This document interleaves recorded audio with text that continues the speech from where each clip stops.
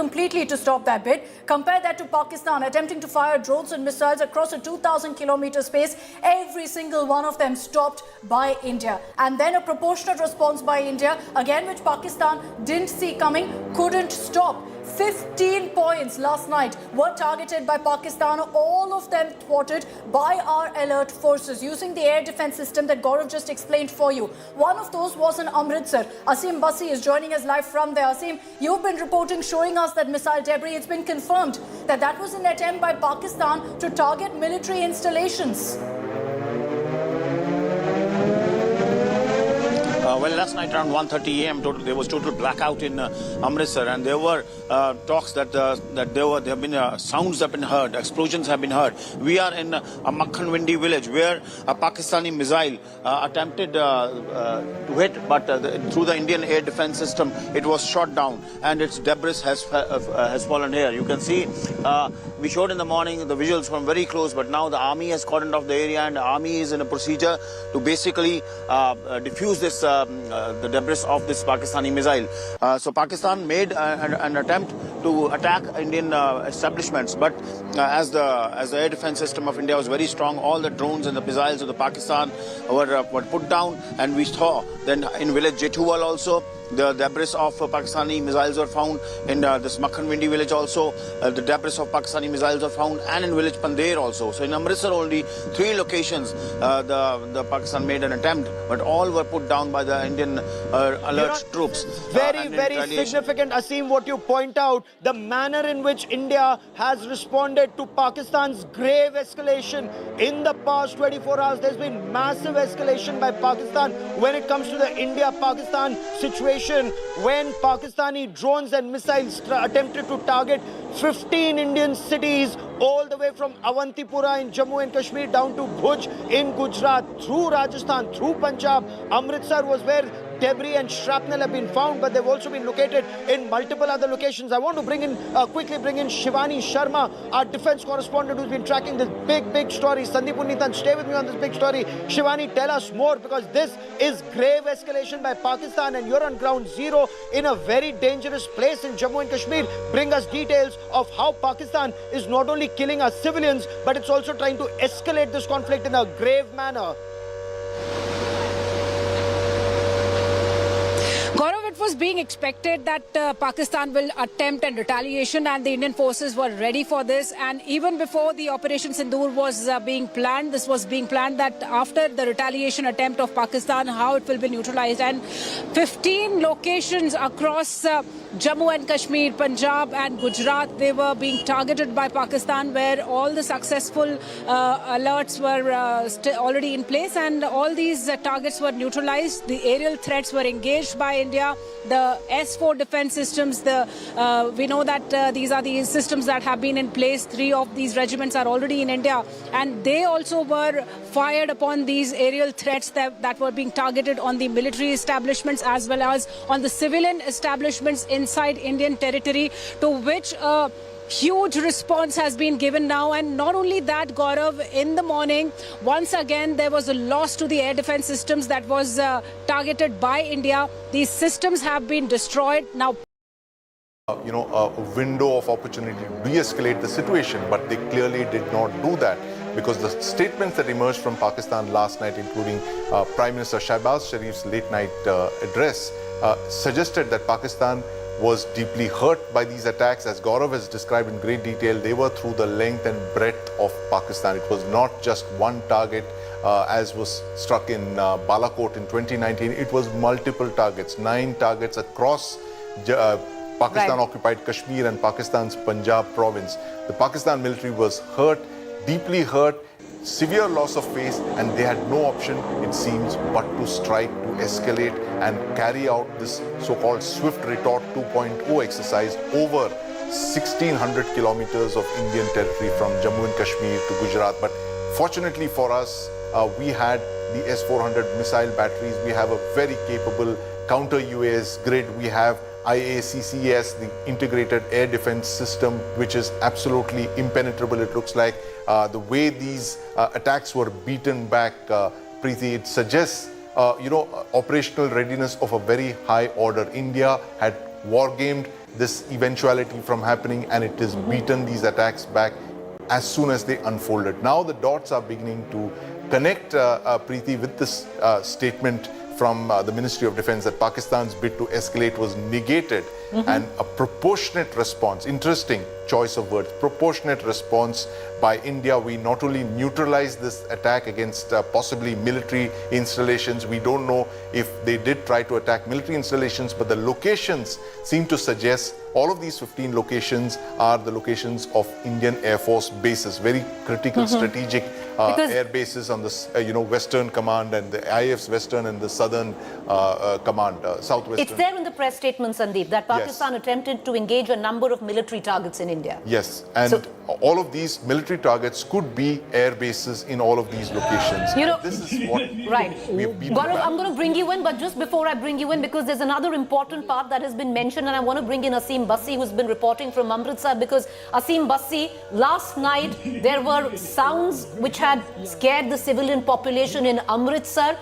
It was reported through the course of the night, but what really was happening, Asim Bassi, was an attempt to target certain installations was being thwarted by India's air defense system, and successfully so, and possibly that was the sound. But the latest coming in is also, Asim, that the Indian government has made it very clear that there is actual proof, because there is debris that is scattered across, and Amritsar is one place where debris of Pakistan missiles looking to attack India have been found.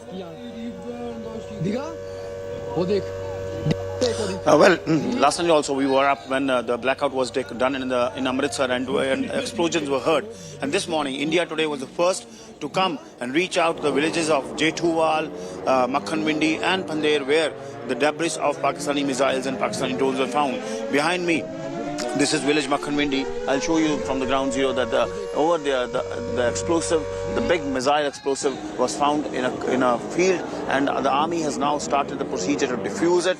The attempt was made, and after 1:30 a.m. only, the entire city was blacked out. And from today, as part of the precaution, from today, look at the heightened tension. From today, Gurdaspur is on blackout for an indefinite period. So last night, whatever attempts Pakistani made, the Indian defense worked very hard to basically put them down. And the debris of Pakistani misadventure, Pakistani missiles are all over in Amritsar villages, be it Pandher, be it Makhanwindi, be it Jethuwal. So we reported, we showed how big these kind of missiles were. They were scattered in the fields, but fortunately, which was fortunate for the villagers, there was no casualty, no injury, and all the debris fell in the fields. But Indian troops were very alert to take on these Pakistani missiles and drones. Otherwise, there could have been damage. But basically good effort of the Indian troops helped save a lot of lives. But Pakistan has been given a befitting reply, a strong message that if it engages in such kind of misadventure, the Indian troops are ready, be it any time, to hit them back. Superb response by the Indian Armed Forces. Gaurav, I want to bring you in because I want to once again reflect on the press release given by the Ministry of Defense, because at this point of time, every word that that the MOD puts in to that press release is of importance. If yesterday there were two words that are of deep consequence measured in non-escalatory, today, once again, that India wasn't looking to escalate the crisis is important. And the other big word that one needs to underline again, and I think this is going to send a huge message to across the border to Pakistan, is when India says proportionate, that Pakistan tried to escalate and India gave a proportionate response. So India is now not going to shy off giving a proportionate response, which clearly seems to suggest with what we've seen not happen in India, because India's air defense system thwarted the attack of Pakistan, but we've given Pakistan a bloody nose, be it Sialkot or Lahore. Preeti, Pakistan's attempt were devious. Pakistan's attempt was massive provocation, massive escalation. I'll tell you why. Had Pakistan succeeded in hitting any of these military targets, they're all very major military targets that Pakistan attempted. Take, for example, the one in Northern Command. Pakistan was attempting to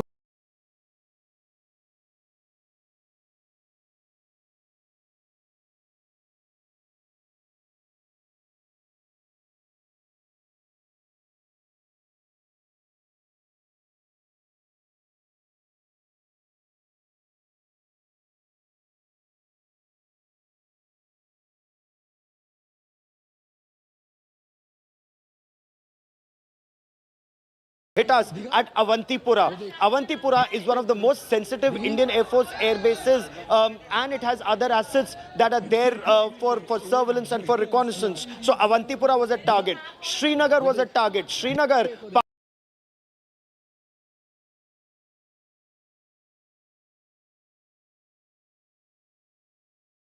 Pakistan has attempted to target right from 1947-48 and they failed each time. 65, 71. They've attempted Srinagar each time. They attempted Srinagar during the Kargil war and they attempted Srinagar last night. Jammu, very sensitive airbase.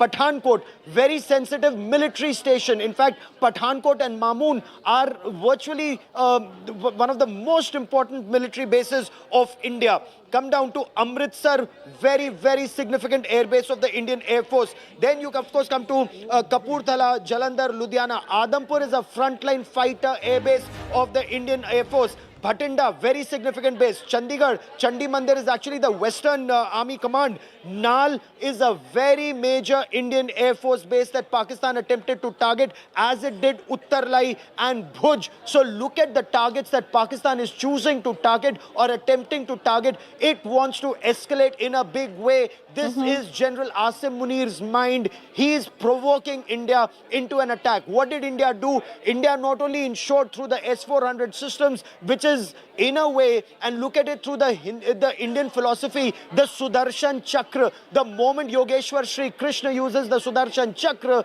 the adversary is down. So the S-400 ensured that the adversary was downed in this instance, but you also had your AWACS, your eyes in the skies, up in the sky. You had your fighter jets up in the sky. You had the P-8I, the long-range maritime reconnaissance and aircraft, which actually is like a flying frigate. It's like a flying warship up in the sky. So it was keeping a Hawkeye all across Pakistan, and every airbase, missile base, drone launch site in Pakistan is manned. The moment they launch, they are seen, and that is why they failed. The attempt was severe, the response restrained but punitive, because now Pakistan does not have air defense. Their systems have been taken down in Lahore. From what sources say, Rawalpindi and 2 other locations, which would make Pakistan's India border very vulnerable as far as Pakistan is concerned. You know, Gaurav, I'm going to come back to you on what it really, means from here on, because clearly India, without wanting to be, now is in Operation 2.0, because India had done what it had to do, and Pakistan escalating the situation, India turning around, giving a befitting, proportionate response, and Pakistan will now react as well, even though their air defense systems in Lahore, Sialkot are destroyed. But I want to cut across to Shivani, who's also been reporting, because Shivani, to neutralize the air defense system in Lahore and Sialkot, Harpy drones were being used. Can you give us more details coming in on them? Right, Preeti, the Harpy drones, that are the Israeli drones that are with the Indian Armed Forces, they were used to damage these air defense systems of Pakistan, and this has caused severe damages, the reports of which have already been coming since morning. We've seen that these assets were targeted by Indian Armed Forces because after the threat Shivani, stay with me. I just want to give our viewers some context. What we're, while Shivani speaks on the Harpy drones that were used to neutralize the ADS, air defense systems in Lahore, Sialkot, on your television picture, satellite imagery coming in off Lahore, the airbase there, and the damage done by these Harpy drones. Go ahead, Shivani. Make your point. See, these drones are specifically used to suppress the enemy air defense systems, and they were launched yesterday, in fact in the morning today, after yesterday's misadventure by Pakistan, and they have severely damaged the Lahore air defense systems in Pakistan, as well as the air defense systems of Pakistan in Sialkot areas and multiple other locations, of which we've been getting reports, Preeti. These are the Israeli drones that are with the Indian Armed Forces, and they were utilized and they were pressed into action today morning after yesterday's misadventure by Pakistan. And there have been severe losses at the Pakistan side. And when it comes to the air defense system, it is totally crippled for Pakistan. Now it doesn't have an air defense system on its side, especially in the Sialkot region, the Lahore region, and multiple other regions too. So it is evident that Pakistan's misadventure has hit itself, backfired itself. And now we've to wait and watch what kind of response comes from Pakistan, because it had been putting a lot of allegations on India. Right. Since morning, Preeti, we've been giving out those reports that 12 drones were fired on its asset, but it forgot to inform and tell its own people that what it had done in the night, where it had targeted 15 military targets as well as the civil targets here in Jammu and Kashmir, Punjab and various other locations in the length of breadth of this region, which is in the proximity of Pakistan's border also, where it has been attempting ceasefire violation. In fact, 16 people have already lost their lives. So the air defense systems in Pakistan are totally damaged after Indian armed forces have used these HAROP drones. Shivani, I'm going to come right back to you because we are giving in the details there of the air defense system that has been neutralized in Lahore. We're going to cut across to Ankit Kumar in just a bit, who are studying these images for us. But I want to also quickly bring in Anmol Bali from Firozpur, Punjab, viewers. One thing, kid you not, what Pakistan tried to do last night was sinister, was to launch an attack on 15 military establishments. Through the course of yesterday, Pakistan has upped the armored shelling that is taking place, artillery shelling that is taking place from on the line of control, where we have already lost 16 Indian citizens, 3 women and 5 young children to Pakistan's misadventure along the LOC. So Pakistan is already attacking India's civilian population. It tried to attack India's military establishment by trying to target its various military installations, 15 of them. Viewers, we're going to try and give you details, but India thwarted each of that attack with its ADS systems in place. Having said that, India has also said that there is enough proof of Pakistan's attempt to attack India's military installations, because there is debris of its missiles that is scattered all across the LOC, especially where Punjab is concerned. Joining me from Firozpur, Anmol Bali is in Firozpur, Punjab. All right, before we cut across to Anmol, I want to cut across to Gaurav, and we're going to go to Ankit as well. But Gaurav, would you want to reflect on these images that are coming in, satellite imagery of of how India attacked and neutralized the Lahore anti-air defense system?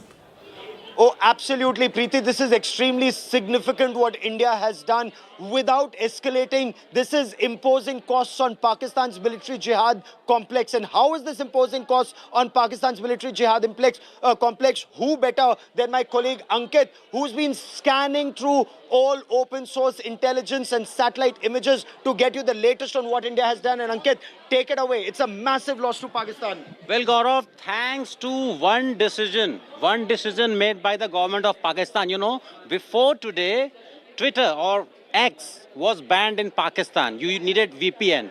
Today, Pakistan needed some disinformation. So what it did, it unblocked Twitter or X. Thanks to that decision, a lot of videos were posted today, right? Yes. Of those drone attacks. And again, thanks to DG ISPR, the military spokesperson, who gave all the details on the places that was attacked. Yeah. Using that, a lot of Indian OSINT accounts, what they did, they geolocated the exact place. And now we know from government statement, but now we can verify the place that was attacked, is home for HQ-16 air defense system. Now, what is this HQ-16 air defense system? From China, made in China. Yeah. Pakistan bought this, and good people of Pakistan, 1600 crore rupees ka chuna lagaya aapko. That one drone cost 1600 crore rupees that you paid to China. So ये 1600 करोड़ भारत का 1600 करोड़ है कि पाकिस्तान का 1600 करोड़ है? Pakistan ka, because I'm speaking to people of Pakistan now, right? Okay. So this is what your military has not been telling you.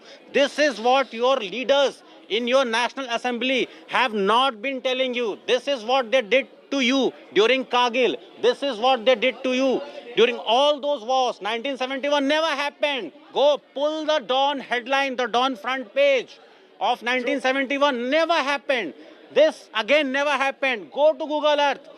Scroll through the historical imagery. Stop on February 2022. You will find this HQ-16 battery. Go do a Google search. You will find this picture. Again do a Google search. Try to find how much does it cost you. Did the government of the day, did your military, did the DG ISPR tell you what happened in Lahore today. You lost your only air defense system at this place.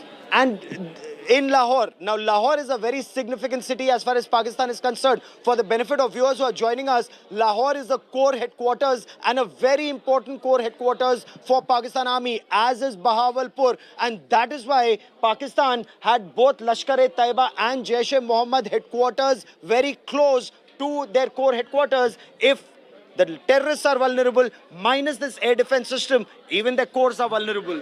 And even the residents, even the family residents of the Prime Minister of Pakistan, Rawalpindi, again in Lahore. So Lahore is so critical. And to all those people in Pakistan who are saying that India is now provoking sentiments, India is the aggressor.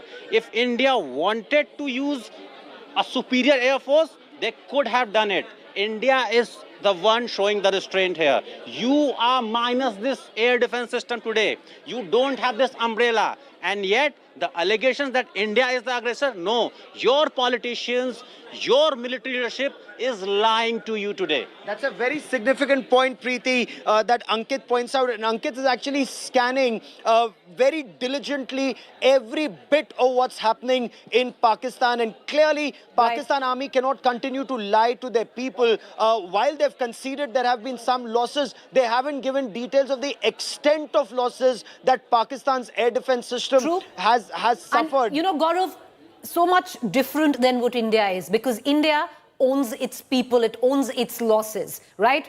Today, we are in grief where we've lost 16 lives across the LOC, but we are giving a befitting response back. And that ownership has been taken by India, where they say that Pakistan attacked and 16 Indian lives, innocent lives, have been lost. So India takes ownership of its own there. But Gaurav, I want to bring you in because there's a larger meaning to India's retaliation right now, and a sinister warning to Pakistan this time, where it says proportionate response was given, because while Pakistan completely failed in its targets, the 15 targets that it had planned through the course of the night, and India thwarted that attempt, but India has hit exactly this early morning where it wanted to, at that ADS system, which is crucial in Lahore for the Pakistan Army, giving a very clear warning that we can hit you wherever we want and you will not be able to stop it.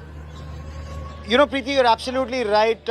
India's Air Force is far superior, and especially after the acquisition of the Rafale fighter jets and the S-400 systems. When questions were being asked why India wanted to spend so much money on the S-400s or Rafales, or upgrade the Su-30 Mk9s, or continue to upgrade the other fighter jets, including the Mirages, the Jaguar deep penetration strike aircraft, this is the reason that you have two adversaries who don't play by the rules. India actually wants peace through strength, and that peace through strength comes when you are able to demonstrate your superiority, your massive superiority, which we did actually at the time of the surgical strike in 2016, at the time of Balakot airstrikes in 2019, because Pakistan air defense was completely jammed and suppressed when your fighter jets went into Pakistani occupied Kashmir and bombed across the international border. But unfortunately, that time there were those naysayers who said, proof lao, proof lao, proof lao.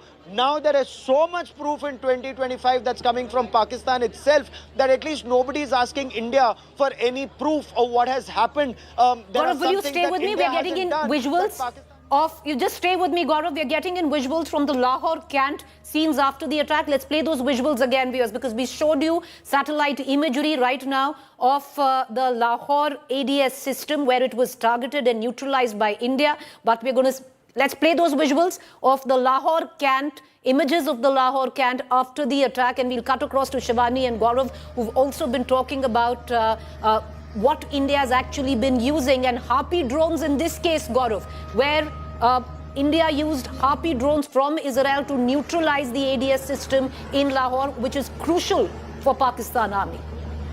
You know, Preeti, I had Israel's ambassador to India, Reuven Azar, on the show with me on 5 Live, and he explained how India and Israel are cooperating very extensively in the war on radical Islamist terror, not just in terms of how they share the best practices, but also the best technology that's available, because this is a war where technology plays a decisive role. India's human intelligence, India's intelligence assets and network is widespread. When you hear all these sirens that are going off in Lahore, it's actually the panic in Pakistan, because when a country's air defense system is taken down, it's almost as if they've lost a major part of their protective shield. Not that Pakistan does not have other fallback measures. It is a professional army of terrorists, but even this professional army of terrorists has a fallback mechanism, and their fallback mechanism, of course, is more expensive, and it will cost them even more. Now, all these sirens that are going off in Pakistan is an indication that General Asim Munir has put Pakistan in harm's way. Gaurav, would you stay on with me? Because we're just going to detail. Once again, viewers, this is not India escalating. We've given out a responsible statement, and we made it very, very clear that it was Pakistan who, through the course of last night, tried to escalate with a sinister plan to what we feel target installations which were military installations, 15 military installations. And we're thinking that it's military installations, it could very well even be civilians that the Pakistan army was trying to target. Each of that attack was thwarted by the Indian air defense system. But we're going to go across and get you more news coming in, because India response was proportionate, and India response was, unlike Pakistan, successful. Visuals coming in from Rawalpindi. Now, India, and that's the news that we are breaking, never before targeting of the Pakistan army headquarters. India has hit back after what Pakistan tried to do, which was clearly a misadventure. India has hit at the seat of the Pakistan army in Rawalpindi. We're going to get you on camera shots of complete chaos in Rawalpindi after India's drone strike. These are visuals. You can hear the sirens go off in Rawalpindi. You can see on your television screen fair amount of chaos as these sirens are blaring through Rawalpindi. And this was an attempt of India to deliver a very stern message to Pakistan that we can hit you where it really hurts. And Gaurav, few things would hurt Pakistan more than India hitting them at the Pakistan army headquarters of Rawalpindi.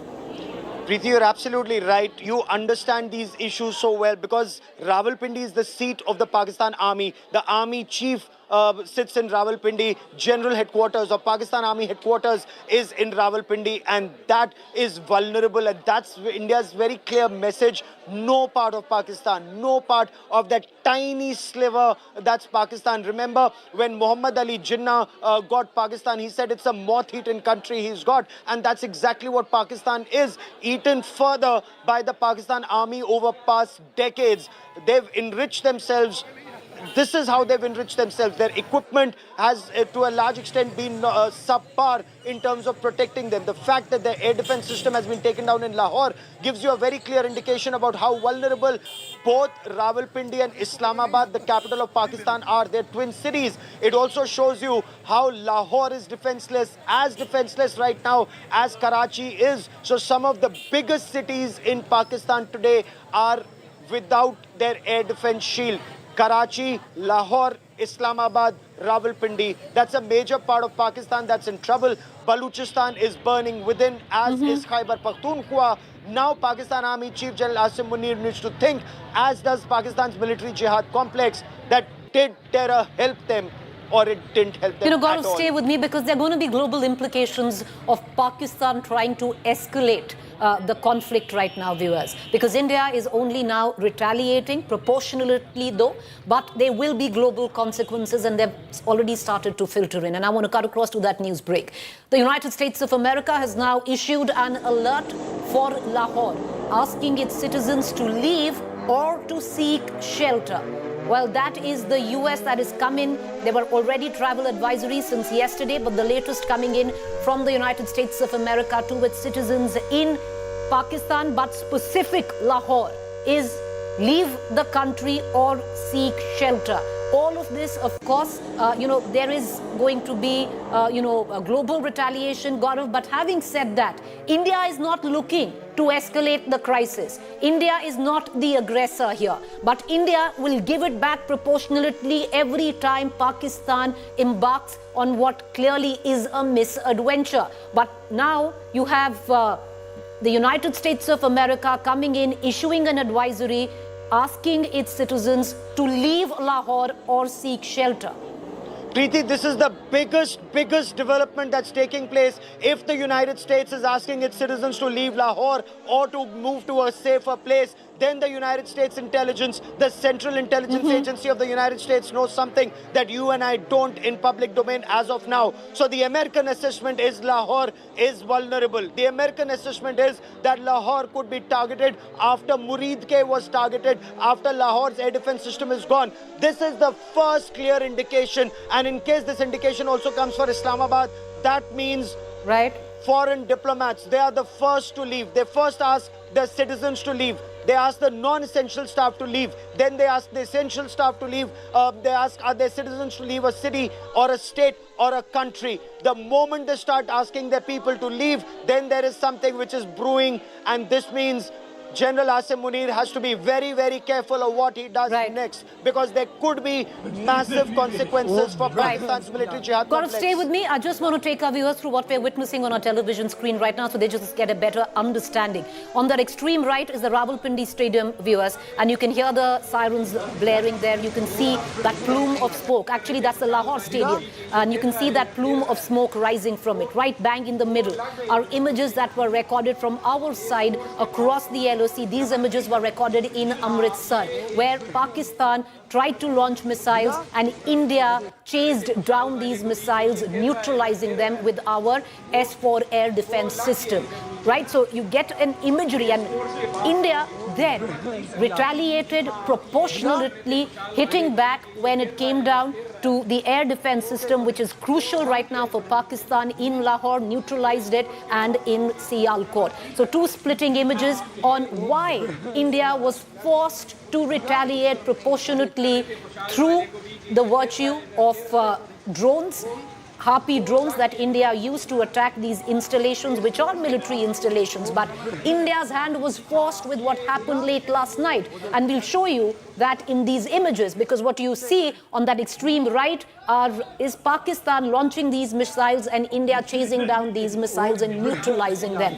Pakistan was going to target 15 military establishments spread across India, right from Avantipura all the way down to even Chandigarh, Bhuj in Gujarat, viewers. So one can well imagine the sinister plans of Pakistan, which were derailed through the course of last night. And once India understood that this was clearly an attack on India's military establishment, that you had, on the other hand, India retaliate proportionately. But the difference is that India's attack back was successful. All right, we're going to tell you a bit, and we're going to bring in Gaurav. We also have Shivani with us on India's S-4 air defense systems. The capabilities can hit multiple targets up to 400 kilometers, viewers, and that was what was deployed late last night to thwart that attempt by Pakistan on 15 Indian military establishments. Now, the S-4 systems can track 160 targets in 600-kilometer range, 72 targets up to 400-kilometer range. The type of missiles are short range, 40 kilometers, medium range, 120 kilometers, long range, 180 kilometers. Even very long-range missiles can be neutralized for up to 400 kilometers. I want to bring in Shivani because, you know, Shivani, somewhere down the line, we have to give it off to India's S-4 air defense system and the exemplary usage of that late last night to thwart that attack by Pakistan.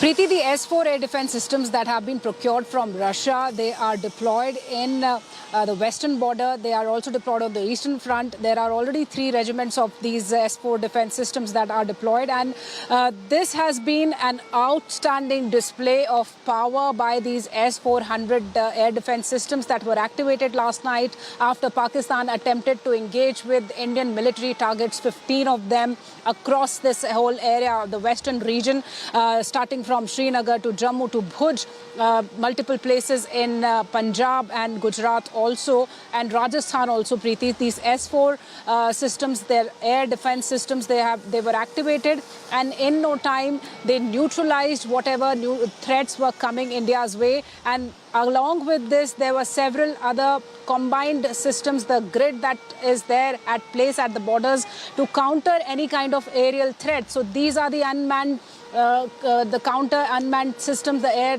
threat neutralizing system that is always at place at the borders. And India has been preparing for this strategic action against Pakistan's terror nexus, the Operation Sindoor. And since then, the forces were well aware that Pakistan can retaliate, and a misadventure by Pakistan was expected. And so all the more alert was there at place. We were reporting how the mock drills were being conducted, how the Indian Armed Forces were briefing the Prime Minister about the whole development of the situation. And somewhere we expected that Pakistan can once again try to retaliate and show that it has been hit hard, because you know, Pakistan has been harboring these terrorists. And Shivani, it has been calling them martyrs, so it was hurt, and that's why. And the debris of Pakistan's missiles, or one can say even the debris of Pakistan's military attack late last night, now is scattered across India's western coast, most of it also India's western borders with Pakistan. And Asim Basi, you're in Amritsar. Can you take us through, because there were loud noises that were heard through the course of last night. We are also going to cut across to our other reporters, and now villages where border villages are concerned in India are actually collecting that debris of those missiles of Pakistan's misadventure.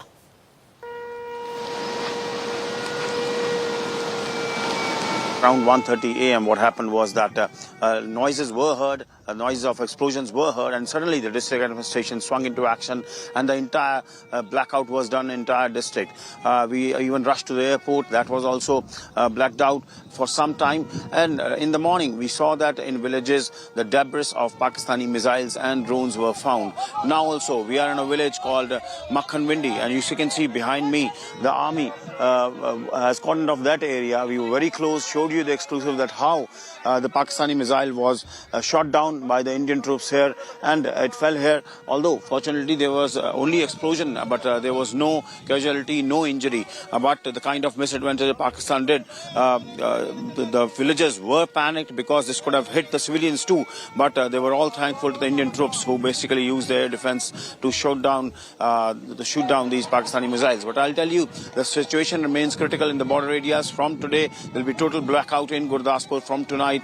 And yesterday also, almost Amritsar was blackout for entire night. So it was basically Pakistan's attempt to establish, to hit the military Asim, stay on with me. So, Asim, you're in one border village where Amritsar, where the Indian Army has come in, taken over the area where Pakistan, the debris of Pakistan's missile attack is. And I want to cut across to Anmol Bali, who's in this other part of Amritsar. Anmol, lots of border villages now reporting debris of Pakistan's missiles, which were, of course, thwarted by India's air defense system. What are you picking up? Have you spoken to the villagers there?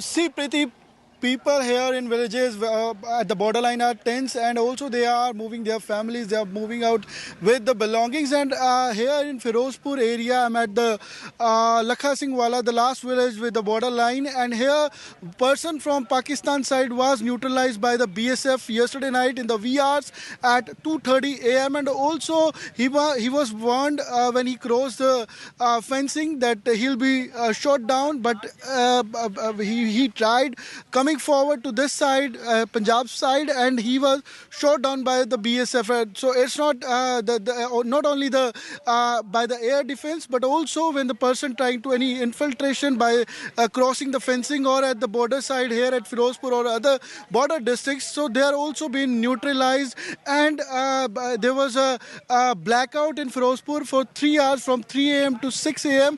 and also for today, whether the people at the border district border villages or or the administration here are trying hard for today, and also they've been preparing that if there's a need for blackout or any sort of preparation, so they are fully prepared and they are standing strong with the Indian Army and with the administration as well. All right, Anmol, I'll come back to you, viewers.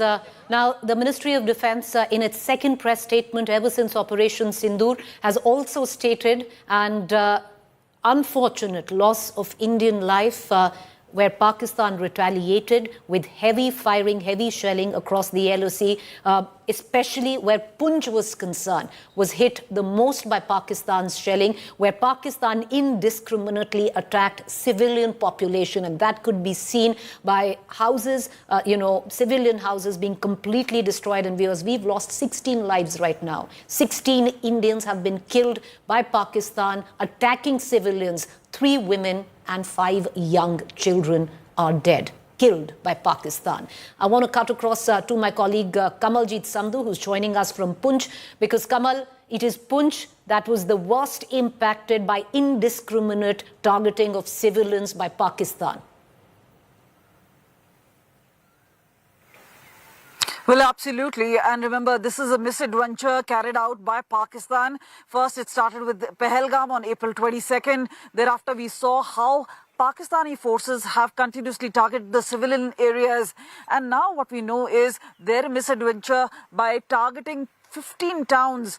This is obviously all along the border, be it Jammu and Kashmir, be it cities of Punjab, and obviously targeting the defense system, vital installations. And this is where India has shown not only just the resilience, but also how the UAS counter grid system has actually worked. The air defense system, the S-400, which has been put in place.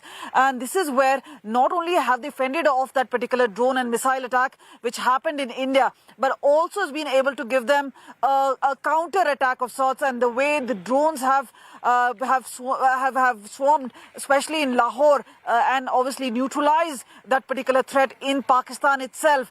So this is where India has not only shown its military might and strength, but they have told Pakistan that enough is enough as far as their misadventures are concerned. Remember, there's an open threat coming in from their Prime Minister Shehbaz Sharif.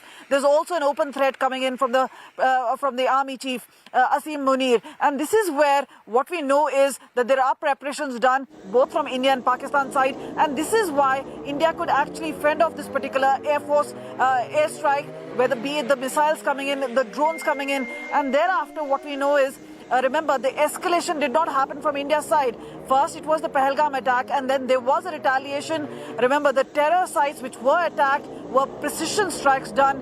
None of the civilian or military sites were hit. And then thereafter, what we know and how we've seen sequence of events take place, the targeting of civilian installations and houses. Stay with me, Kamal, stay with me. The reason I'm just pulling away for a brief while is we're getting in visuals in the news that we are breaking right now that one of the drones that India attacked Pakistan or retaliated with a proportionate response was it hit the Rawalpindi Cricket Stadium. Rawalpindi Stadium has been damaged ahead of PSL match, India's drone strike in Pakistan at Army's seat of power. The cricket stadium is very close to the Pakistan Army headquarters, and part of that cricket stadium has also been hit. You can see a sense of chaos. You can hear sirens blaring in Rawalpindi. Those images that you see on your television screen come in from the Rawalpindi Cricket Stadium. If we still have Gaurav with us. All right, we have Ankit Kumar who is with us, who's been looking and studying the imagery, the videos that are coming in from Pakistan right now. Ankit, first, of course, we had the images of how India, through its Harpy drones, destroyed the air defense systems of Lahore, Pakistan, crucial for Lahore, and then now visual imagery coming in, not just satellite imagery, visual imagery also coming in of Rawalpindi Cricket Stadium, part of it which is apparently next to the army headquarters, been hit by India's drones. All right, we're going to try and get Ankit Kumar with us in just a short while from now, but you can see on your television screen, viewers, India has taken full responsibility of what it clearly calls a proportionate counterattack to what Pakistan tried to do through the course of late last night. So now India is in Operation Sindoor second phase. You could call it Operation Sindoor 2.0 because for India till yesterday it was non-escalatory, but India was very clear. Even now India says it's non-escalatory, it is responsive but proportionately responsive.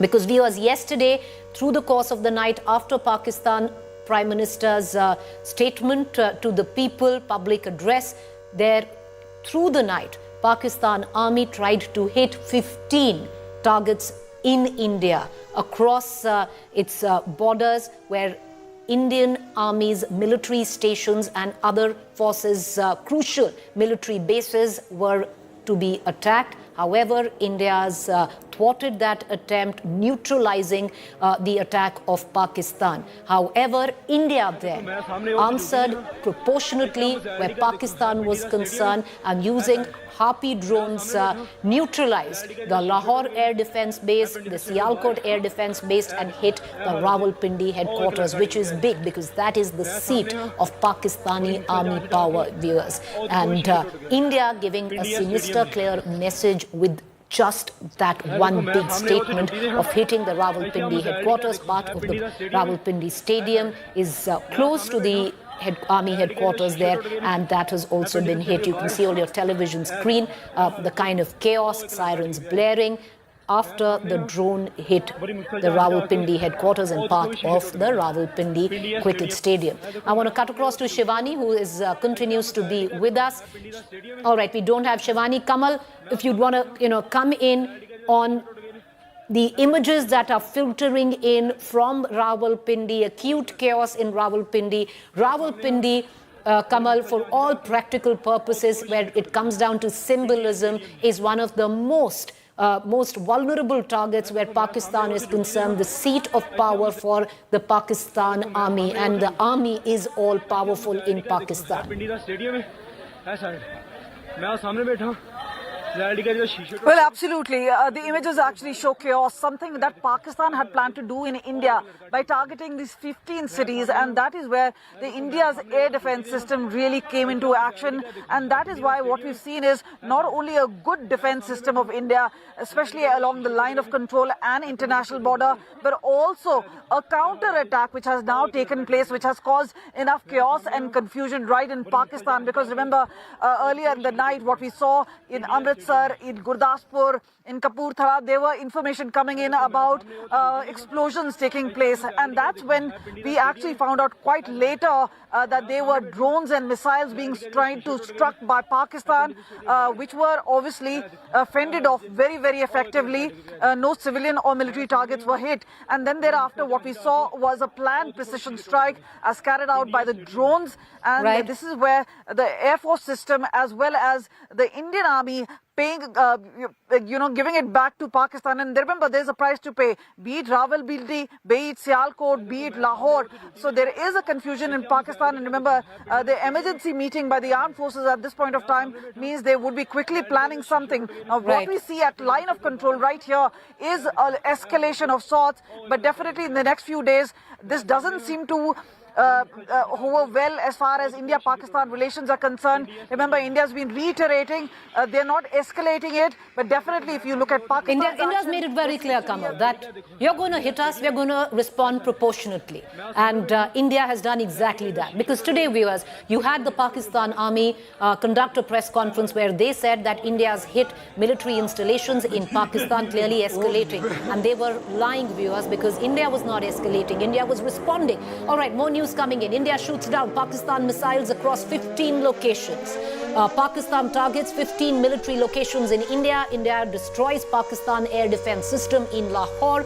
Pakistan air defense units completely reduced to shambles. Indian Air Force used the S-400 air defense system. S-400 Sudarshan Chakra shot down Pakistan missiles. So this is the news that we've been breaking and following through the course of the last 1.5 hours, viewers, because now the MOD in a responsible statement has detailed on what really went down last night, viewers, and that's the news that we've been breaking. Pakistan tried to target 15 military locations in India. Right, if you look at, and The Indian Army has given out the details. The MOD, the Ministry of Defense, has given out those details, including Awantipura, Srinagar, Jammu, Pathankot, Amritsar, Kapurthala, Jalandhar, Ludhiana, Adampur, Bhatinda, Chandigarh, Nal, Falodi, Uttarlai, Bhuj. So one can well imagine what Pakistan had planned through the course of late last night, viewers. Each of that 15 attempts to target Indian installations were thwarted, neutralized, and India used the S-400 air defense system to neutralize this attack by Pakistan. On your television screens, you can see what right in the middle of images that were caught of India neutralizing Pakistan's attack last night. Not one of those 15 Indian locations, military establishments were touched. That's the news that we're breaking. I want to also cut across because even in the same press note by the MOD has made it very clear that Pakistan since yesterday has been targeting India's civilian population, especially across the LOC, where not just light arms, Pakistan has resorted to heavy firing ammunition across the border. Heavy artillery is being used by Pakistan and targeted to destroy innocent homes and innocent lives. India has lost 16 innocent lives in this, including 5 little children and 3 women there. And that has been confirmed, sadly, by the Indian Army. I want to cut across to Uri, where, all right, we are getting in more news breaks which are coming in. Air raid sirens have gone off in Islamabad now. That's the big news that is coming in. Lahore, Rahul, Rawalpindi, and now Islamabad. Air raid sirens have gone off in Islamabad. After Lahore, Karachi, Sialkot, it is Islamabad where one can hear air raid sirens. Pakistan's capital, Islamabad, on India's target. That's the big question. But all we can tell you right now is, viewers, and we need to underline that, multiple times. India is not escalating. India is only now responding proportionately to the kind of attack Pakistan had tried to build through the course of last night. It's another fact that entire plan, sinister plan of Pakistan was neutralized, thwarted, but India is now giving it back proportionately.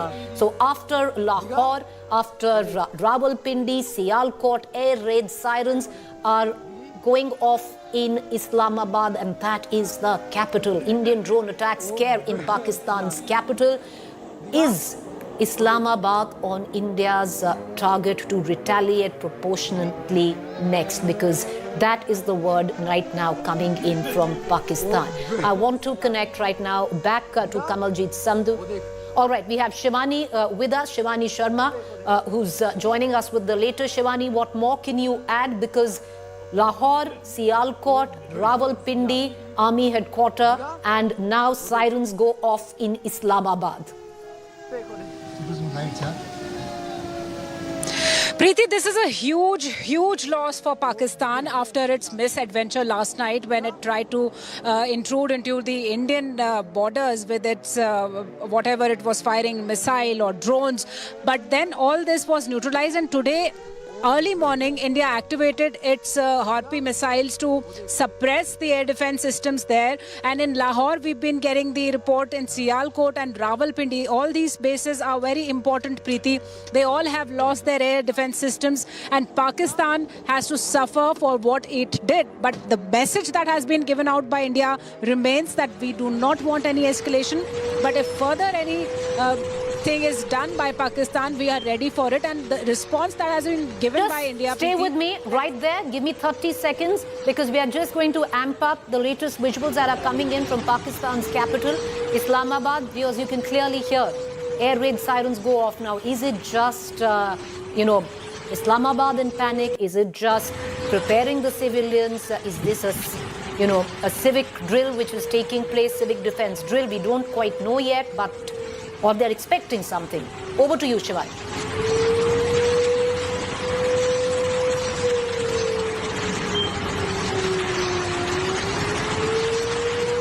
Over to you, Shivani. Go ahead. All right, we I think we've lost Shivani because our reporters are also who've been tracking the escalation by Pakistan, giving us a minute-to-minute account, moving location where they feel necessary. And we're going to cut across to Shivani in just a short while. But these images coming in from Islamabad, I want to also cut across viewers to Uri. And we are joined from Uri by my colleague Amit Bhardwaj, who's been tracking the damage to civilian houses, civilian establishments, because one thing is clear, Amit, that Pakistan is very clearly, since the afternoon yesterday, constantly attacking India's civilian population. We've lost 16 lives. Most of them have come from Poonch, but Uri also impacted with heavy artillery shelling coming in from across the border. India proportionately responsive.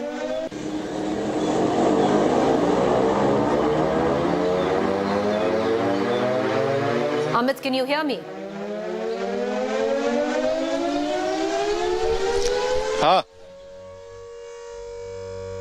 All right, we don't seem to have Amit Bhardwaj with us. We're going to try and connect to him just a short while from now. But viewers, after Lahore, after Sialkot, after Rawalpindi, sirens go off in the capital of Pakistan, Islamabad.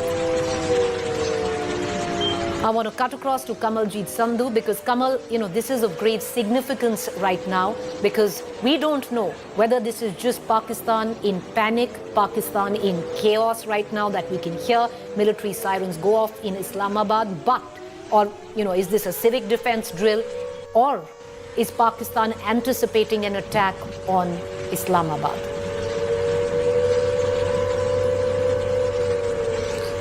Pakistan has to learn a lesson and they are being paid a price, This is why what we know is, one, there is security being amped up all across line of control and on international border.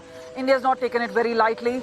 That is why what we see a plan in place. And Operation Sindoor didn't happen just immediately. So India has worked on its security plan. They knew that Pakistan would come up with something like this. And remember, we only had terror targets. They obviously attacking the civilians and they diverting back with not just fire but with artillery shells, and that is something which has happened way back in November 2003 when India-Pakistan had that ceasefire pact. Now that's been thrown in the dustbin as of now because remember the sort of artillery shelling which has been done by Pakistan was deliberate, targeting of civilians and then thereafter targeting of these 15 cities. What is clear is because there's ammunition, there is dump being found, there is obviously remnants of missile as well as drones being found in different parts of Punjab, which was very clear because remember the explosions were heard in Amritsar. Now that is the cultural capital of Punjab, and this is where what we know is the sinister plans of Pakistan, because it's not just Jammu and Kashmir. They have been trying to pump in not just through drones and otherwise weapons, money, trying to actually have a terror gangster network of that sort. But here it is much more sinister because remember this is the entire line across the western border which is now facing Pakistan, where there's high alert. There are mock drills being carried out, but definitely as far as Pakistan is concerned, right now, the chaos that they wanted to witness, especially after Pahalgam attack, the sort of harmony that has existed in India, there was no sort of riots breaking out, there was no... So India has actually lived up to its reputation, but it's Pakistan which is actually breaking down in many senses the sort of chaos that we've seen on ground, and especially the defense system not being able to keep up as far as the attack by India is concerned. So remember, whether it's the mortar or the defense system which try to penetrate into the Indian hinterland, and that's what being fended off, neutralized and effectively stopped by India. And then there was an effective counter attack which was launched by the armed forces, the S-400 being put in practice and in place, and that is why India has shown superior military strength right here, especially as both countries see escalation of tensions. But remember, India is reiterating they have not tried to escalate. It's a commensurate action as far as Indian forces are concerned only after the trigger came in from Pakistan, and that is what has effective systems being working in place, and all whether it's the paramilitary forces or the Indian Army or the Air Force, all working in tandem, in synchronicity. And that is what we see on the ground viewers, I just want to get, Kamal, stay with me. I want to quickly get our viewers up to speed. First up, what you see on your television screen, satellite images of the Lahore Air Defense Headquarters that have been completely neutralized by India's drones, Harpy drones there. And you can see the after aftermath of India's drone attack on the air defense system in Lahore. This is crucial, viewers. But I want to take you through some of the big news that is coming in right now. All right, we are also getting a news break. All right, let's cut across to the latest news break that's coming in, and I'm going to get our viewers up to speed with the last few developments that one needs to take clear note of. India has repelled Pakistan's counterattack. Multiple Pakistan missiles shot down in the sky. India using S-400 anti-missile batteries. Indian strikes erase 1,600 crore Pakistan assets. Pakistan tried to hit 15 military hubs late last night, failed. India retaliated. India's hit Karachi, Lahore. Indian drones hit Pak air defense systems. On camera, S-400 missile defense in action. 15 Pakistan attack bids across 2,000-kilometer point. Now, these are visuals coming in from Lahore. All right, we're going to try and get in our viewers with the latest that's coming in.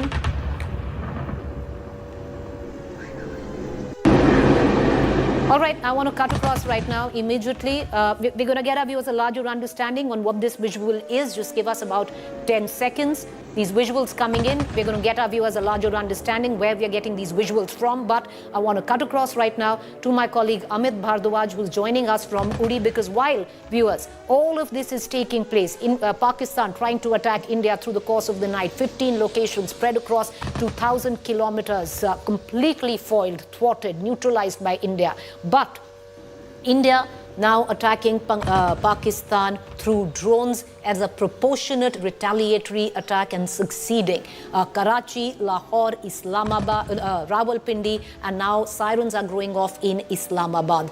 But along this, the LOC is hot, it's lit. Pakistan is using heavy artillery to attack Indian civilians. We've lost many lives in Punch, and even in Uri, the engagement between India and Pakistan continues, India giving it right back. I want to cut across right now to Amit Bhardwaj. Amit, what's the update from Uri?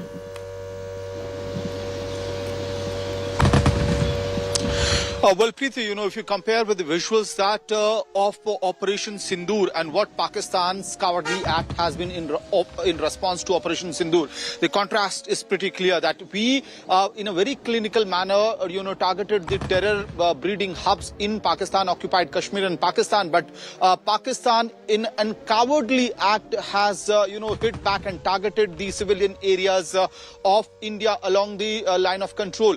Uri sector, where I'm standing right now, the villages around here in Gingal, in Islamabad, which have not seen heavy artillery, shelling ever since 1998.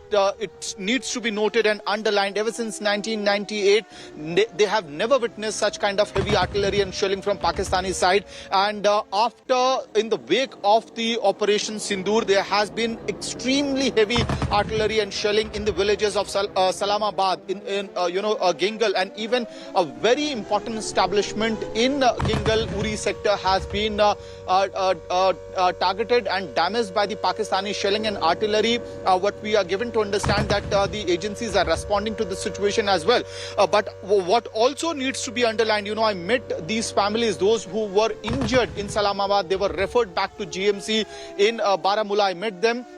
And one of these individuals was Badruddin of Islamabad. He was hurt. His 8-year son was hurt. They were hospitalized, but they were defiant. And they were saying, if Pakistan really wants to fight, go on, fight with the Indian army. And the civilians in this sector, in Uri sector, along the line of control in India, are standing rock solid with the Indian army. So that is the kind of spirit that the civilians in this particular area has, that despite being hurt by the shellings and artillery of the Pakistan, despite being in the hospital, they remain defiant and they are continuing to back the Indian armed forces in the region. And all through the night, we were also on alert, and I've traveled all through Avantipur, Srinagar yesterday, and from Baramulla to Uri today. What we have seen is that Indian forces are on high alert. One more case that I want to discuss with you right now is that one of the injured person was Zinat.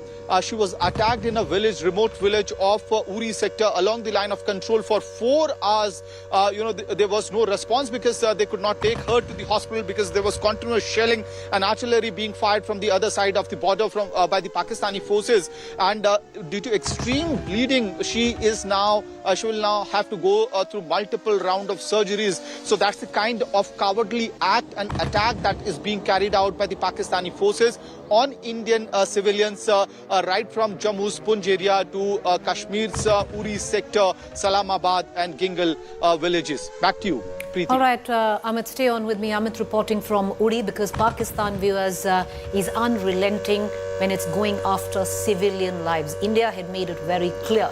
India's targets were done with precision, only attacking terror launch pads where terrorists were hiding, and those 9 spots that India had curated, taken 2 weeks to make sure that they do not attack civilian population. Ever since yesterday, Pakistan is going after civilian population across the LOC. And then, of course, the big misadventure it embarked on yesterday, all of that foiled and thwarted.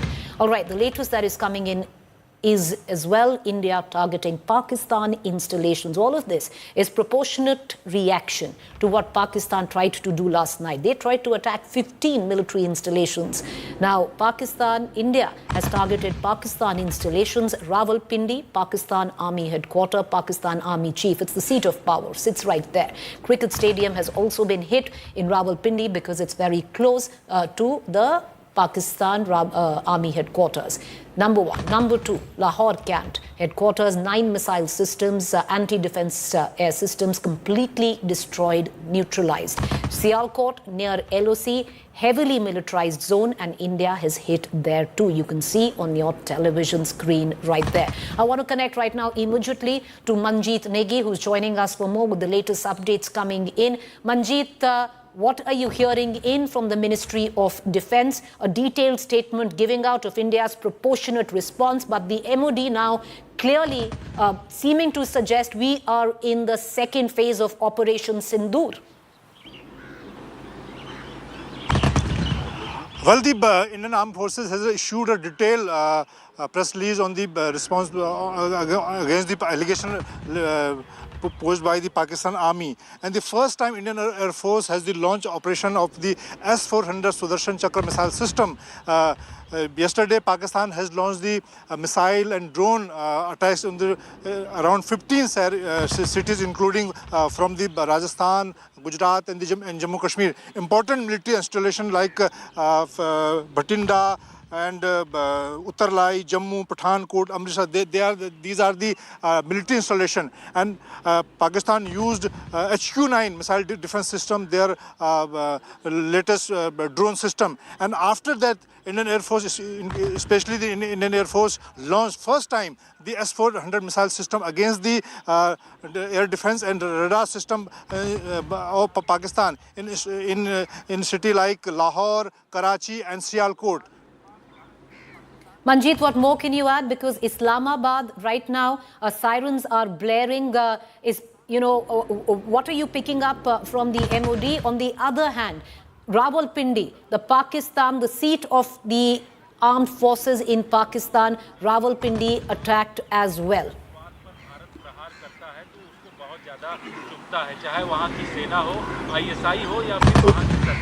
Well, after that, the Pakistan is claiming that India has carried out a drone attack in the Karachi, Lahore, Sialkot, and the Indian Air Force carried out the retaliatory drone attacks, especially the use of S-400 against the and also the HAROP drone, latest HAROP drone in many cities like the Lahore, Karachi, and Indian Air Force use these HAROP and HAROP drone only against the Pak air defense and radar system and not any civilian area.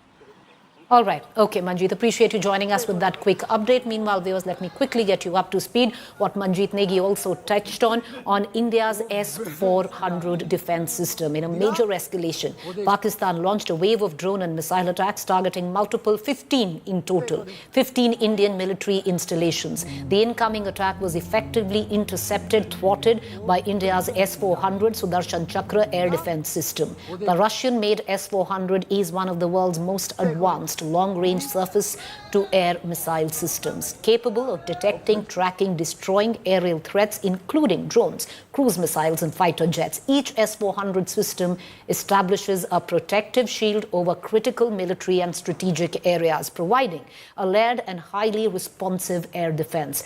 With a detection range of 600 kilometers and the ability to intercept targets up to 400 kilometers away, the S-400 played a vital role in neutralizing the recent aerial offensive launched by Pakistan last night. Capable of engaging over 70 targets simultaneously, the S-400 defends a significantly wider area compared to systems like Israel's Iron Dome, offering far-reaching protection against distant and diverse threats up to 400 kilometers where long-range missiles are concerned, viewers.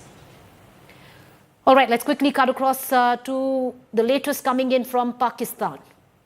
आपका चेहरा अब सामने आ गया है मोदी तुम्हारा, चाहे Canada है, चाहे यूएसए है, चाहे ऑस्ट्रेलिया है, चाहे इंग्लैंड है, हर जगह पे तुम्हारी दहशतगर्दी के निशान मौजूद हैं। और वो गवर्नमेंट खास तौर पे कनाडा ने आपके साथ जो हशर किया है इंटरनेशनली, वो आपको पता होना चाहिए। आप मशहूर हैं दहशतगर्दी के लिए और आप दहशतगर्दी करना पसंद करते हैं, लेकिन मोदी ये याद रखना कि हिंदुस्तान का जब टूटना होगा और होना है इंशाल्लाह, तो मोदी तुम इसके जिम्मेदार हो। तुम्हारी पॉलिसीज, तुम्हारा तरीका, तुम्हारा जब आप अपने माइनॉरिटीज को दबाएंगे, सब कुछ करेंगे, तो ये मुल्क कायम नहीं रह सकेगा, भारत कायम नहीं रह सकेगा। और इसके टूटने के जिम्मेदार मोदी तुम हो, जो हर वक्त कत्ल गारत की बात करते हो और कत्ल गारत से अपना निज़ाम चलाना चाहते हो, चाहे मुल्क के अंदर हो चाहे मुल्क के बाहर। इसीलिए इस वक्त आर्म फोर्सेस को मैं सलाम पेश करता हूं कि उन्होंने वक्त बर वक्त एयरफोर्स ने अपना अमल किया और उनके जहाज़ों को गिराया। सर, ये ऐसे पायलट हैं, जब हमें F-16 मिला तो ये अमेरिका गए और ट्रायल के तौर पे इन्होंने वो F-16 उड़ाए, तो अमेरिकन अपनी उंगलियां दांतों के नीचे दबा के बैठ गए कि ये क्या चीज़ है कि F-16 पहली दफ़ा उड़ा रहे हैं और इतनी एक्यूरेसी, और वो 32 Gs की पुल थी सर उस शख्स पर जो उसको उड़ा रहा था। तो वो हैरान हो गए कि 16 G से ऊपर तो हम जाते नहीं है, तो ये 32 G पे भी जहाज को उड़ा रहे हैं। सो हमारी कैपेबिलिटी वो है, हमारे जहाज हुए। J-17 ने दुनिया में अपना नाम पैदा कर दिया और दुनिया, और कितनी एक्सरसाइजेज हुई हैं, जब भी गए तो हमारा J-17 जीत के आए। और इंटरनेशनली आर्मी के जो मुकाबले होते उसमें भी हमारी फौज जब भी गई है तो गोल्ड मेडल लेके आई है एक्सरसाइजेज में करके। तो इसलिए जनाब स्पीकर, ये बात वाज़ा कर देनी चाहिए, हमारी कौम यकजा है। मैं इन सब से कहूँगा कि मिल के चलो और अपने रब से रजू करो। रब काबा, हम तेरे आगे दरख्वास्त करते हैं, इस मुल्क के हिफाजत फरमाना जो तूने हमें अता किया है, और ये नबी सल्लल्लाहु अलैहि वसल्लम की दुआओं का है। आपने कायदे आज़म को इंग्लैंड में मुलाकात की, ख्वाब में आए और उनको कहा कि जाओ वापस और जाके पाकिस्तान का मामला हल करो। आप खान कलात को ख्वाब में आके ये हुक्म दिया कि तुमने पाकिस्तान की करना है, ये मुल्क बन के रहेगा और तुमने तो ये ऐसा बड़ा मोजज़ा है कि अल्लाह पाक ने ये हमें अता किया है और अल्लाह पाक इस मुल्क की हिफाजत फरमाएंगे। सायरन तो बज रहे ना भाई, दुनिया में जहाँ भी देखें शायद हमारी कमी है, हम मजबूर हैं, हम गुनाहगार हैं, लेकिन रब्बे काबा, हम तेरे हबीब के उम्मती हैं, खुदा का वास्ता हमसे रहम का मौला फरमा। आप चले जाएं, उधर फिलिस्तीन भी चले जाएं, कश्मीर में चले जाएं, जहाँ भी जाएंगे मुसलमानों के साथ वो ऐसे रो रहा है जो हम सोच भी नहीं सकते हैं। तो तू हमें माफ़ कर दे, हम तेरे आगे सर झुकाते हैं, माफ़ी मांगते हैं। नहीं, इसमें दो राय नहीं है मौला कि हम बड़े गुनाहगार हैं, लेकिन तेरी रहमत बहुत वसी है, तू रहमत का एक जर्रा भी भेजेगा हमारी तरफ तो इंशाल्लाह हमारी कामयाबी होगी। और दुआ करते हैं रब काबा कि इस मुल्क की हिफाजत फरमा और हमें दुश्मनों पर जो है वो फ़क़ीत अता फरमा और हमें उनको सरनगू करने की ताकत अता फरमा। मैं दुआ गो हूँ आर्म फोर्सेस के लिए, पाकिस्तानियों के लिए कि अल्लाह पाक हम सब की हिफाजत। All right, viewers, what you just heard is a Pakistani member of parliament from the PMLN, which is the Prime Minister Shehbaz Sharif's party there. We're going to continue to get you reactions coming in from Pakistan. But having said that, viewers, what one really needs to look at how things panned out over the course of the last 15 to 18 hours.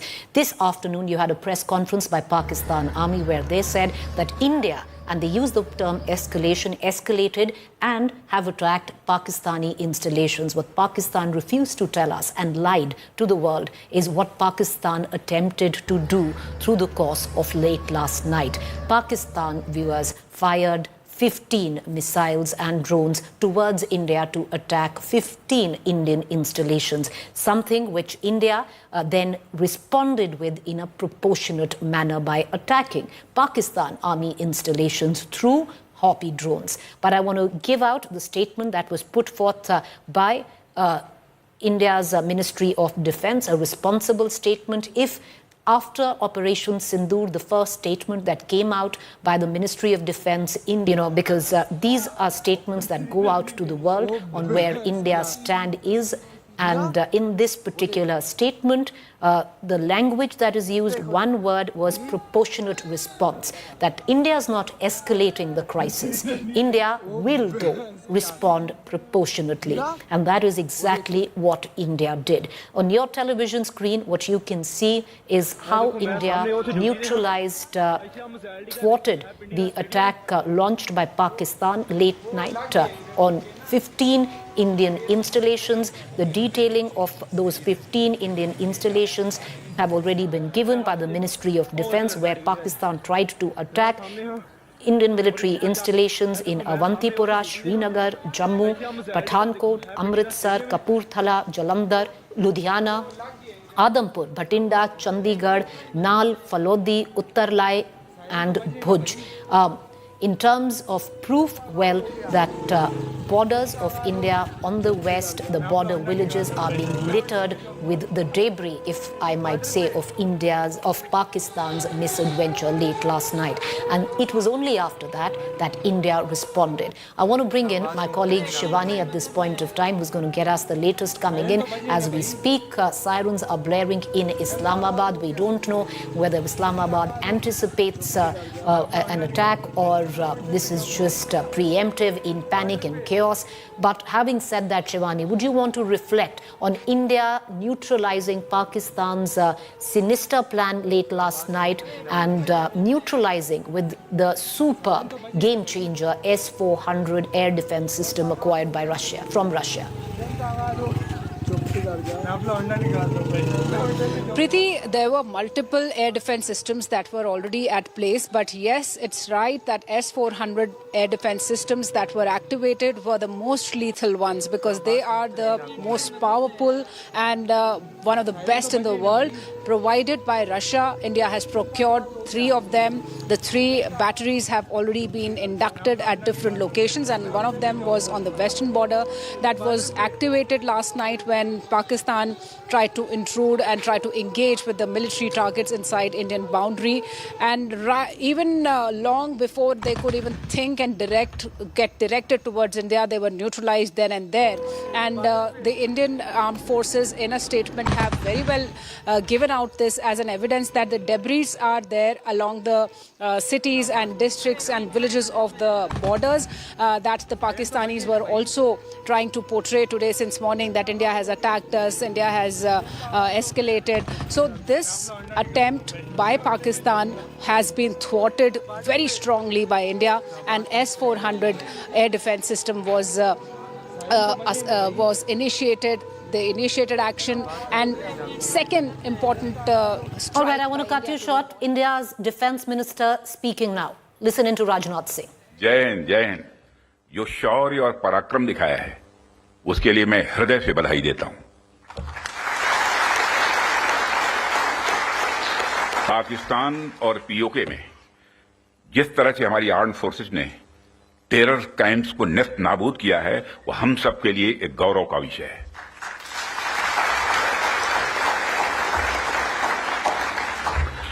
साथियों, आप सभी national quality conclave का आयोजन ये आपका चल रहा है। क्वालिटी की क्या भूमिका होती है, यह क्या रोल अदा करती है, इसका नमूना हमने कल देखा।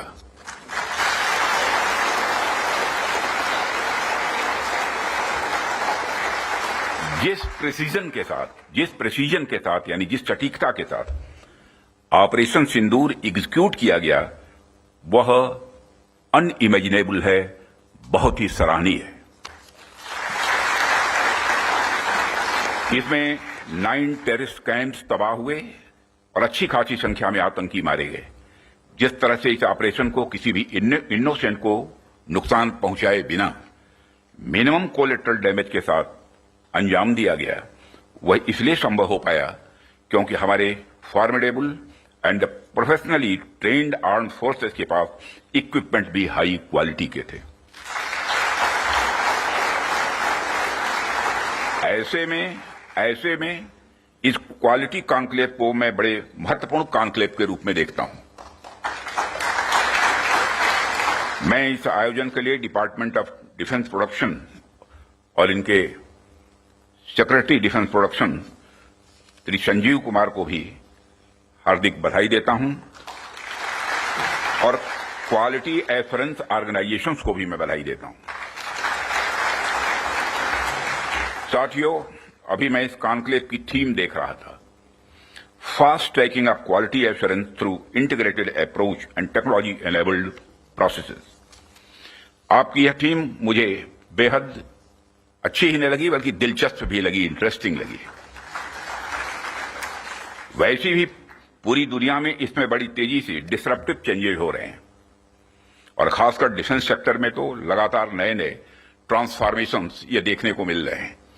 ऐसे में क्वालिटी असेसमेंट को फास्ट ट्रैक करना न सिर्फ रेलेवेंट है, बल्कि मैं समझता हूं यह समय की मांग है। उन चेंजेस को देखते हुए यह थीम अपने आप में बहुत ही रेलेवेंट हो जाती है। इतनी इंटरेस्टिंग और रेलेवेंट थीम रखने के लिए भी मैं आप सबको बधाई देता हूं। साथियों, अक्सर मुझे आर्म्ड फोर्सेस के अलग अलग कार्यक्रमों में प्रायः जाने का अवसर मिलता है। रिसर्च एंड डेवलपमेंट ऑर्गेनाइजेशंस के इवेंट्स में जाने का भी अवसर मिलता रहता है। प्राइवेट सेक्टर द्वारा आयोजित कार्यक्रमों में भी मैं प्रायः जाता ही रहता हूं, परंतु आज का यह जो मंच है, यह अपने आप में बड़ा अलग है और एक विशिष्ट मंच है। मैं ये देख रहा हूं कि यहां कई सारे लोग हैं जो अलग अलग फील्ड्स में महारत जिन्होंने हासिल की है, महारथी बैठे हैं यहां। इसलिए मुझे लगता है कि आज की हमारी बातचीत भी कई मायनों में विशेष होने वाली है। साथियों, इस क्वालिटी कॉन्क्लेव की महत्ता और आवश्यकता पर तो मैं आगे चर्चा करूंगा ही, परंतु पहले मैं आपको कुछ ऐसे बिंदुओं से, कुछ ऐसे पॉइंट से अवगत कराना चाहूंगा जो हमारी सरकार की प्रायोरिटीज से जुड़े हुए हैं। 2014 में माननीय प्रधानमंत्री जी के नेतृत्व में हमारी सरकार आने के बाद प्रधानमंत्री जी ने हमें एक अत्यंत महत्वपूर्ण सूत्र प्रदान किया। उन्होंने शुरुआत में ही डिफेंस प्रोडक्शन सेक्टर के एम्पावरमेंट पर विशेष बल दिया। उन्होंने जो सूत्र दिया उसके पीछे की फिलॉसफी थी डिफेंस सॉवरेंटी। डिफेंस सॉवरेंटी का मतलब कि जब तक कोई देश अपनी डिफेंस नीड्स में कैपेबल तथा सेल्फ रिलायंट नहीं होता, तब तक उसकी आजादी पूरी तरह से नहीं मानी जा सकती। जब तक हम अपनी सुरक्षा के लिए इंपोर्ट पर डिपेंडेंट रहेंगे, तब तक कहीं न कहीं हमारी आत्मशक्ति में अधूरापन रहेगा। ये अगर हम अपने हथियार और रक्षा उपकरण विदेशों से खरीदते हैं, तो इसका मतलब है कि हम अपनी सुरक्षा को आउटसोर्स कर रहे हैं और उसे किसी और के भरोसे छोड़ रहे हैं। यह बात लॉन्ग रन में सही नहीं हो सकती। हमारी सरकार ने इस विषय पर गंभीरता से सोचा और आत्मनिर्भरता हासिल करने का निर्णायक कदम भी उठाया है। आप सब तो जानते ही हैं कि देश में पहले से ही ऑर्डिनेंस फैक्ट्रीज का एक इंडिजिनस सिस्टम रहा है और इन फैक्ट्रीज ने एक समय पर बेहतरीन काम किया और देश की सुरक्षा जरूरतों को पूरा करने में बहुत ही अहम भूमिका निभाई भी है। इनके अलावा हमारे पास डिफेंस पीएसयूज का भी एक मजबूत इकोसिस्टम पहले से ही है। हमारी सरकार ने डिफेंस प्रोडक्शन में क्वालिटी और क्वांटिटी दोनों पर समान रूप से बल दिया है। इसी दिशा में कई क्रांतिकारी कदम उठाए गए, जिनमें से कुछ महत्वपूर्ण कदमों का उल्लेख मैं यहां करना चाहूंगा। ऑर्डिनेंस फैक्ट्रीज का कॉर्पोरेटाइजेशन उनमें से एक अत्यंत महत्वपूर्ण कदम रहा है, जिसे हमने इंश्योर किया ताकि कम समय में ही डिफेंस प्रोडक्शन में व्यापक सुधार हो सके। यहां मैं ये जरूर बताना चाहूंगा कि ऑर्डिनेंस फैक्ट्रीज का कॉर्पोरेटाइजेशन हमारे लिए कोई बहुत सरल प्रक्रिया नहीं थी।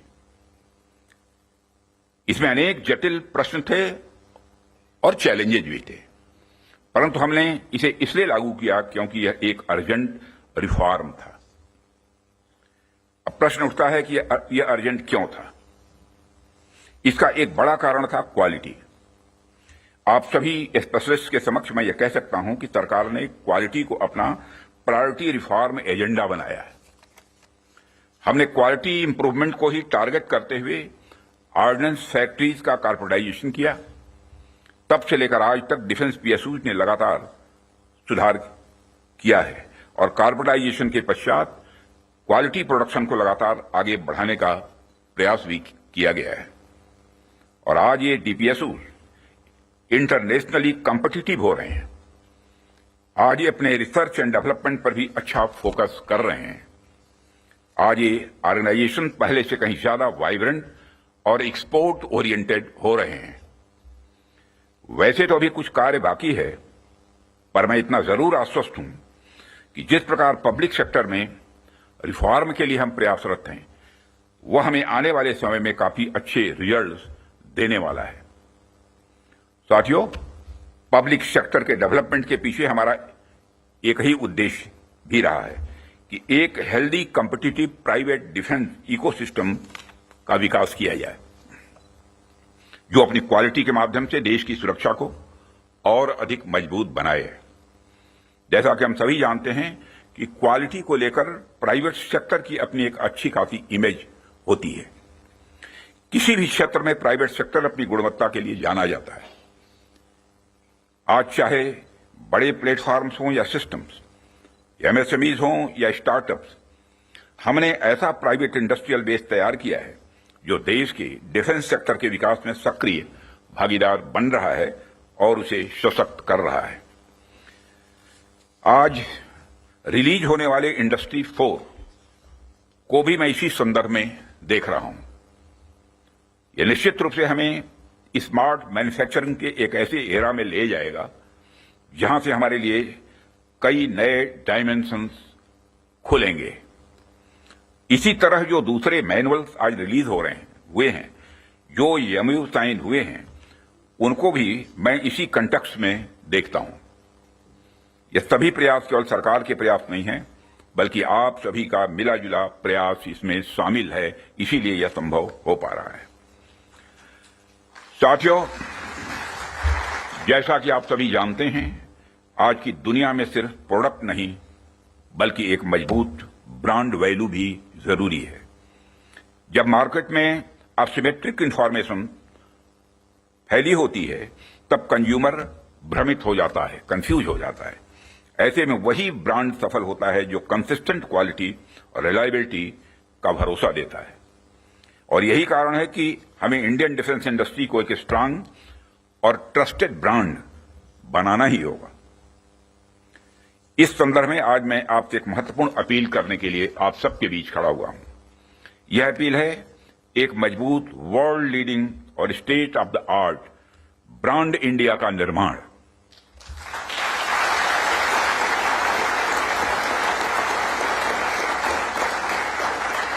ताकि दुनिया की डिफेंस मार्केट में प्रोडक्ट्स को लेकर जब कंट्रीज के मन में डाउट हो तो वह ब्रांड इंडिया को चूज करे। Whenever in doubt, go for India.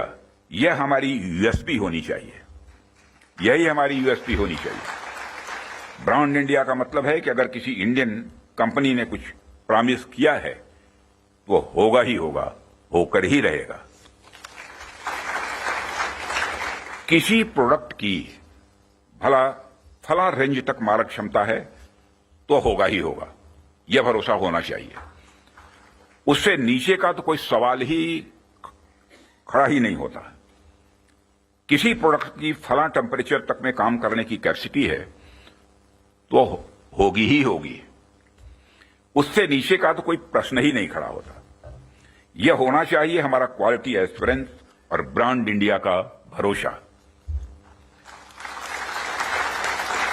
और जब हम ऐसा कर पाने में सफल होंगे तभी इंटरनेशनल बायर्स हमें एक ट्रस्टेड सप्लायर के रूप में देखेंगे और कहेंगे don't go for doubt, go for India.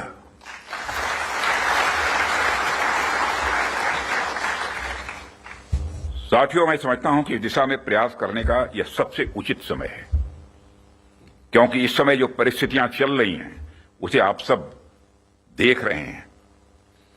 हमारे रीजन में ही आज जो स्थितियां उत्पन्न हो रही हैं उससे आप सभी अवगत ही नहीं हैं बल्कि अच्छी तरह परिचित हैं। हमने हमेशा ही एक रिस्पॉन्सिबल नेशन होने का रोल बड़े संयम से निभाया है, सदैव निभाया है। हम लगातार इस बात के पक्ष कर रहे हैं कि समस्याओं का समाधान बातचीत के जरिए से हो, परंतु इसका अर्थ यह नहीं है कि हमारी सहनशीलता का कोई नाजायज फायदा उठाए। यदि कहीं कोई हमारे इस संयम का फायदा उठाने की कोशिश करता है तो उसे कल की तरह ही क्वालिटी कार्रवाई का सामना करने के लिए भी पूरी तरह से तैयार रहना होगा।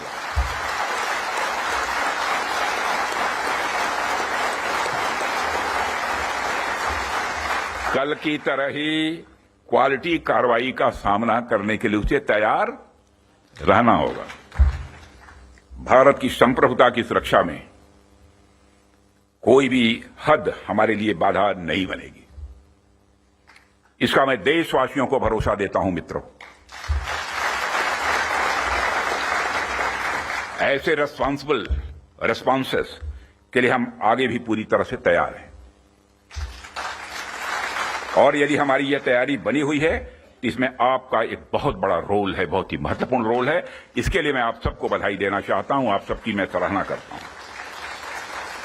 भारत का यह expanding defence industrial universe, Bharat का यह expanding defence industrial universe Bharat को एक अभूतपूर्व संबल प्रदान कर रहा है। और इसी प्रकार अगर हम आज के ग्लोबल सिनेरियो पर नजर डालें तो ग्लोबल ऑर्डर में हमें बड़े बड़े चेंजेस देखने को मिल रहे हैं। हमारे सामने कई अनसर्टेन डायमेंशंस ओपन हो रहे हैं। यूरोप से लेकर एशिया तक हर जगह कॉन्फ्लिक्ट्स बढ़ते जा रहे हैं।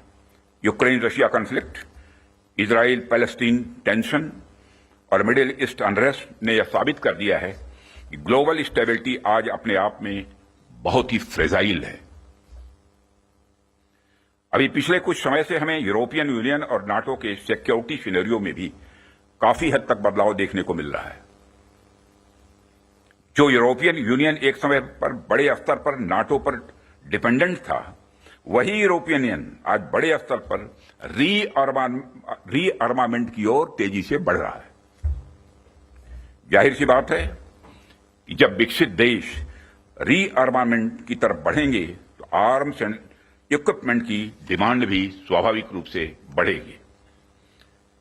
बढ़ेगी क्या, बल्कि मैं यह कह सकता हूं कि यह डिमांड लगातार नई ऊंचाइयां छू रही है। हाल ही में मैं Stockholm international peace research institute की एक रिपोर्ट पढ़ रहा था और अभी कुछ दिन पहले उन्होंने एक रिपोर्ट जारी की है और उसी रिपोर्ट में यह बताया गया है कि वर्ल्ड मिलिट्री एक्सपेंडिचर 2024 में $2,718 बिलियन तक पहुंच गया है, जो अपने आप में मैं समझता हूं कि बहुत बड़ी बात है। यदि मैं और मेरे कहने का अर्थ यह है कि चाहे डोमेस्टिक डिफेंस रिक्वायरमेंट हो या इंटरनेशनल, आज आर्म्स एंड इक्विपमेंट तथा डिफेंस प्रोडक्ट्स की रिक्वायरमेंट पहले से कहीं ज्यादा है। और आपके द्वारा किए जा रहे प्रयासों से इस देश का जो डिफेंस मैन्युफैक्चरिंग सेक्टर है वह ब्रांड इंडिया फिलॉसफी के साथ विश्व में अपना सिक्का जमा सकता है। साथियों, ऐसा नहीं है कि यह बात मैं सिर्फ कहने के लिए कह रहा हूं, हमने पास्ट में ऐसा करके दिखाया है। यदि मैं आंकड़ों की बात करूं तभी 2024-25 के फाइनेंशियल ईयर में हमारा डिफेंस एक्सपोर्ट अप्रॉक्सीमेटली 24,000 करोड़ के रिकॉर्ड आंकड़े को पार कर गया है। और यह हम सबके लिए प्रसन्नता की बात है कि हमने इस लक्ष्य को प्राप्त किया है। लेकिन हमें यहां पर रुकना नहीं है, हमारा लक्ष्य इससे कहीं अधिक बड़ा है और हमने निर्धारित किया है कि 2029 तक डिफेंस एक्सपोर्ट को कि इस आंकड़े को बढ़ाकर हमको 50,000 करोड़ तक ले जाना है। और 2047 तक जब हम पूर्ण विकसित एक डेवलप्ड नेशन के रूप में खड़े होंगे, राष्ट्र बनेंगे, उस समय तब तक तो हमें दुनिया का सबसे बड़ा डिफेंस एक्सपोर्टर बनना है। लक्ष्य बड़ा होना चाहिए, तभी हम कुछ कर सकते हैं। इतने बड़े लक्ष्य की प्राप्ति के लिए बेहद जरूरी है कि हम अपने डिफेंस इक्विपमेंट की क्वालिटी को लेकर पूरी दुनिया में एक ट्रस्ट डेवलप करें, लोगों का दिल जीतें, लोगों का भरोसा जीतें। डिफेंस इक्विपमेंट का एक्सपोर्ट करने से पहले हमें इस ट्रस्ट को एक्सपोर्ट करना पड़ेगा। डिफेंस इक्विपमेंट का एक्सपोर्ट करने से पहले हमें उस ट्रस्ट को एक्सपोर्ट करना पड़ेगा, तभी यह होगा। साथियों, उसके लिए हमें क्वालिटी को लेकर किसी पर्टिकुलर डिपार्टमेंट की रिस्पांसिबिलिटी या प्रोडक्शन प्रोसेस के स्टेज तक ही सीमित करके नहीं देखना होगा, बल्कि क्वालिटी हमारी गाइडिंग फिलॉसफी होनी चाहिए, हमारा यह कल्चर होना चाहिए जो डिफेंस मैन्युफैक्चरिंग में शामिल हर डिसीजन, हर डिजाइन और हर प्रोसेस और हर इंडिविजुअल तक अपना इन्फ्लुएंस रखे। हमारा पूरा डिफेंस इकोसिस्टम तभी मजबूत हो सकता है जब हम क्वालिटी बेंचमार्क्स को गंभीरता से लेंगे। मुझे देखकर भी खुशी होती है कि आप लोगों ने क्वालिटी के महत्व को पहचाना है, समझा है, और जिस डेडिकेशन के साथ और जिस विचार के साथ आप क्वालिटी इंप्रूवमेंट पर ध्यान दे रहे हैं वह निश्चित रूप से आने वाले समय में भारत के डिफेंस मैन्युफैक्चरिंग को एक नई ऊंचाइयों तक ले जाएगा, ऐसा मेरा पक्का विश्वास है। साथियों, वैसे तो आप सभी क्वालिटी इंप्रूवमेंट की दिशा में बहुत अच्छा काम कर रहे हैं, लेकिन जाते जाते मैं अपनी तरफ से कुछ सुझाव भी आप लोगों को देना चाहूंगा। आप सब तो जानते ही हैं आज के जमाने में आर्टिफिशियल इंटेलिजेंस और डिजिटल टेक्नोलॉजी की भूमिका कितनी बढ़ गई है, कितनी महत्वपूर्ण हो गई है। इसलिए आपको इस बात पर भी ध्यान देना होगा कि रियल टाइम क्वालिटी मॉनिटरिंग के लिए हम किस तरह से artificial intelligence, internet of things और मशीन लर्निंग जैसे टूल्स का प्रयोग कर सकते हैं। साथ ही साथ इवॉल्विंग ग्लोबल टेक्नोलॉजीज के साथ अलाइन करते हुए हमें अपने जो स्टैंडर्ड्स और टेस्टिंग प्रोटोकॉल्स को भी अपडेट करते रहना होगा। हमें time bound quality assurance clearances पर भी ध्यान देना होगा ताकि किसी प्रोजेक्ट को लेकर अनवांटेड डिले देखने को न मिले। साथियों, मेरा यह भी मानना है कि हमारी क्वालिटी असेसमेंट एजेंसीज को अपनी डेफिशिएंसीज पर भी हमेशा ध्यान रखना चाहिए और किस प्रकार इन डेफिशिएंसीज को मॉडर्नाइजेशन और टेस्टिंग इंफ्रास्ट्रक्चर के डेवलपमेंट के द्वारा दूर किया जाए, उस पर भी कार्य करते रहना चाहिए, ऐसा मेरा सुझाव है। और इस प्रकार नीश टेक्नोलॉजी के क्षेत्र में लगातार गैप एनालिसिस करते रहना एक आवश्यक कदम होगा। डिपार्टमेंट ऑफ डिफेंस प्रोडक्शन और भारत सरकार आपके साथ कदम से कदम मिलाकर चलने के लिए तैयार है और हम आपके फीडबैक का भी स्वागत करेंगे। और सिक्योरिटी डिफेंस प्रोडक्शन के रूप में भी संजीव कुमार के रूप में भी एक डायनेमिक आपको सिक्योरिटी भी मिला है, यह भी सौभाग्य की बात है। जो क्रोधित नहीं होते बल्कि मुस्कुराते ही रहते हैं, चाहे चैलेंज कितना भी बड़ा हो। और साथियों, हम आपके फीडबैक का भी स्वागत करेंगे। मुझे पूरा विश्वास है कि हम सब मिलकर क्वालिटी असेसमेंट और क्वालिटी एश्योरेंस के आपके प्रयासों को और गति प्रदान करेंगे। मुझे इस बात का भी पूरा विश्वास है, जब हम सब मिलकर प्रयास करेंगे तो निश्चित रूप से भारत ग्लोबल डिफेंस मार्केट के की प्लेयर के रूप में इमर्ज होकर ही रहेगा। यही आज की हमारी कॉन्क्लेव के थीम की प्रासंगिकता है। मैं आप सभी का आभार व्यक्त करता हूं कि आपने इतने रेलेवेंट टॉपिक पर इस कॉन्क्लेव का आयोजन किया। इस इनिशिएटिव्स के लिए आप सभी बधाई के पात्र हैं और इस कॉन्क्लेव की सफलता के लिए मैं हार्दिक शुभकामनाएं देते हुए अपना निवेदन समाप्त करता हूं। All right, there's a big news break coming in from the speech that the Defence Minister Rajnath Singh made at a public event where he said, if you're going to test our patience, then you will be faced with the quality reaction that took place late last night. More so, the Defence Minister stated that Bharat की संप्रदा की सुरक्षा में कोई भी हद हमारे लिए बाधा नहीं बनेगी, that there will be no boundary that India will not cross to protect the sovereignty and the safety of the country. What's also, viewers, of importance here is that he said, stressing on India's responsible action. Moreover, news break right now coming in as well. Special briefing by the Ministry of External Affairs on Operation Sindoor in its second chapter will take place at 5:30 p.m. this evening. So we will hear from the Ministry of External Affairs on what really went down yesterday that forced India's hand to use drones to attack Pakistan's military establishment. I want to cut across right now immediately to my colleague Shivani.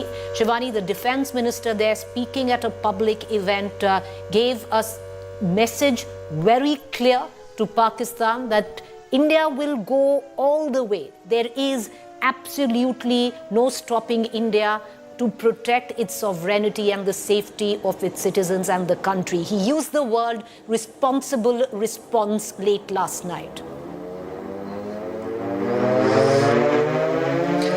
Preeti, exactly what Rajnath Singh, the defense minister, highlighted was the minimum collateral damage that was in place by India, and there's no limit to protect the sovereignty of the country. We can go beyond borders too. That's what he said.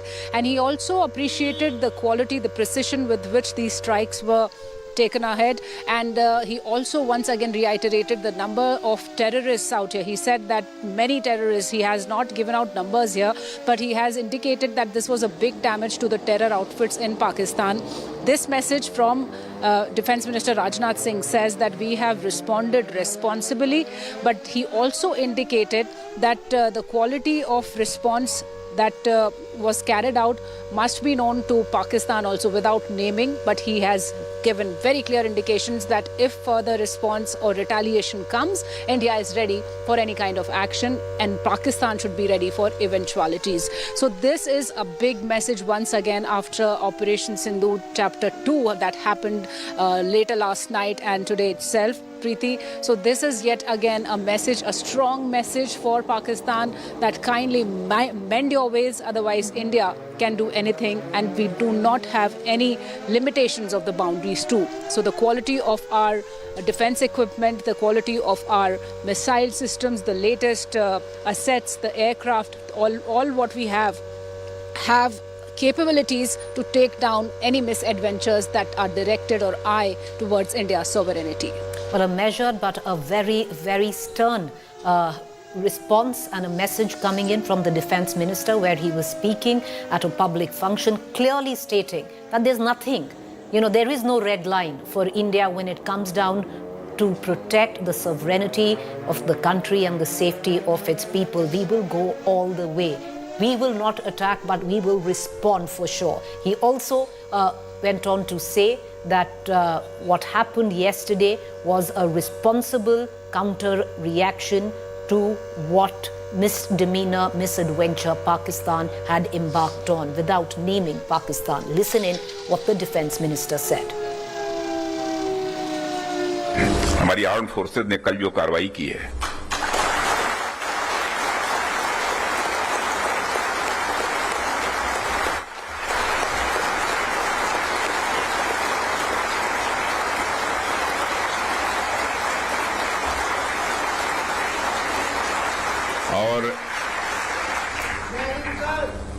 जय हिंद, जय हिंद। जो शौर्य और पराक्रम दिखाया है उसके लिए मैं हृदय से बधाई देता हूं। पाकिस्तान और पीओके में जिस तरह से हमारी आर्म्ड फोर्सेस ने टेरर कैंप्स को नेस्त नाबूद किया है वो हम सब के लिए एक गौरव का विषय है। क्वालिटी की क्या भूमिका होती है, यह क्या रोल अदा करती है, इसका नमूना हमने कल देखा।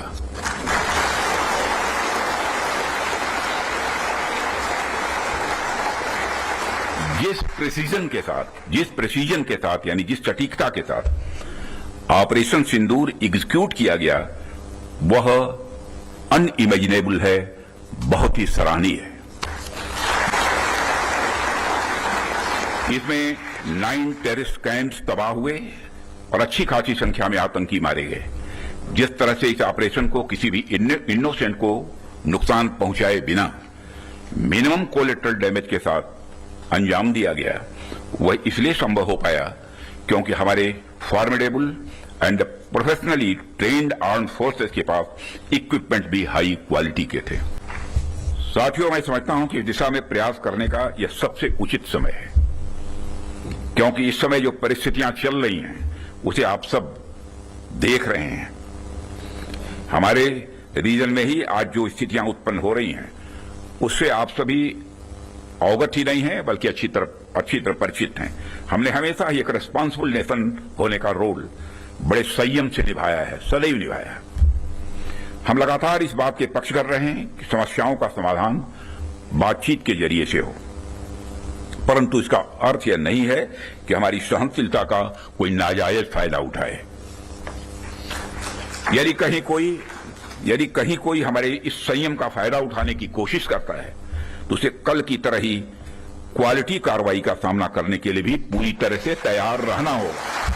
Underline that what the defense minister says, don't test our patience. If somebody tests our patience, they will get a befitting response like India did late last night. All right, the latest news that is right now coming in: Lahore airport closed till morning 6 p.m. Word also coming in that all airports across Pakistan have been shut till interim notice. Till further notice is what we've been given to believe. More so, Pakistan has suspended operations on all airports in Pakistan. Lahore airport also closed till 6:30 p.m. Word coming in that the government in Pakistan has given full free hand to the Pakistan army to now escalate in whatever manner they deem fit. So full reins to the Pakistan army, something which was already always there, viewers, has just been verbalized by the Pakistan parliament. More so, word coming in that Lahore airport has been closed till 6:30 p.m. So the Pakistan clearly looking to escalate. Shivani, what more can you add? Preeti, certainly with the meeting that Pak Prime Minister has just conducted, the NSC meeting, and after which the message that is once again coming through the Pakistani media, because we are awaiting that statement before we confirm it. The statement is to be confirmed officially, but what is coming from Pakistani media that after this meeting, the full authorization to the Pakistani armed forces has been given by the Prime Minister to take and to respond to India's action. That's what is a message that Pakistan is trying to escalate the situation further. It has also been added that the armed forces of Pakistan will be choosing their time and their kind of action. So this is a retaliatory response after they failed 2 times to the responses of India after Operation Sindoor.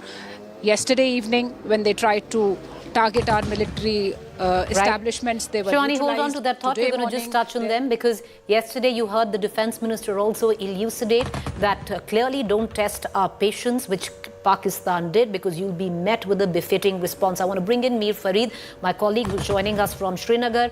Mir, what did you pick up? Because late last night, there were indications that Avantipura, Srinagar, Jammu were also on the radar of Pakistan to attack. Of course, these attempts were thwarted by India, but that sinister plan was there.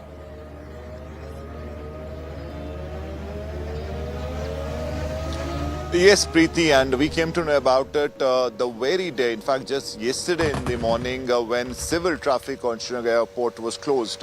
Air Force took it over and there were first indications that there could be inputs that Pakistan could try to hit these air bases. Now, these are tactically, strategically, the most significant Air Force assets against Pakistan, against China. If you talk of the Kashmir Valley, you have the Avantipura Air Base, which is again tactically very important. Then you have the Srinagar Air Force Base. Now, in fact, Srinagar is also significant because for the first time when the Indian forces landed, it was a Srinagar airport. So that in many ways is also in that way significant for Pakistan to hit. In fact, just yesterday in the morning, there were rumors from Pakistan and the propaganda that they have already hit the Srinagar Air Force, which were categorically denied and turned out to be fake. So these airports were on the highest alert and been told that these missiles that were fired were intercepted successfully and they did not manage to hit any of their targets. Now, also, importantly, the PL-14E weapon systems that Pakistan boasts and are China supplied, MAC-5, they have been used against the Indian aircrafts yesterday during Operation Sindoor. So Pakistan was boasting about the fact that they have a very robust, very potent air defense system. And the latest addition to this, the MAC-5 surface-to-air missiles, which are very long range, were used successfully against Indian aircrafts. And just 24 hours after that and post another Pakistani escalation where they tried to hit targets in India, there has been a response from the Indian side. Now we know drones in this modern warfare are underrated but have been used very successfully in various conflicts, be it Russia, Ukraine, be it the Middle East, where they have hit their targets. And also importantly, they can fly low, they can evade aerial air defense systems of various countries. That is a proven fact, and it is now a very potent modern war weapon. And it seems those have been activated in this case, and they are very effective, can take a lot of payload as far as explosives are concerned, and can potently hit their target. So this is in many ways a crippling blow.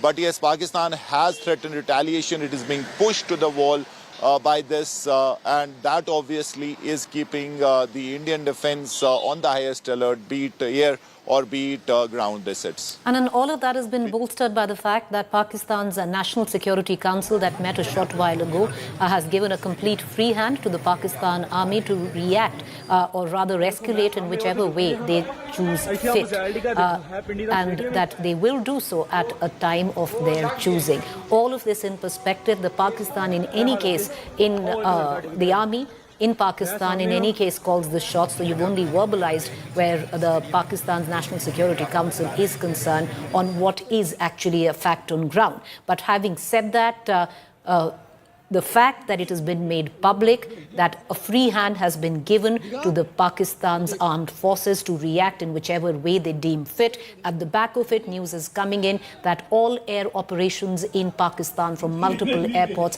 have right now been temporarily suspended. Indian Defense Forces now, Shivani, on high alert because in all probability we are looking at a picture where Pakistan could escalate even more. Yes, definitely, Preeti.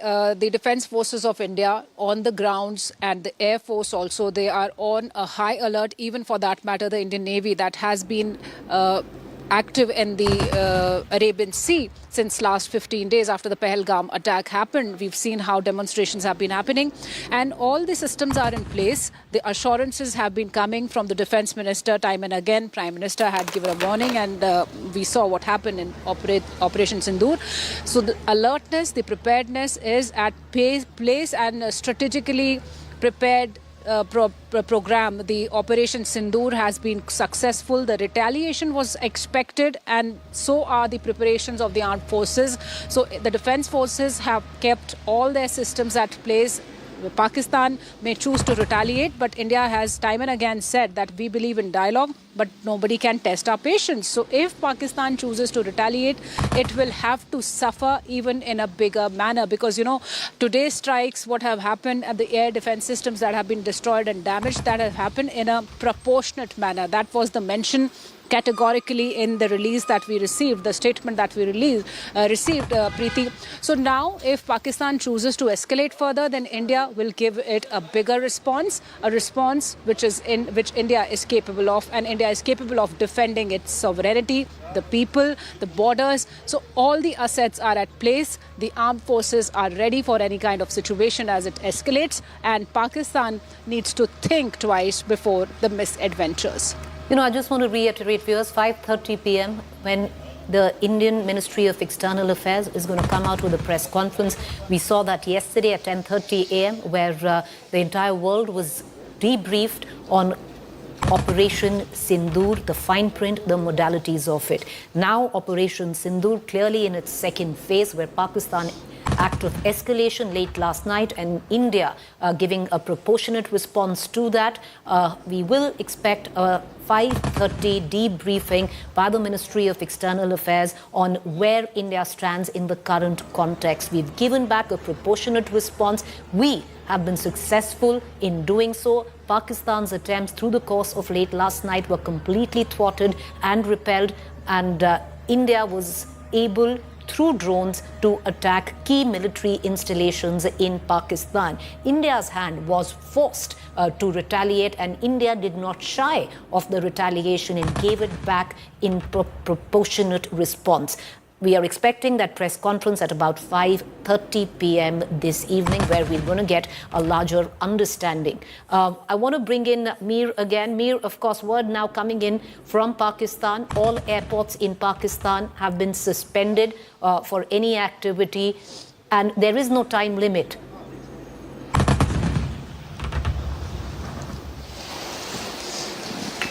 All right, we don't seem to have Mir anymore. In fact, all okay, go ahead. measures Pakistan is taking, and then you also have,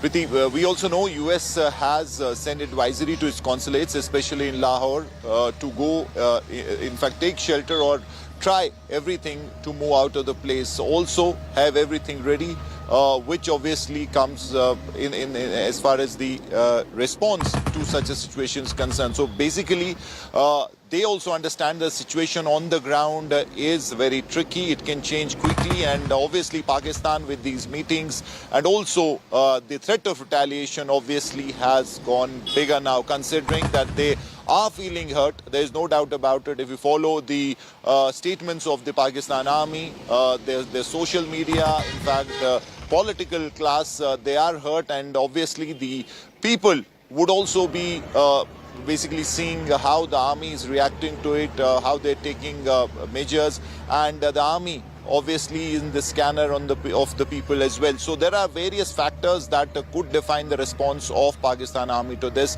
But yes, India has replied proportionately, as Shivani was talking about the fact that India in its press releases or briefings has made it clear that they have not escalated it.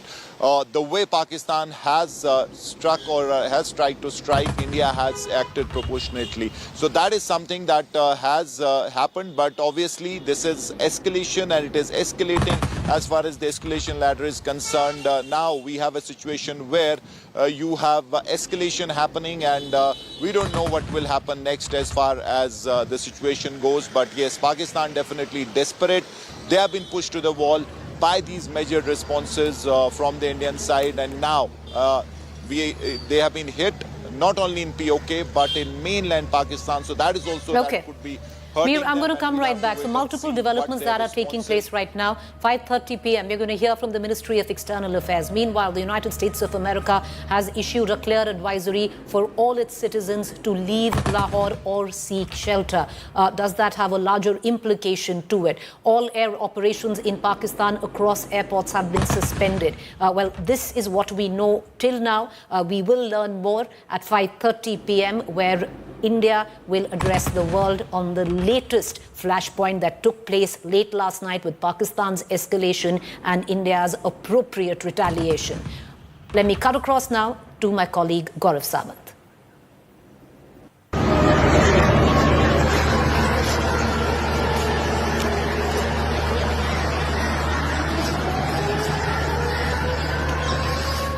welcome to an India Today special broadcast that comes to you at a time when India-Pakistan tensions are at an all-time high. Just late last night, Pakistan attempted to target 15 sensitive military locations across the length and breadth of our country. And over the course of the next 1 hour, I get you details of Pakistan's attempt that failed, but Pakistan's desperate attempt to actually escalate tensions. And I want you to look at this map of our country so that you can understand. Avantipura in the north, Srinagar, that's in Jammu and Kashmir. Jammu, very, very sensitive military bases that Pakistan tried to target. Remember, India targeted 9 terror headquarters and bases in Pakistan, and Pakistan occupied Jammu and Kashmir.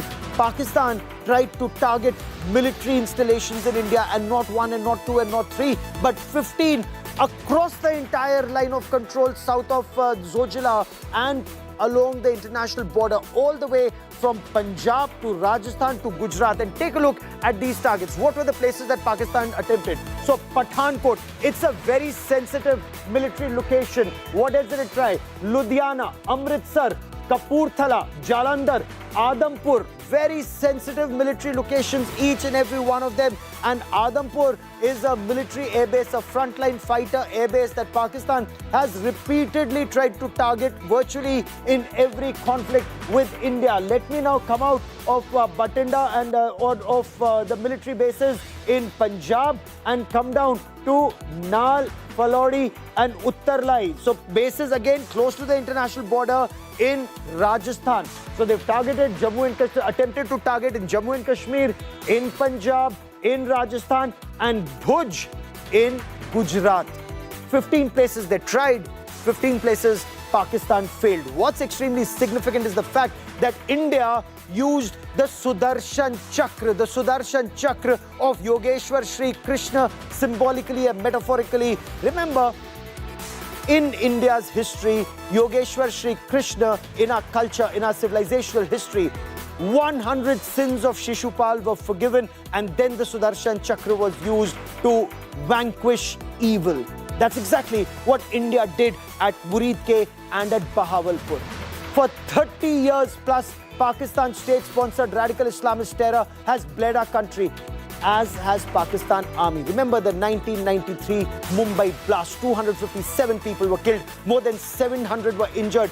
12 blasts across Mumbai in 1993. And all along then after that, whether those were attacks that were taking place in Jammu and Kashmir, where the entire Kashmiri Hindu community, the Kashmiri Pandits were thrown out of valley, where Raliv Galiv Saliv was chanted from the mosques in Kashmir, and the nation stood. Pakistan continued to get emboldened. It spread terror in Jammu and Kashmir. It spread terror in Punjab. It spread terror across the length and breadth of our country. And I want to show you for a moment on the map places that have been targeted by Pakistan terror. Jammu and Kashmir has been targeted. Punjab has been targeted. Uttar Pradesh has been targeted. Remember, whether it was Ayodhya where terror attack took place, or there were other places where terror attacks took place, including at the Sankat Mochan Mandir in Ayodhya, Ram Mandir that tried to target. Rajasthan, Jaipur bomb attacks, you remember. Gujarat, you'd recall, Gujarat, 57 people were killed in 2008 when there were serial blasts in Ahmedabad, and the worst blast that took place was at the civil hospital, and then next day in Surat they planted claymore mines on trees to kill people. We've covered all of those terror cases on ground. Let's come down to Maharashtra, Mumbai 26/11, before that 2006, before that 1993, and series of attacks. Remember Bengaluru, Indian Institute of Sciences, where a scientist was killed. So what was Pakistan targeting? Pakistan was targeting centers of science, centers of culture. Maharashtra repeatedly, center of economy. That is what Pakistan has repeatedly targeted, and then India said enough is enough. What did India do? India targeted 9 places in Pakistan as part of Operation Sindoor. Remember, this is the place, this is Srinagar, and right next to it is Pahalgam, and in Pahalgam is where Pakistan targeted those Hindu tourists. In front of the wives, husbands, they were asked their religion. When they said Hindu, they were shot dead at point blank range. And that is where Operation Sindoor started. What was Operation Sindoor? Target terror at base. This, Lahore, right next to it is Muridke. In Muridke, you had the headquarters of Lashkar-e-Taiba decimated, destroyed. Then this is Bahawalpur. Bahawalpur, incidentally, is also the 31 Corps headquarters of the Pakistan Army. Bahawalpur is also the headquarters of Jaish-e-Mohammed. And Bahawalpur, the Masjid-e-Subhanallah, which is right on the outskirts of Bahawalpur, that was destroyed. And I'll show you images during the course of this broadcast where the wreath laying was done even on behalf of Pakistan Army Chief. You know, can you imagine in any country where the Army Chief would have wreath laying at the funeral of a terrorist? The Corps Commander in attendance, military honors being given to a terrorist. What more direct link does the world want to see between terrorism and Pakistan Army proven? I'll get you much more on this detail. Pakistan's attempt that failed and India's attempt that succeeded in taking down Pakistan's air defense system, not just here in Lahore, but also near Gujranwala, in Rawalpindi, and 3 other places, including in Sialkot and in Karachi. I'll get you much more during the course of the next 1 hour. But first, let me take you through the top developments of the day. Pakistan's attempt to escalate tensions with India by targeting military installations in 15 cities in the northern and western parts of the country, including in Jammu and Kashmir, Punjab, Rajasthan and Gujarat. Pakistan's attempts foiled by Indian Armed Forces response. Responding strongly to Pakistan's bid, Indian forces targeted and neutralized Pakistani air defense radars and systems at several locations, including in Lahore, Karachi, Rawalpindi and Sialkot. India thwarted Pakistan's nefarious attack by deploying the S-400 air defense system, the Sudarshan Chakra. Sources say India also used Israeli HAROP drones to disable Pakistan's air defense radars. India conducted a series of drone strikes in Lahore, in Karachi and in Rawalpindi, where Pakistan Army Chief General Asim Munir sits. Pakistan's military says 4 of its soldiers have been injured in the drone strike. Chaos erupted outside Rawalpindi Stadium after the drone attack, and amidst heightened tensions, Pakistan is likely to shift the PSL matches to Karachi. Incidentally, there was a PSL match tonight at Rawalpindi that's been called off. Amidst rising security concerns in Pakistan, the United States consulate in Lahore has issued a very strict security alert for all American citizens in and around Lahore. In its directive, the consulate has instructed their personnel to either avoid traveling to Lahore, leave the city, or find secure shelter immediately. Panic grips Pakistan after India's sustained attacks on Pakistan's state-sponsored radical Islamist terror, even in Islamabad. However, it is unclear from the video if the sirens were sounded in Islamabad due to this emergency or some other reason.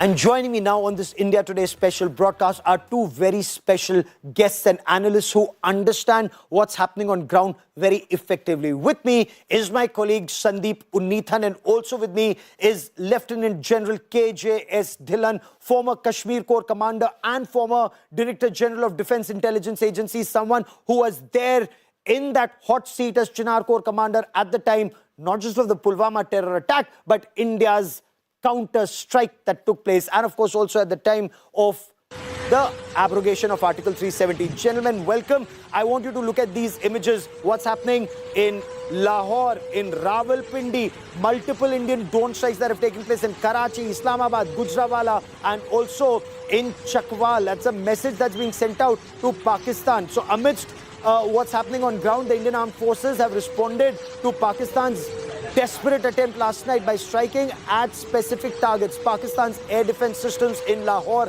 Islamabad, Sialkot and also in Karachi.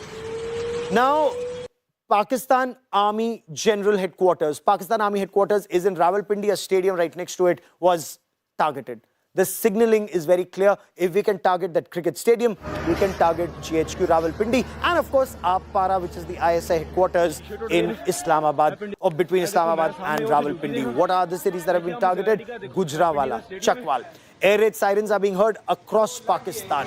S-400 missile defense shield was used when Pakistan launched its attack. Now, Pakistan's attack is escalatory. Why? Because India had targeted 9 terror targets in Pakistan. Unless, of course, Pakistan says terrorists are a part of their army. It's just that they don't wear uniform. They do get pensions, incidentally, and out of ISI budget. Pakistan army pays a pension to terrorists. It's Pakistan's worst kept secret, but it's true.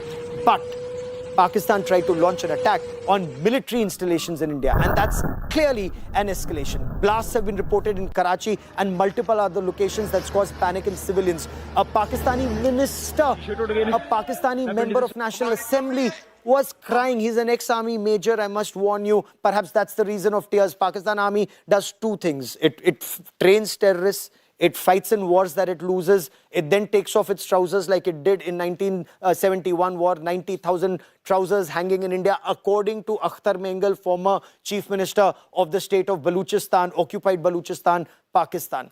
Because Pakistan targeted Adampur, Bhatinda, Chandigarh, Jalandhar and several other attempted to target these locations, there were retaliatory strikes and this gentleman started crying. Listen in. हमारी कमी है, हम मजबूर हैं, हम गुनाहगार हैं, लेकिन रब्बे काबा हम तेरे हबीब की उम्मती हैं, खुदा का वास्ता हमसे रहम का भला फरमा। आप चले जाएं, उधर फिलिस्तीन में चले जाएं, कश्मीर में चले जाएं, जहां भी जाएंगे मुसलमानों के साथ वो ऐसे रो रहा है जो हम सोच भी नहीं सकते हैं। तो तू हमें माफ कर दे, हम तेरे आगे सर झुकाते हैं, माफी मांगते हैं। नहीं, इसमें दो राय नहीं है मौला कि हम बड़े गुनाहगार हैं, लेकिन तेरी रहमत बहुत वसी है। Pakistan is in tears, but often these are crocodile tears, and that is why India must be very careful each time that India has trusted Pakistan or even spoken to Pakistan. It's had a history of stabbing us in the back. And I've reported on that history from that Lahore bus journey in the February of 1999. There was so much hope in India that Pakistan wants peace with India. They want that Lahore peace process, and they stabbed us in the back with Kargil. Remember, then we invited Pervez Musharraf, a military dictator, to India, gave him a Tri-Services Guard of Honor, accepted him as president of Pakistan. He had actually usurped power, but we accepted it.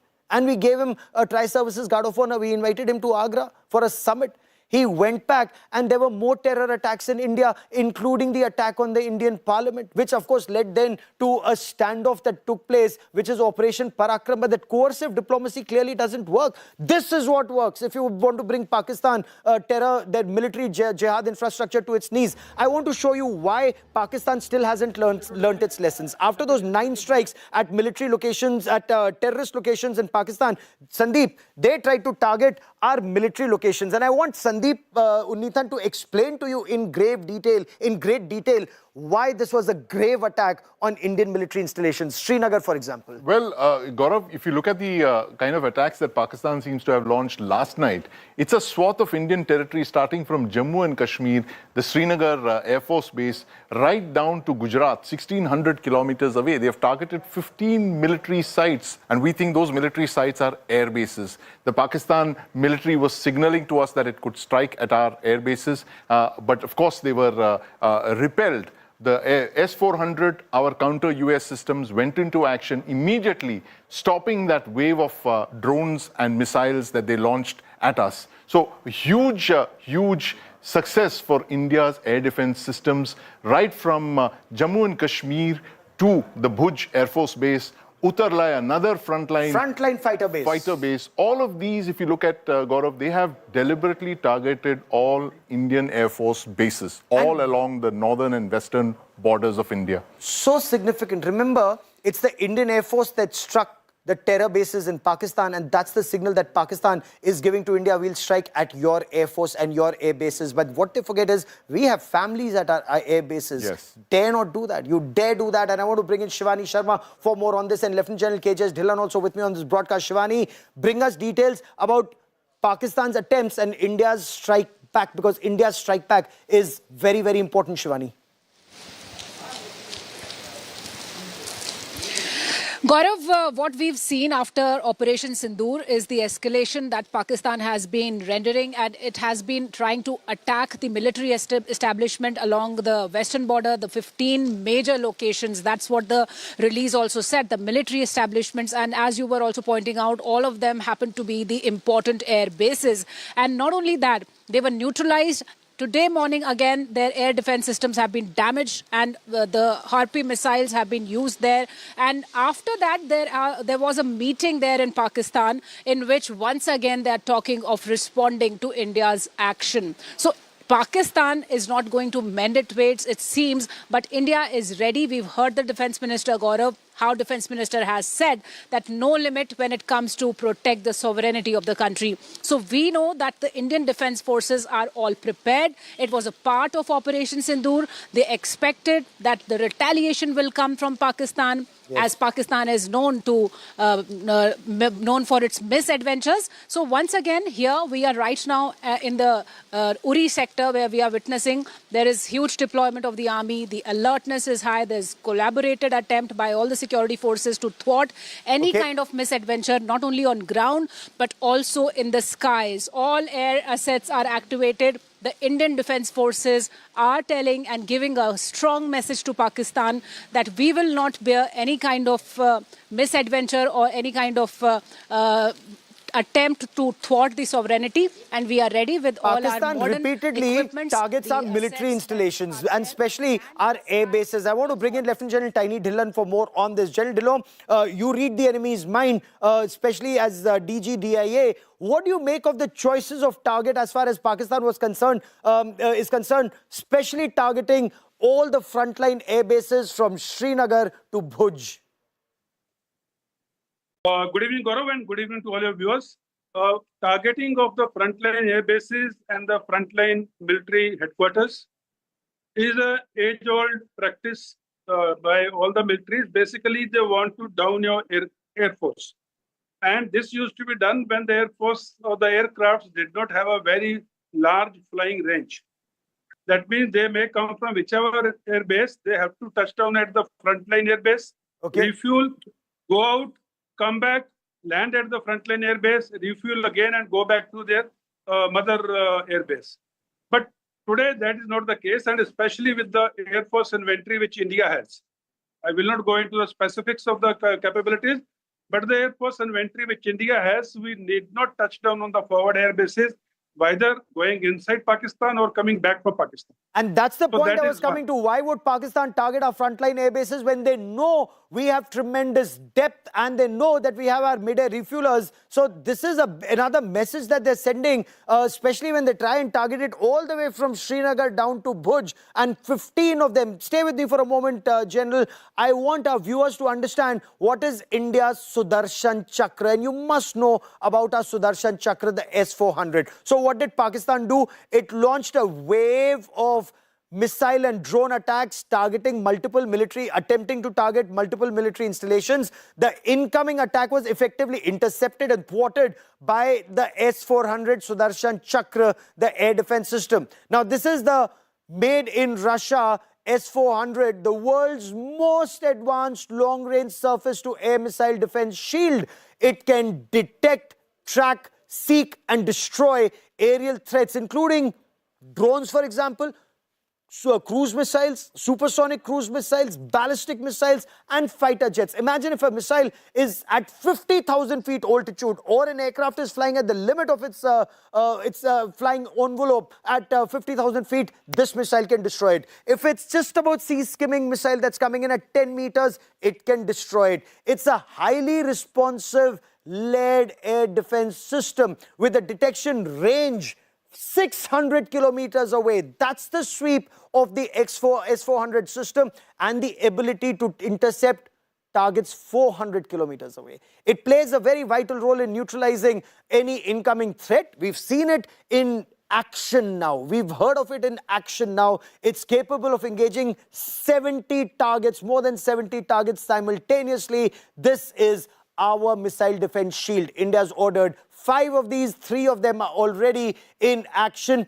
Now, how does this compare, for example, to Israel's Iron Dome system. They're, of course, completely different systems, if I may, but in a way, that's a short-range defense system. This is a short, medium, and long-range. And Sandeep will tell us much, much more about the S-400 systems. Sandeep. Gaurav, you said it all. The S-400 is one of the most capable long-range air defense missile systems, in the world today. There is no system like this, with the possible exception of the American THAAD, which is an anti-ballistic missile system. But the S-400 was bought precisely for this reason, Gaurav. It tackles a range of threats. It tackles everything from cruise missiles to ballistic missiles to, of course, aircraft, highly maneuvering targets, missiles. All of these things can be tackled by the S-400 system. It's got a very long-range radar. That's at the heart of the system, really. It's got a radar that can pick up targets over 500 and 600 kilometers away. It can track 300 targets simultaneously and then choose to engage 30 or 40 of them simultaneously with a range of missiles. It's got about 4 different types of missiles. The shortest one has got a range of about 50 kilometers. The longest range of the missile is about 3 to 400 kilometers. That's a very, very potent missile system. And today, we've seen it in action for the first time, Gaurav. This, like you said, three of them have been acquired. 2 more are coming, and possibly given today's, given the track record of that missile system today, the fact that it's been deployed in combat, it's done a fantastic job from the Air Force's perspective, neutralizing Pakistan's late-night attack.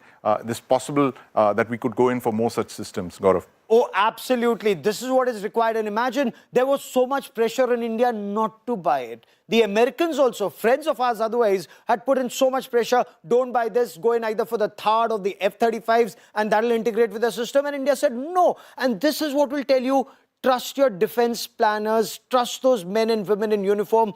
And of course, in wartime, your government, because they will deliver like they are, at least as of now. The Narendra Modi government actually went out on a limb and said we will buy the S-400 systems. I want you to take a look at this breaking news that's just coming in. India has released water from the Baglear and Salal Dam just as we speak. And I want you to look at those images that we're about to show you. The Salal Dam gates have been opened. And now it's been raining in India almost non-stop. It's been raining in parts of Jammu and Kashmir, and because of that, the dam is almost full. So India has released water at the Salal Dam. Amidst this heavy rainfall, Salal Dam gates have been opened. Now there's a water crunch in Pakistan. Now they'll be flooded. They have as much water as they want and more, except of course, no information is being shared with a country that would send drones and missiles into a country. I mean, you can't give them water when they want and when they don't want at a time when they're killing you. But I want Munish Pandey, who joins us for more on the story.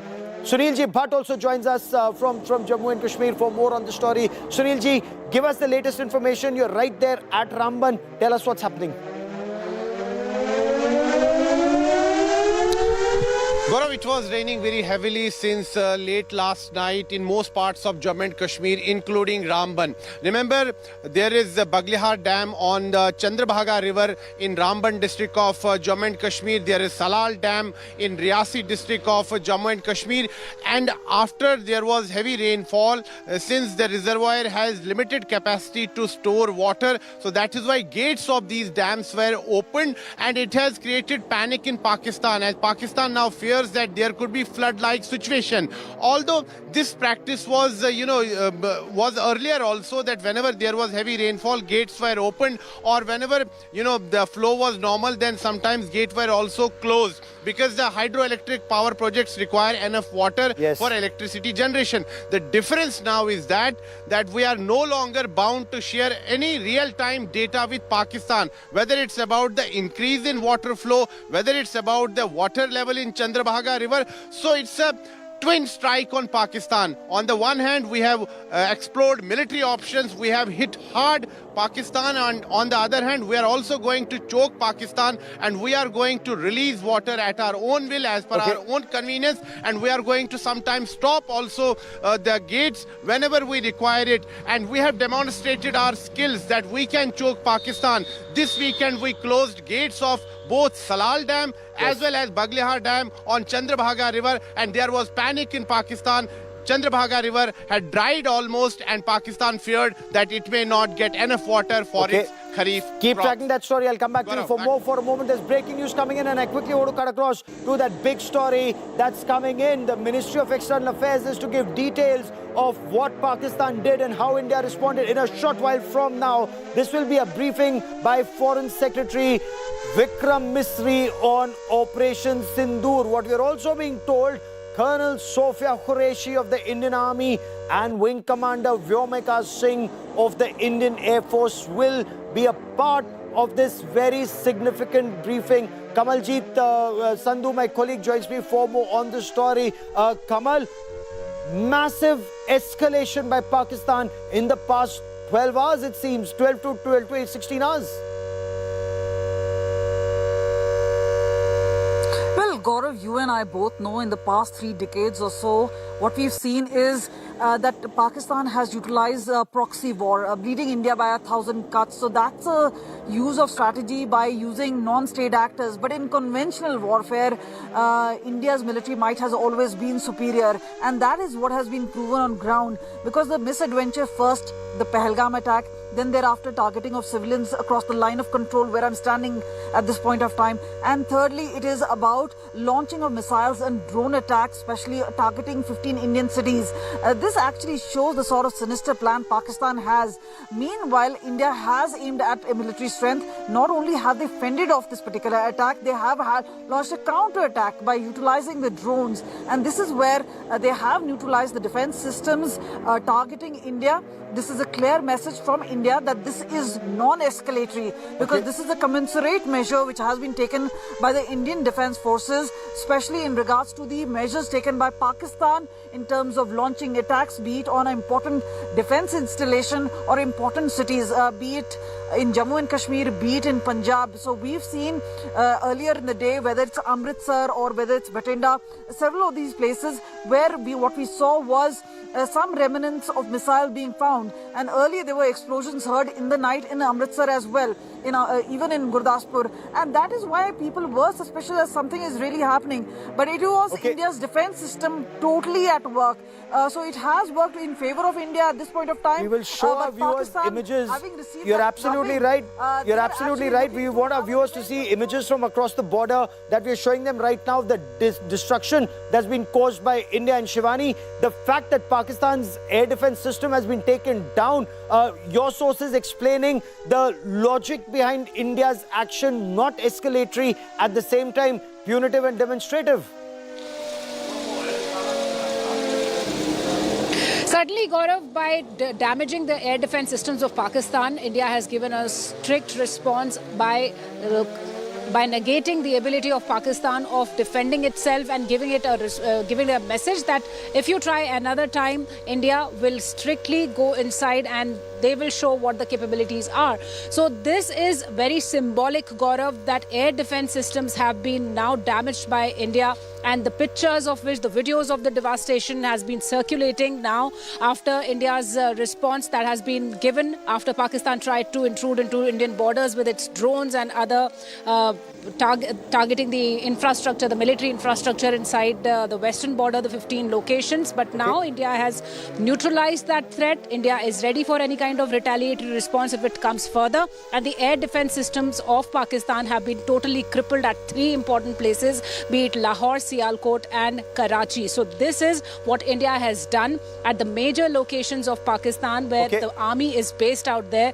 These air defense systems have been damaged. And Sandeep for more on this, and we're keeping this really pacey as the press conference is about to begin. General Dhillon, the suppression of enemy air defenses is a very important part of combat, but are we then wargaming an escalation, and that is why destroying the enemy's air defenses already? Absolutely, Gaurav. Suppression of enemy's air defense system not only weakens the enemy against our air force, it also exposes its installation, the very vital installations which we may like to hit in case there is an escalation and we go in for a full-fledged war. And having said this, I just want to make a point about releasing the water from our dams at around 5 o'clock India Standard Time. You know, the water takes time to reach a particular place. when the water is released at 5 in the evening from Indian dams, it will reach the areas where it has to cause devastation by about midnight. And as we are all aware, the response or the action by various people when the water hits at midnight, and that is going to be different than if it had hit during the daytime. So it's all very strategic, it's all very calibrated, it's all very coordinated. And one thing which has happened after Indus Water Treaty has been held in abeyance, the non-sharing of data is the most important tool in India's hand now, as was explained by your colleague. So when we do not share the data, that means we have the surprise with us.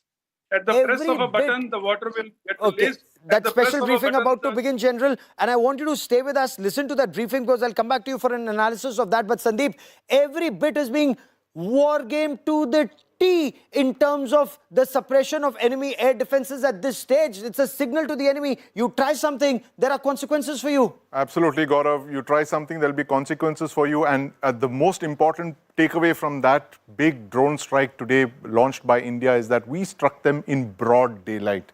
Not in the middle of the night when Pakistan launched its attack against Indian air bases. We struck in broad daylight where civilians, Gaurav, were filming this with their smartphones and passing those visuals across the world. Those visuals of Indian kamikaze drones in their death dives are going to be seen across the world, felt all across Pakistan, seen by every nation of consequence. This is what General Asim Munir has brought unto the people of Pakistan. He thought he was going to be unpredictable. Well, he faces an Indian political establishment that's even more unpredictable. And they have war-gamed all of the steps in the escalation ladder that you and me have been discussing over the last 2 or 3 days. And they have war-gamed it. And they're not going only with kinetic options. They're going by using economic, diplomatic, political, and of course, regulating the supply of the Indus waters. What a significant point. What an important point made by Sandeep Unnithan here.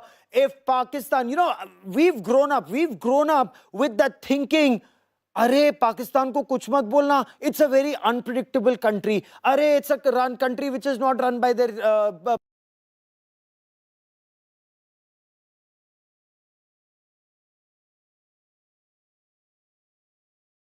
political leadership, strengthen their political leadership, their military takes all the decisions. It is very unpredictable.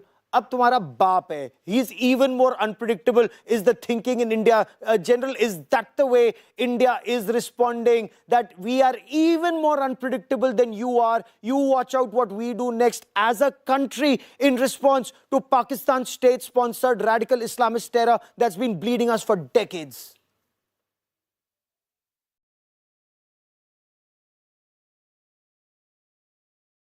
General Dillon, can you hear me, sir? General, I think you're on mute. Yeah, Gaurav, I can hear you and I understood that point. And it's a very, very relevant point. See, surprise or being unpredictable is the main norms of a warfare. Like I was giving a point about Indus Water Treaty, the release of water, and this, this concept which you just explained, good man, bad man. In India, the whole world always believes if a good man goes, another good man will come in because we are a democratic country. Whereas in Pakistan, everyone believes, "Arey yaar, protect this bad man. The next man may be even worse than him." Yes. But they don't know bad man, bad man, bad man, bad man in Pakistan. Absolutely. So today also they are trying to protect the present regime just because they fear कि इनसे भी कोई बुरा आएगा. So that has been exposed. That has been exposed.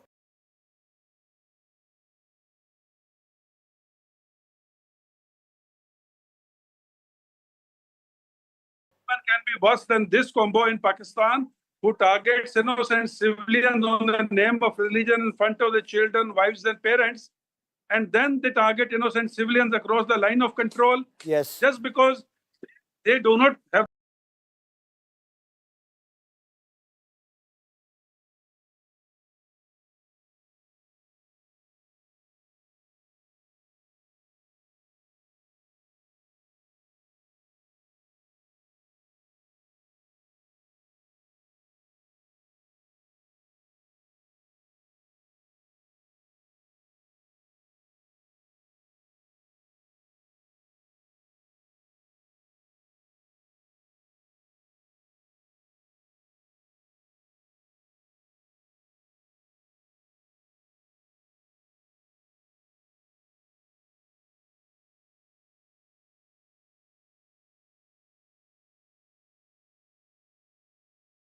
the gumption to attack a military installation, which they tried at 15 places as per the reports, and they failed in all. Oh, absolutely. They tried and they failed. Taken out. Now they don't know what to do. So only thing they can do, which they know best, and they have been doing it for last so many decades, is to kill the innocent civilians. They did it in Pulwama, they did it in Pahalgam, and now they're doing it in Poonch, Rajouri, Jammu, Uri, and all these places. Absolutely, This is 16 people. Non-ethical regime. It's a non-ethical regime. General, you've made a very critical point. And for the benefit of viewers who are just joining us, I'll tell you what's happened. So Pakistan launched a strike at 15 different locations from Jammu and Kashmir through Punjab, Rajasthan and Gujarat. It failed. It failed in all 15 places. But what did India do next? I want to explain Operation Sindoor, the details of what India has done. What did India target? And I want you to look at this. Rawalpindi. Rawalpindi is general headquarters, the Pakistan Army headquarters. This is where Pakistan's army chief sits. Incidentally, it's not the GHQ that was targeted. It was a cricket stadium not far. So that signaling is very clear. Then Lahore cantonment has a missile defense system. Lahore, incidentally, is a very important core headquarters in Pakistan. So that core headquarters, the missile defense shield there has been taken down.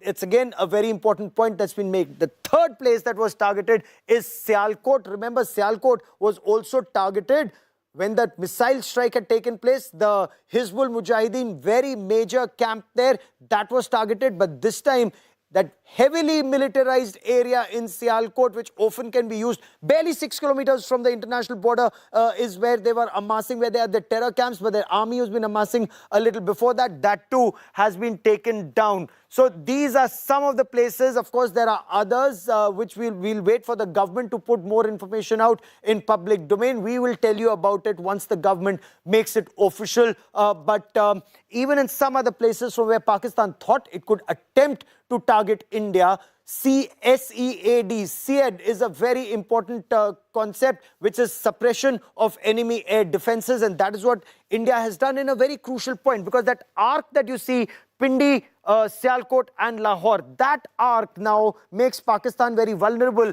in a very sensitive part. Anyway, if you notice, it's such a tiny country. When you look at Pakistan, all the way from Pakistan-occupied Kashmir down to Pakistan's Punjab province, and then, of course, now you come down to Khyber Pakhtunkhwa on the other side, you come down to Balochistan and then Sindh this side. It's a very narrow country. Muhammad Ali Jinnah said he'd got a moth-eaten country. That moth-eaten country is now even in more trouble. Shivani Sharma with me on this. And Shivani, the Indian Armed Forces have to remain on alert, because Pakistan will not just, stay back with this. You're in a very sensitive location right now, very close to the line of control. Pakistan may attempt something in Jammu and Kashmir, all across the international border.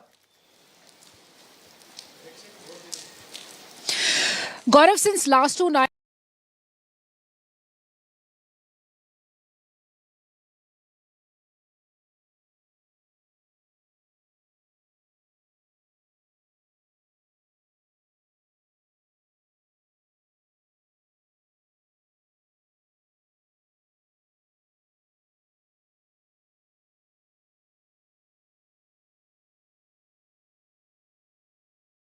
there's heavy artillery firing that's going on at the line of control, in which innocent civilians have lost their lives. 16 lives have been lost, and Pakistan continues to violate the ceasefire since last 14 days, since the Pahalgam attack. And after Operation Sindoor, it started heavy shelling on line of control. And now we are seeing that the armed forces are on a high alert, because we know what kind of misadventures Pakistan has been into. It has been endorsing the terrorists, and that's why it has been hurt very bad after the terrorist outfits have been neutralized by India in Operation Sindoor. We've seen the janazas and the Chief of Army Staff of Pakistan offering his prayers out there. So this is why Pakistan is disturbed, agitated, very uncomfortable, and it wants to retaliate. That's what it did last night. And India is ready to respond in any manner. And remember what Rajnath Singh, the defense minister, was speaking a while back. He was saying that this was a proportionate action from India, but we can go all out to defend our sovereignty, the air power, the Indian armed forces power, the military power and capabilities are much ahead of Pakistan. So India is on a high alert, and India has already warned that it doesn't want any escalation, but if Pakistan wants, we are ready. Okay. India's steps so far and Pakistan's escalation. General Dillon, you know, as Kashmir Corps Commander and after that as Director General of Defense Intelligence Agency, you read the Pakistani mind and especially their military mind. Would they further escalate, or would they think, especially after the air defenses have been compromised in very critical parts, would they be thinking what India's next response will be, or will they further, you know, that's almost like a game of brinkmanship.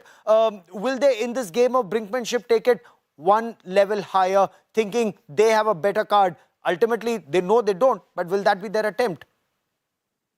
Gaurav, I'm not sure whether intentionally or unintentionally you use the word Pakistani mind and military mind. And you're so right in that. Pakistan military does not think with a military mind. They think with the Pakistani Punjabi Muslims mind. And they do not think of the consequences of a military escalation, military actions escalation for their country, for their economy, for their people and for their military. They think only this कि पंजाबी पाकिस्तान मुसलमान के मुरीद के और भावलपुर में हिंदुस्तान ने हमला किया तो मेरी चौधरपन को अटैक हो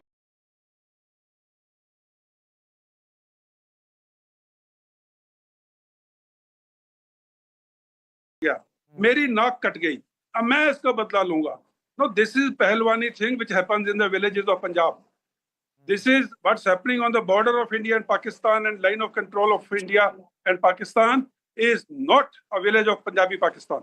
They must understand this, their psychology, the psyche has to grow out of a very chap of Pakistani Punjabi village to a statesman at international level. You are heading a country.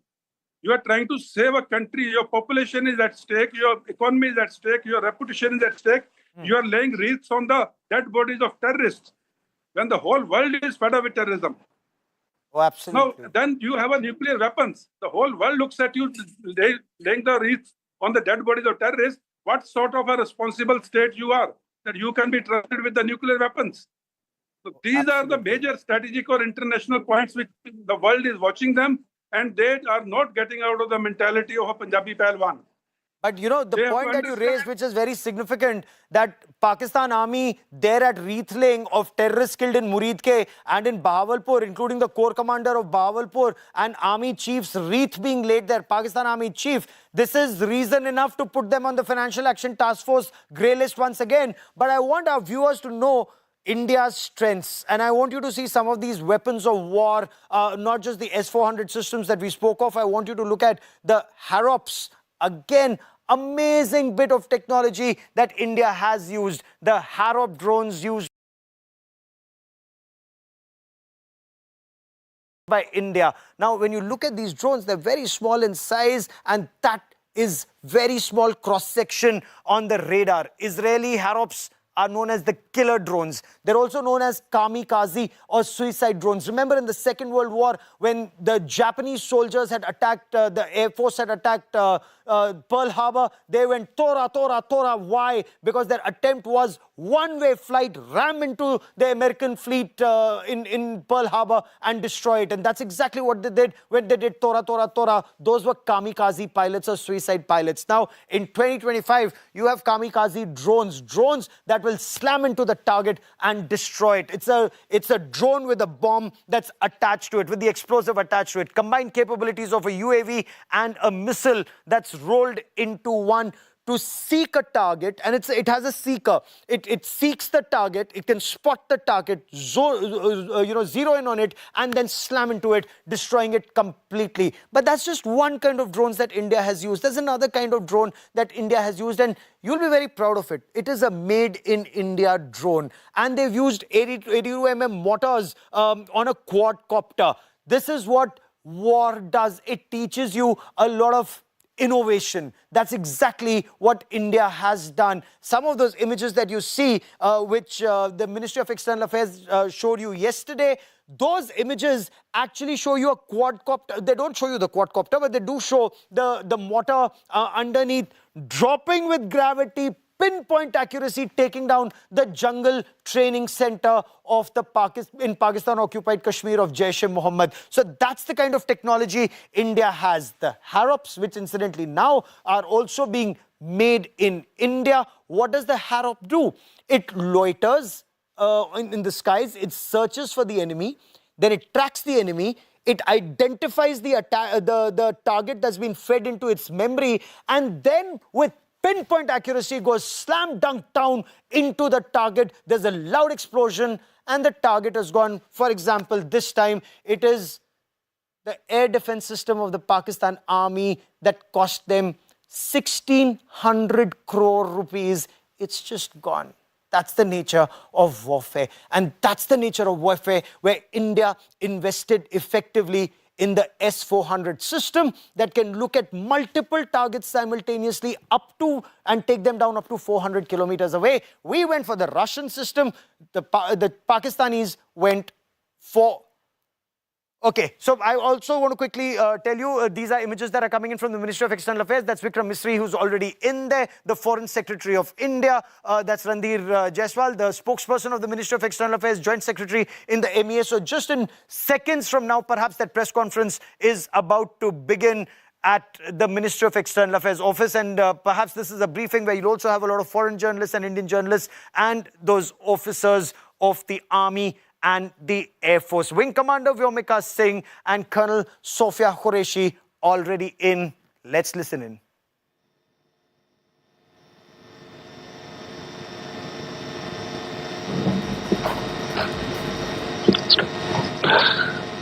Good evening, ladies and gentlemen.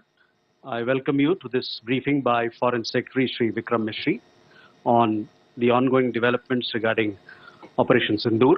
We also have with us Colonel Sophia Qureshi and Wing Commander Vyomika Singh for this briefing. With that, I hand over the floor to Foreign Secretary. Sir. Thank you, Randir. Good evening. Thank you all for joining for this briefing. You would have perhaps seen some information related to developments since late last night, early this morning, which has been put out by the Ministry of Defense. Just in case it has been missed, I will request Colonel Sophia Qureshi and Wing Commander Vyomika Singh to just update you and fill you in on the details. Thank you, sir. Operation Sindoor पर 7 मई 2025 को हुई press conference के दौरान भारत ने अपनी प्रतिक्रिया को केंद्रित, संतुलित और गैर उत्तेजक बताया था।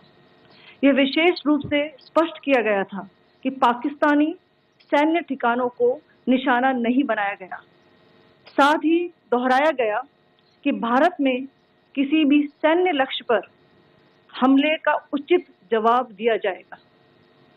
7 से 8 मई 2025 की रात को पाकिस्तान ने उत्तरी और पश्चिमी भारत में स्थित कई सैन्य ठिकानों को, जैसे कि अवंतीपुरा, श्रीनगर, जम्मू, पठानकोट, अमृतसर, कपूरथला, जालंधर, लुधियाना, आदमपुर, भटिंडा, चंडीगढ़, नाल, फलौदी, उत्तरलाई और भुज पर ड्रोन और मिसाइलों से हमला करने का प्रयास किया।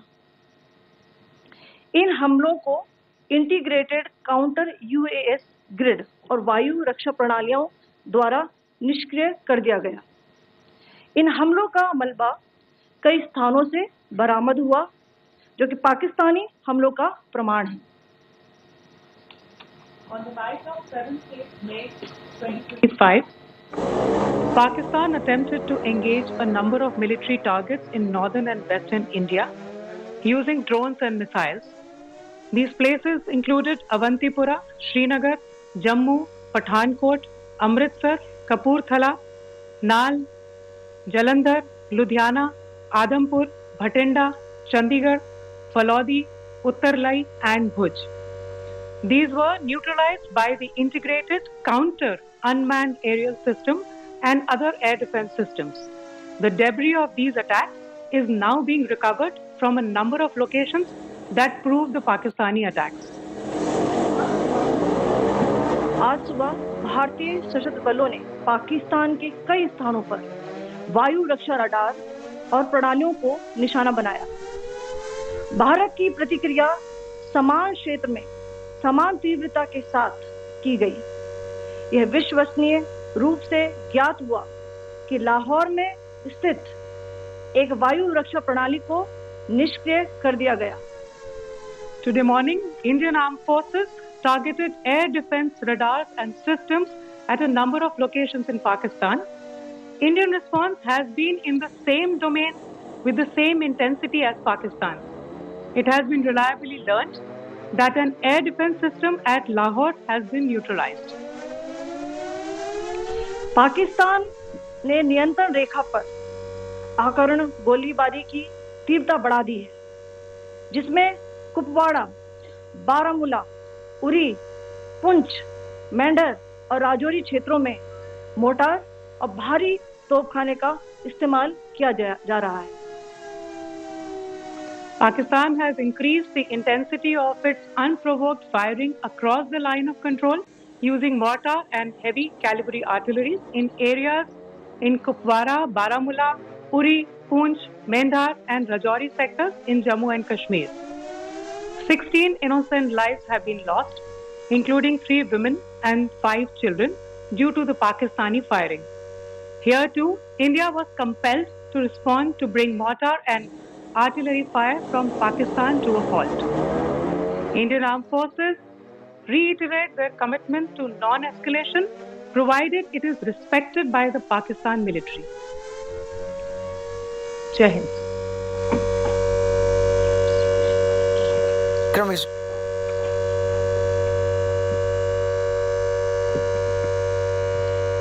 Thank you.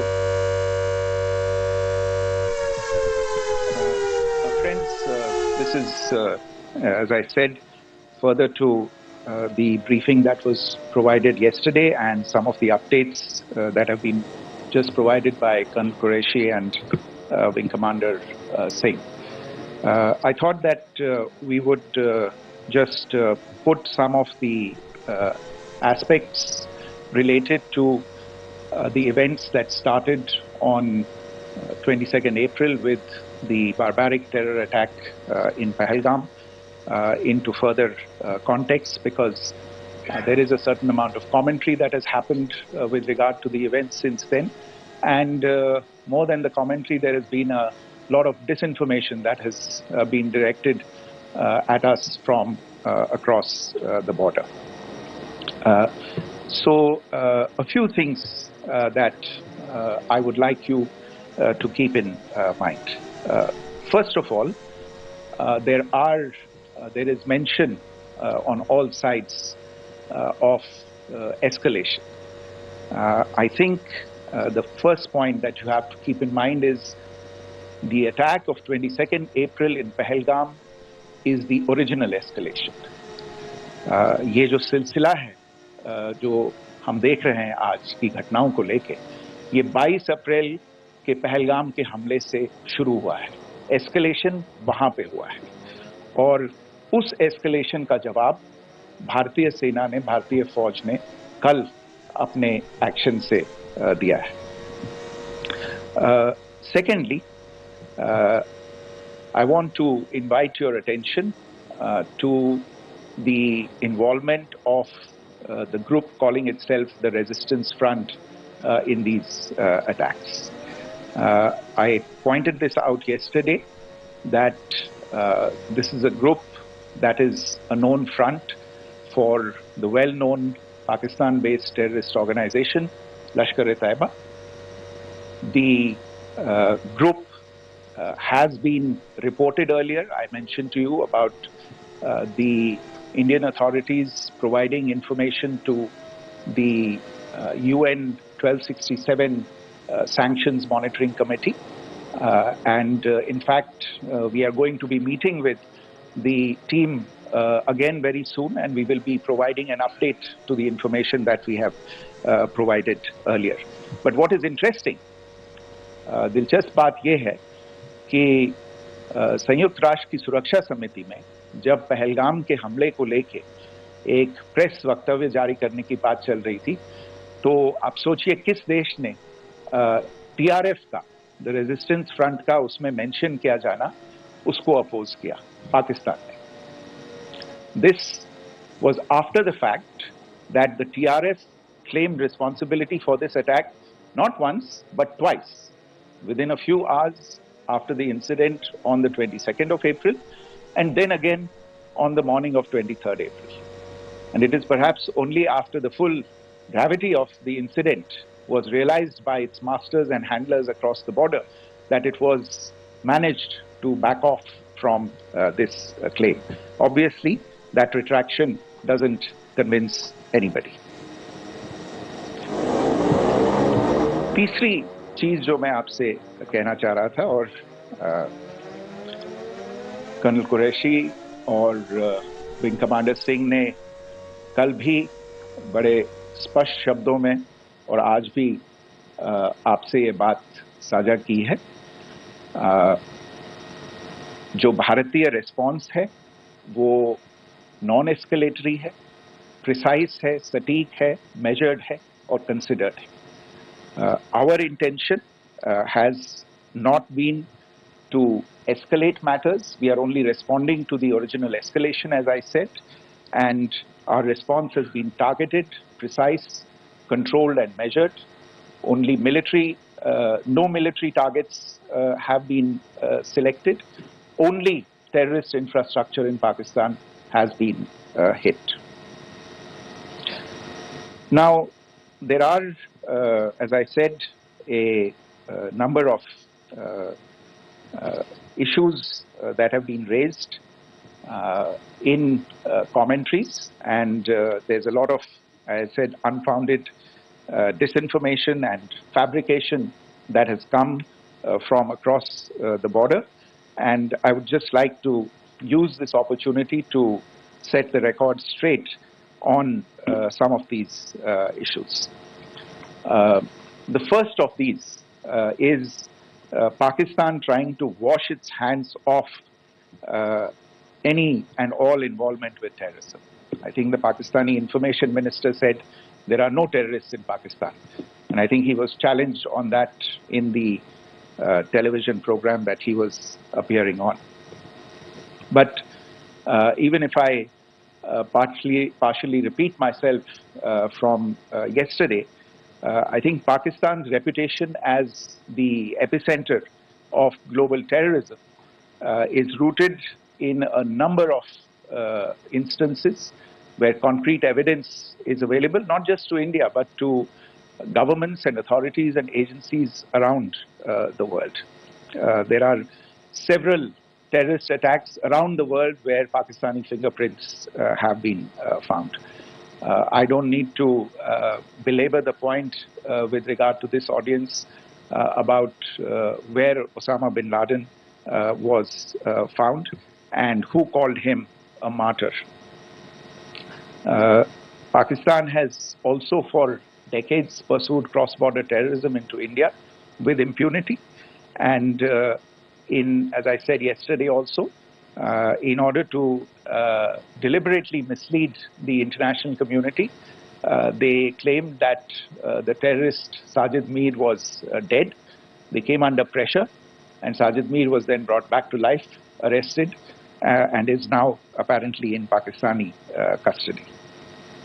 Pakistan is also home to a very large number of UN proscribed as well as UN proscribed terrorists, as well as terrorists proscribed by a number of other governments in the world, including, of course, the Lashkar-e-Taiba and the Jaish-e-Mohammed, as well as their leaders, Masood Azhar and Hafiz Mohammed Saeed.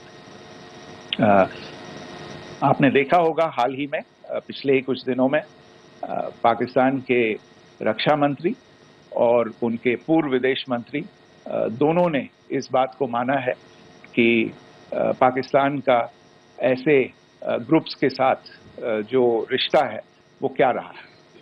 Both the defense minister and the former foreign minister of Pakistan, I think they've done a more eloquent job of this than I could ever do in terms of describing their country's implication in international terrorism and their involvement in housing these kinds of groups. दूसरा जो विषय है वो है पाकिस्तान का जो एक दावा है कि एक इंटरनेशनल impartial investigation होना चाहिए, एक joint investigative committee होनी चाहिए. These calls for jointly investigating this heinous and barbaric attack in Pahalgam. Again, I think you know the history well on this. You know the track record well, and it is not a bright track record insofar as Pakistan is concerned. In fact, in the pursuit of justice for the victims of multiple terrorist attacks, whether it be Mumbai in 2008, in Pathankot in 2016, or many others. But in particular for these two attacks, India had offered to cooperate. India provided forensic evidence and urged Pakistan to bring the perpetrators of these attacks to justice. We, in particular with regard to the Mumbai attacks of 2008, where a Pakistani Lashkar-e-Taiba terrorist was captured alive, India provided extensive information and evidence related to the involvement of Pakistani terrorists in this attack. Cases were registered, but you are all aware that these cases have not progressed, despite the formation of judicial teams, etc. And Pakistan has consistently stonewalled all efforts to move the investigation along. In fact, with regard to the Pathankot attack as well, a joint investigative team was formed. We gave access, unprecedented access, I should say, to Pakistani team to the site of the attack.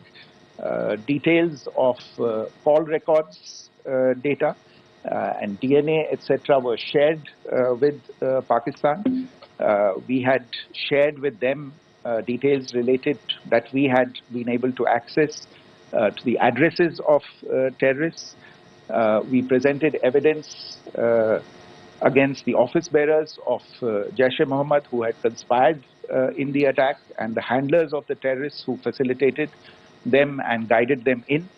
But there has been no movement on this.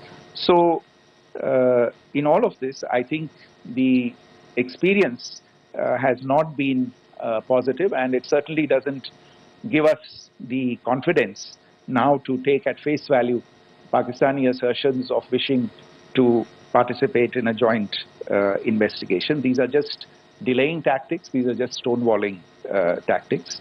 And in fact, there is reason to believe that Pakistan uses the evidence that we provide only to cover its tracks and, in fact, defend the terrorists who we are looking for and obstruct the path of investigation. A third point that I wanted to address was the claim that only civilians were killed in the strikes on the 7th of May. We have made the point very clearly that all attacks on the morning of 7th May were against carefully selected terrorist infrastructure, terrorist targets. It is not clear to us, in fact, seeing some of the coverage of the after effects of these strikes, including the funerals for the terrorists that were held yesterday. I think a lot of you have seen the reports and the coverage on media. If only civilians, if any civilians were killed in these attacks, I wonder what message this picture actually sends to all of you. This is a question that is worth asking. It's also odd that the funerals of civilians are carried out with the coffins being draped in Pakistani flags and state honors being accorded. As far as we are concerned, the individuals eliminated at these facilities were terrorists. Giving terrorist state funerals may be a practice in Pakistan. Doesn't seem to make much sense to us. Pakistan has also claimed that India deliberately attacked religious sites. This is completely false again. I have made it clear that the targets were terrorist infrastructure, terrorist facilities, and locations connected clearly with incidents of cross-border terrorism into India. And it is in fact Pakistan that is misusing religious sites as a cover to in fact radicalize, direct and indoctrinate and train terrorists. In fact, contrary to what Pakistan is claiming, yesterday Pakistan launched a targeted attack on the Sikh community in the state of Jammu and Kashmir, hitting Gurdwara in Poonch and the homes of Sikh community members which came under attack. And we know that at least 3 individuals were killed in that particular attack. Pakistan is also making attempts to, in fact, just to add to this point, the retaliatory action that Pakistan has taken, in fact, is impacting civilians. I showed you the picture of the Gurdwara and the Sikh community members who were killed in this. There are other civilians also who've been killed and injured in these attacks. In fact, since yesterday morning, a total of 16 civilians have been killed and 59 others have been injured in the attacks by Pakistan. Not only this, Pakistan is also making attempts as part of its disinformation campaign to paint our action with regard to cross-border terrorism through the communal angle. If that is the issue, then I think I can do no better than to cite or point you in the direction of the Pakistan Army Chief's speech of 16 April 2025. I think that is the last word in communal rhetoric. And in the Pahalgam attack itself, you are aware of the kind of religious profiling that was done there. And perhaps there is a linkage between these two events. I can only say that these nefarious designs will not be allowed to succeed in India. And it is to be noted that people from all faiths, all religions, all regions in India have unequivocally, not just in India but around the world, have condemned these attacks. The Pakistani claims of now responding to India's strikes of the 7th of May. As I said right at the outset, it is India which is responding. The original escalation was by Pakistan on the 22nd of April. We are the ones who are responding to that escalation with the action that was taken yesterday morning. And again, I would like to emphasize that the action was restrained. It was directed towards non-civilian, non-military targets. and confined to terrorist camps. And again, as we have been saying since yesterday, any further action by Pakistan, some of which we are seeing today, is nothing but escalation by Pakistan now, once again, and will be responded to and is being responded to appropriately. One point that I wanted to also address was the allegations to the targeting of a dam, the Neelam Jhelum project in Pakistan-occupied Kashmir. I want to say that this is an absolute and complete fabrication and a blatant lie. India has targeted only and only terrorist infrastructure, and the details of that terrorist infrastructure, together with the locations, were shared with you yesterday by Colonel Qureshi and Wing Commander Singh. I should note that if this kind of a claim is a pretext for targeting Indian infrastructure of a similar nature, Pakistan will be entirely responsible for the consequences that will undoubtedly follow. Finally, I want to address some issues that have been raised related to the Indus Waters Treaty and the disinformation that has been raised in regard to that as well. The fact is that there have been fundamental changes in the circumstances in which the Indus Waters Treaty was concluded, and they call for a reassessment of the obligations under the treaty.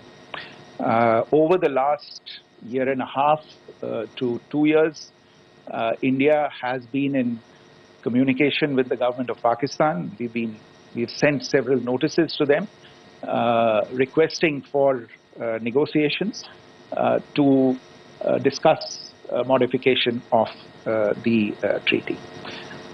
India has, for 6+ decades now, honored the treaty, even during periods when Pakistan imposed multiple wars on us, and even when relations were adversarial.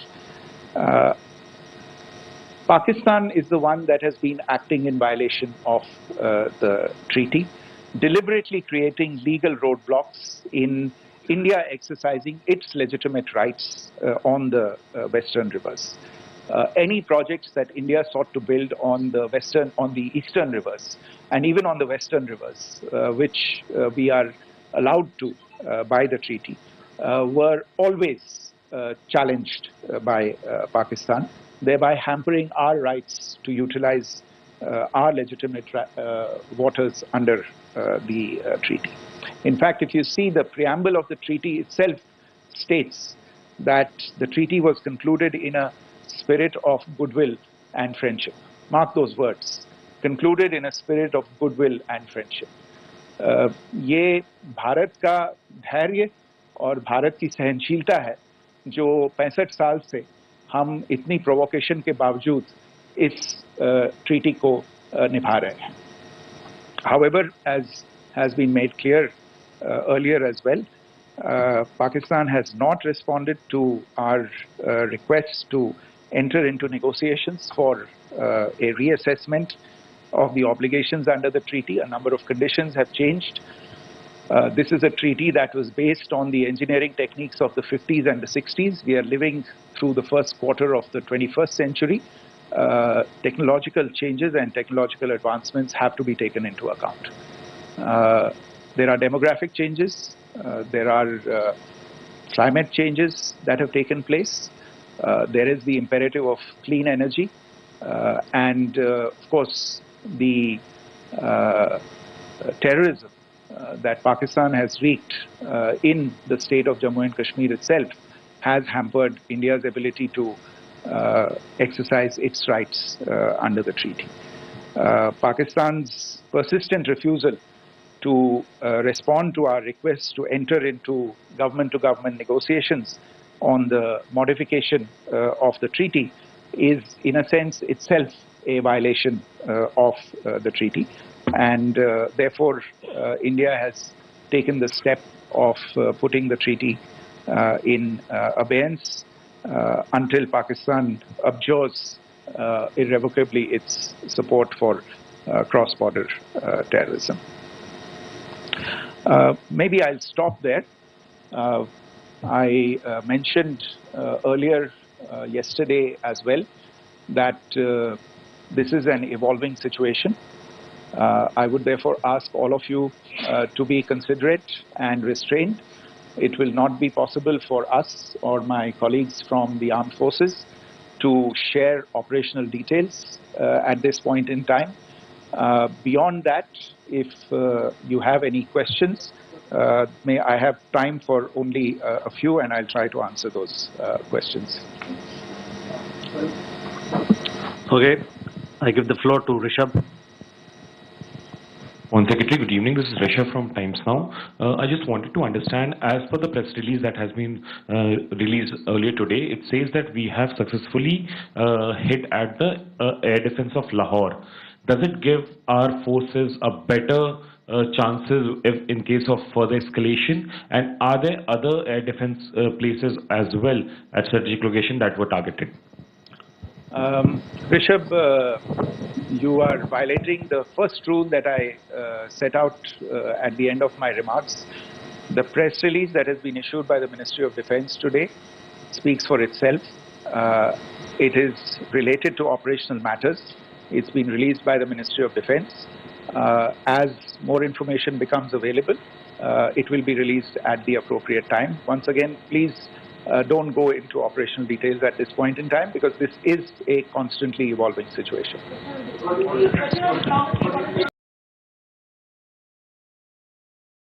Yeah, go ahead.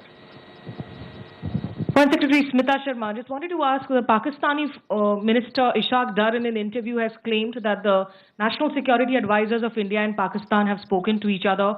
If you could confirm or deny, and is complete severance of diplomatic ties with Pakistan also on the table? I have no information with regard to contacts between the two national security advisors. Insofar as diplomatic relations are concerned, you've seen the steps that were announced in response to the following the meeting of the Cabinet Committee on Security on the 23rd of April. There are no further steps that are under consideration at this moment in time. Yeah, go ahead. Foreign secretary, मेरा नाम मनीष है, मैं TV9 Bharatvarsh से हूं, और आपने खुद ही बताया कि कितना मिस इन्फॉर्मेशन क्रॉस बॉर्डर से आ रहा है, बल्कि ऐसा लग रहा है जैसे पाकिस्तान के प्राइम मिनिस्टर और डिफेंस मिनिस्टर तक भी प्रोपेगेंडा करने में मिस इन्फॉर्मेशन में आ गए हैं। वो कई बार तो ये तक दावा करते हैं कि हम 3 राफेल हमने गिरा दिया, इतने हमने मिग गिरा दिए, और जब उनसे पूछा जाता है तो वो कहते हैं कि सोशल मीडिया में हमने ये सब चीज़ें देखी थी। तो अगर आधिकारिक तौर पर अगर आप कुछ कह सकें इस पर, ताकि उन्हें भी समझ में आए कि इस तरह के प्रोपेगेंडा नहीं चलने वाला है। देखिए, जब सही समय होगा तो आधिकारिक तौर पे इसके बारे में सूचना दी जाएगी, लेकिन जो आपका प्रश्न है कि प्रधानमंत्री और उप प्रधानमंत्री और विदेश मंत्री, उनके रक्षा मंत्री इस तरह की बातें कर रहे हैं, तो इसमें अचरज की कोई बात नहीं है। आखिरकार ये एक देश है जिसने अपना इसका जन्म लेते ही झूठ शुरू हो गया था। 1947 में जब पाकिस्तानी फौज ने जम्मू कश्मीर पे दावा बोला, तो उन्होंने किसी ऐसे वैसे व्यक्ति से नहीं, संयुक्त राष्ट्र से झूठ बोला कि हमारा कोई लेना देना नहीं है इससे। ये लोग जो गए हैं वो तो कबायली हैं। वो तो जब हमारी फौज वहाँ पे पहुंची और UN के लोग, संयुक्त राष्ट्र के लोग खुद वहाँ पे पहुंचे, उन्होंने देखा कि वहाँ तो पाकिस्तानी फौज घुसपैठ करके आ गई है, उसके बाद पाकिस्तान को मुंह की देखनी पड़ी और उनको मानना पड़ा कि हाँ, उनकी फौज वहाँ पे कुछ समय से पड़ी हुई है। तो ये जो यात्रा है एक तरह से 75 साल पहले शुरू हो चुकी है। तो I am not surprised that this kind of disinformation is being indulged in. या Siddhant Sir, Siddhant from Beyond. Sir, we have seen a lot of negative comments coming from the Pakistani military of escalation. If tomorrow there is an escalation, there are strikes, we know one attempt has been thwarted, what will be the Indian response to those attempts of creating more escalation? Because it is looking like it's going towards more escalation. And my second question is, are any other world powers, essentially the P5 countries, the West Asian countries, reaching out to de-escalate the current situation? Look, on escalation, we've already made our stance clear. I mean, there are two basic points. First of all, it is Pakistan that escalated on the 22nd of April. We are only responding to that escalation. And then what we have said yesterday and what my colleagues have said today, that now if there is an attempt at further escalation by Pakistan, it will be responded to in an appropriate domain. Therefore, the choice is entirely that of Pakistan to make. As to your second question, I don't think I can do better than to point you in the direction of the statements that are being made from practically every chancellery in the world and the sentiment that they are carrying. That sentiment essentially and for the major portion is support for the government of India in the context of the condemnation of the terrorist attack in Pahalgam on the 22nd of April. There is wide recognition of the government of India's right to respond to these attacks in self-defense, and of course a desire to ensure that there is not further escalation. I think these statements speak for themselves. Yeah. Sir, this is Mausami from India Today. Now, in the all-party meeting, we have learned that the defense minister has said that, in the Operation Sindoor, almost 100 terrorists were killed. Would we have any details about what is the number like, and also about if there were any big faces, masterminds, terrorist masterminds who were in fact killed? There is also a report that Masood Azhar's family's 10 members have been killed, and Rauf Asghar, who was actually the mastermind of Pulwama, he's also been badly, severely injured. I don't have information at this point in time to share with you on these issues. But as I said, I think, there is so much information out there on television, in the news media, in social media, that it sometimes looks like a long time has passed since this. Please understand that slightly over 36 hours only have passed since this operation was undertaken. Let us have some patience. Information will come out. It will be shared in due time. Shruti. Thank you, Foreign Secretary. Shruti Ranjan from Bloomberg. Sir, could you give us any understanding whether India has moved the IMF or the World Bank to kind of, sensitize them about the the bailout that Pakistan has and, the kind of stuff that the Pakistan government is doing? Look, we have an executive director at the IMF. Tomorrow there is a meeting of the board of the IMF, and I'm sure that our executive director will put forward India's position. The decisions of the board are a different matter. The process through which they are made. But I think the case with regard to Pakistan should be self-evident to those people who generously open their pockets to bail out this country. And since you are from Bloomberg, I think you would have the data on how many IMF bailout programs have been, very good, thank you, have been sanctioned in the space of the last 3 decades. And I think you would also have an idea of how many of those programs have actually reached successful conclusion. Probably not many. So I think this is a decision that board members have to take by looking deep within themselves and looking at the facts. So we can, one last question, sir. Sure. One last question. Foreign Secretary, I'm Siddhant from CNN News 18. I would like to know, since it's an opportunity to speak to you, I would like to know the response coming from United States since last 3 weeks. Saudi Arabia, Qatar. In fact, Prime Minister Modi spoke to Qatar before the strikes that evening. Perhaps how do you read the support coming from these countries, perhaps traditionally they were seen on the other side. This time around, their statements are strong worded. In fact, India-Saudi joint statement also had a very strong condemnation, strong worded condemnation. United States at all levels have condemned the attack and have extended support. In fact, Saudi Deputy Foreign Minister is in India. He just met EMS Jaishankar. Also, if you could shed some light on his visit, his meeting with EMS Jaishankar. In fact, we have also been told that he met Prime Minister Modi. Thank you. Look, all the countries that you named and many others, we have been in touch with them.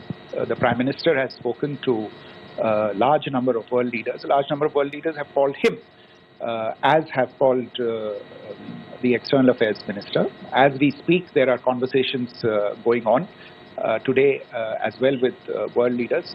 And your assessment or conclusion of the general tenor of these messages is very much on point. And I think this is a recognition of the fact, firstly, of the barbaric nature, the unprecedented nature and character and features of the attack in Pahalgam, and a recognition of India's right to respond to this. And also a recognition of the fact that in responding, we have been nothing but responsible and have done so in a restrained, in a measured, and in a non-escalatory manner. I think that counts for something.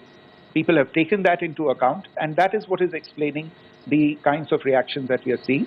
And we appreciate the sentiments and the statements that have been made by the vast majority of world leaders. Yes, the Saudi Minister of State for Foreign Affairs is in Delhi. He had a meeting with the External Affairs Minister earlier today. I don't have further details at this moment, but if there are details, the ministry will share them at some point with you. Thank you. I think that's all we have time for today. We'll join you again soon. Thank you all. Thank you.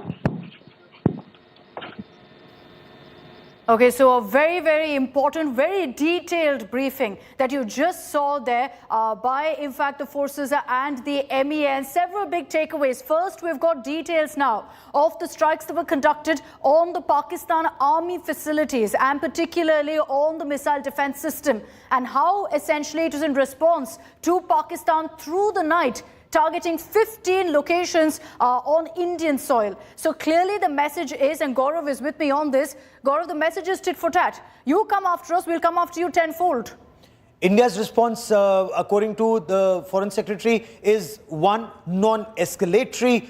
It is measured and it is for effect. If you look at what Pakistan did, according to the Ministry of Defense, statements made both by the Army and the Air Force, that they attacked 15 different locations of military importance, whether it's from Srinagar to Adampur. So let's take this state by state. 3 or 4 targets in Jammu and Kashmir, 3 or 4 targets in Punjab, 3 targets in Rajasthan and 1 in Gujarat. Adds up to 15 targets Pakistanis attempted, but the S-400 system was able to neutralize the entire Pakistani assault. And had they succeeded, can you imagine the devastation and destruction at 15 frontline air bases of India? So India has responded in equal measure to deter Pakistan, and that is take down their missile defense system, including in Lahore, and specifically in Lahore. And Lahore has a special significance. That is the heart of Pakistan's Punjab province. The core of Pakistan's army comes from Lahore, and now that place becomes very vulnerable with losing their air defense shield. 3 locations, we're putting that out on our screens, in Lahore, Sialkot and Rawalpindi.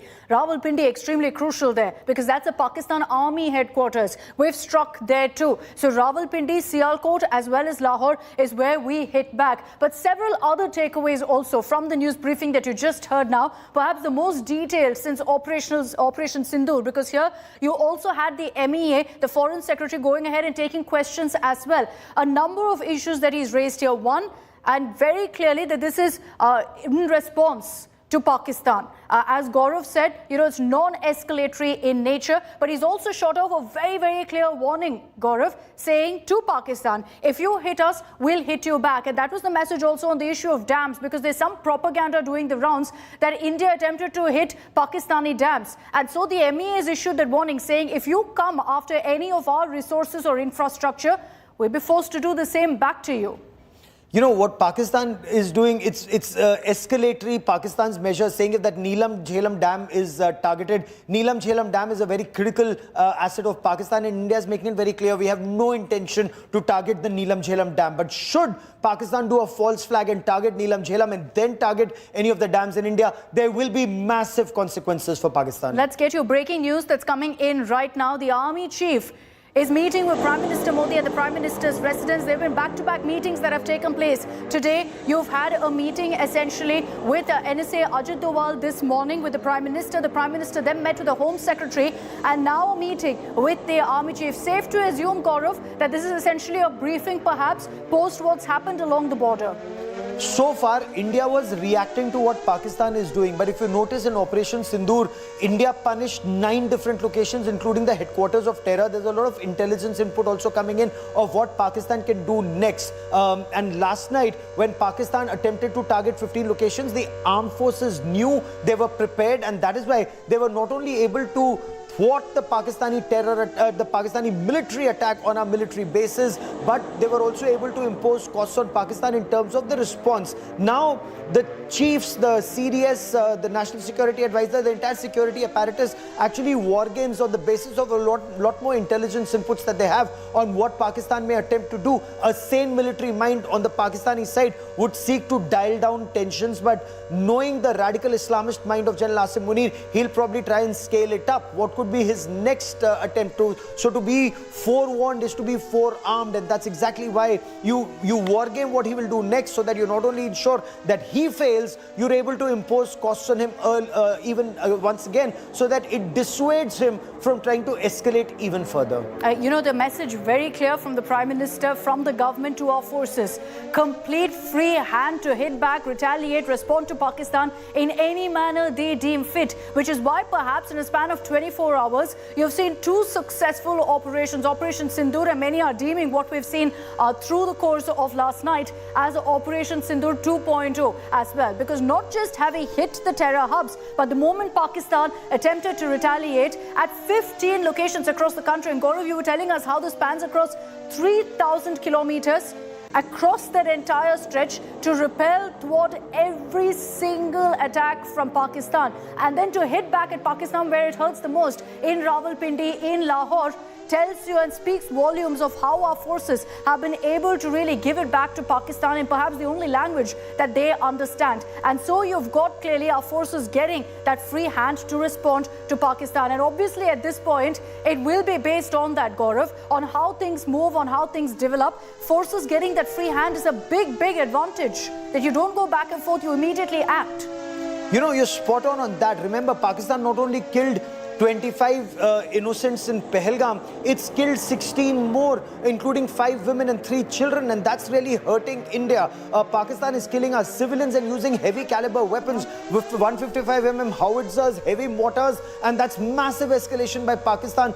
They don't care about Kashmir, Jammu and Kashmir, and the people of Jammu and Kashmir, the fact that they're killing civilians in Jammu and Kashmir. If I may quickly, in Rawalpindi, which has the general headquarters, as you rightly pointed out, India targeted a stadium very close to general headquarters, because that's the message India is giving. If we can target the stadium, we can target GHQ. Do not escalate. That the battery, the missile defense shield of Pakistan, the air defense system that was taken down, that's again a very important signal being sent out. If we can take this down, we can take much more down, and the 4 core of Pakistan or the Lahore core of Pakistan becomes very vulnerable. But India is not escalating, can escalate, but is not escalating. So that's the message India is giving. Tone down tensions and take action against terror, or we will be forced to. Very, very true. And Rawalpindi, that cricket stadium, is right next to the army headquarters. And you see those images on your screens also, as well. You know, plumes of smoke emerging from right outside that stadium. It was empty, mind you, because again, let's reiterate here that India has made it very clear we will not resort to what Pakistan does.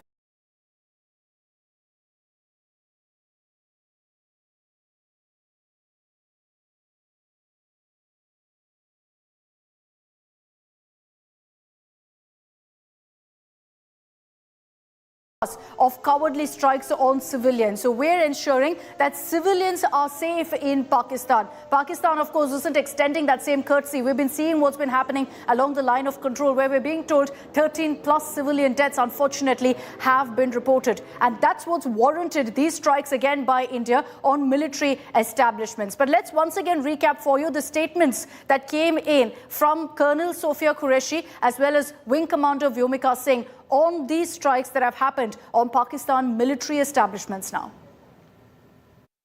Today morning, Indian Armed Forces targeted air defense radars and systems at a number of locations in Pakistan.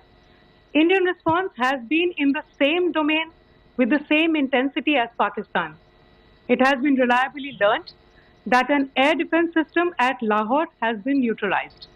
Pakistan attempted to engage a number of military targets in northern and western India using drones and missiles.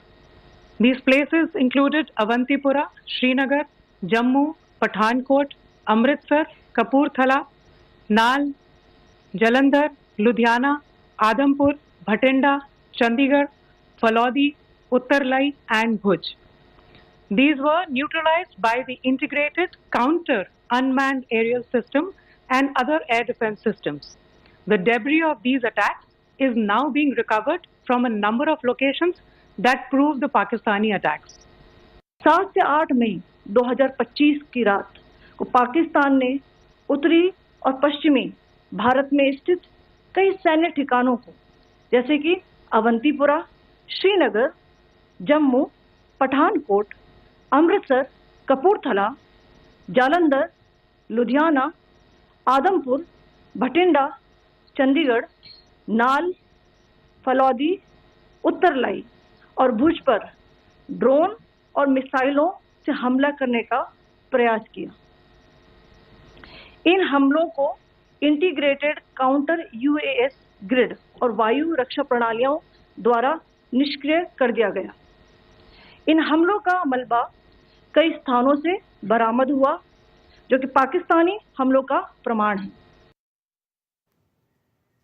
Okay, I want to bring in Maushmi Singh, who was at that particular briefing. Maushmi, we were live during that press conference. We heard your question also to Mr. Misri about the death toll, in which he said right now we can't confirm it. It's only been 36 hours. We're still getting details really of what the impact of Operation Sindoor has been. But a couple of big takeaways there, and just away from really what the briefing was about the strikes on Pakistani military establishment. There were pointed questions asked about all of the narratives being created on social media, fake news being spread about impact in India, about who we hit, etc. Can you just put that in context for us, or what the Foreign Secretary's message was?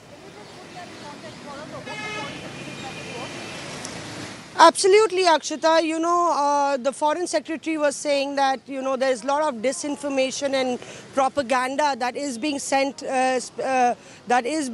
spread by Pakistan, and we want to reiterate the same thing, that we are just responding to the Pahalgam terror attack. Now, Pakistan wants to justify the action of targeting civilians. Almost 16 civilians dead, more than 30 have been injured, almost 50 have been injured, and Pakistan wants to justify it by saying that we are targeting civilians. All that we know is, and he showed that photograph of how, you know, that a state funeral was being awarded to terrorists, and they were wrapped, the coffins were wrapped in Pakistani flags. That itself proves about the complete bag of lies that Pakistan wants to in fact spread as fake propaganda. And on the other hand, he also said that you know, the fact that Pakistan has targeted civilian installations itself speaks volumes about what Pakistan's intentions are. He also went on to say, very importantly, you know, the highlight that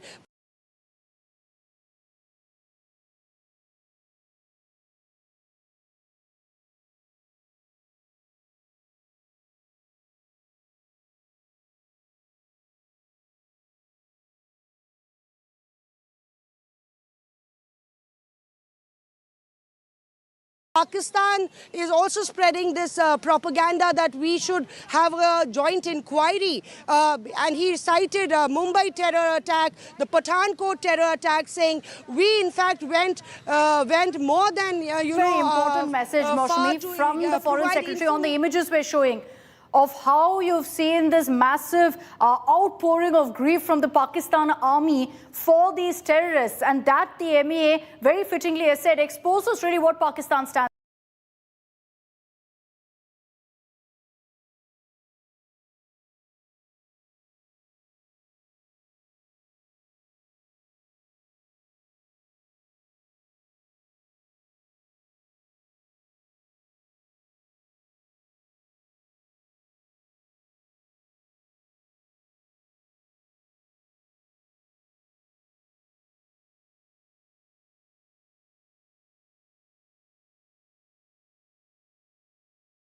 for, and how they consider these terrorists to be heroes. That's the kind of hero's farewell they received in these funerals as well, Gaurav. Well, imagine a wreath being laid on behalf of the Pakistan Army Chief, Corps Commander of Bahawalpur being present at the funeral of a terrorist.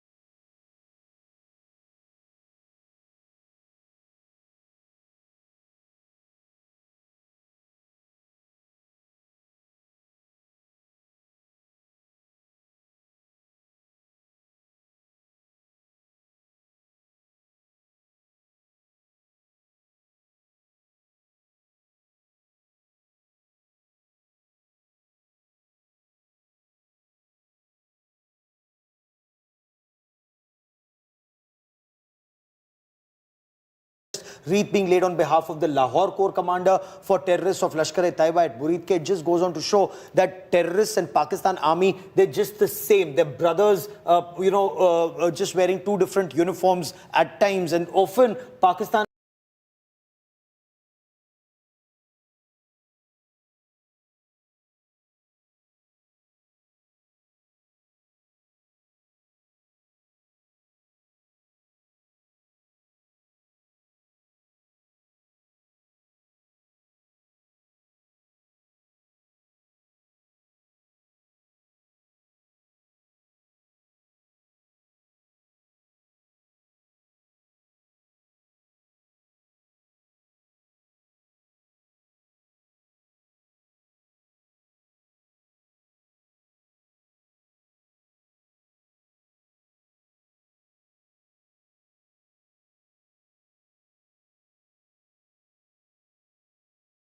Army soldiers have worn these, salwar kameez of terrorists and come into our country. That's also been done in the past, sadly. But, Akshita, the massive escalation by Pakistan, sending in their missiles and drones to target 15 different locations in India, that's huge escalation by Pakistan in the past 16 to 18 hours. Very true. While you and I slept peacefully, soundly through the night, our forces were repelling every single one of these strikes. And I want to decode for you the 15 locations that Pakistan attempted to strike. Why did they choose these 15 locations? Gaurav, you're well versed with this entire 3,000.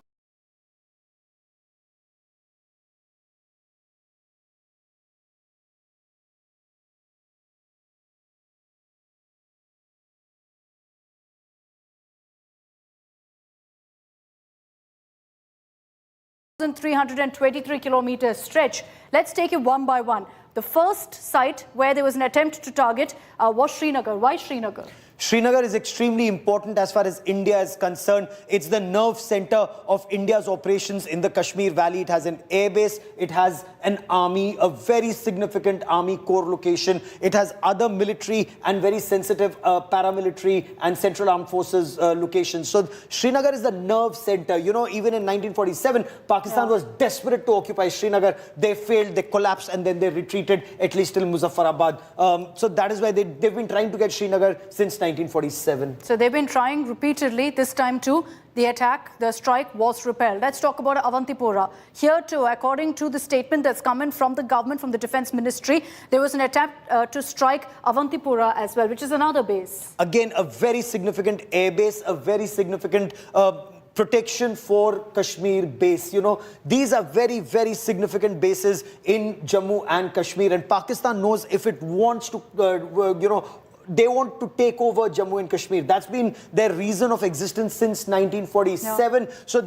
every chief looks at himself as either Muhammad Ali Jinnah or General Ziaul Haq or Muhammad bin Qasim, that they want to take over Indian territory by force, and Srinagar is repeatedly on their radar. So Srinagar, Avantipura, these are the two locations in Jammu and Kashmir where there were attempts to go ahead and fire missiles. We understand drones and missiles were used by Pakistan.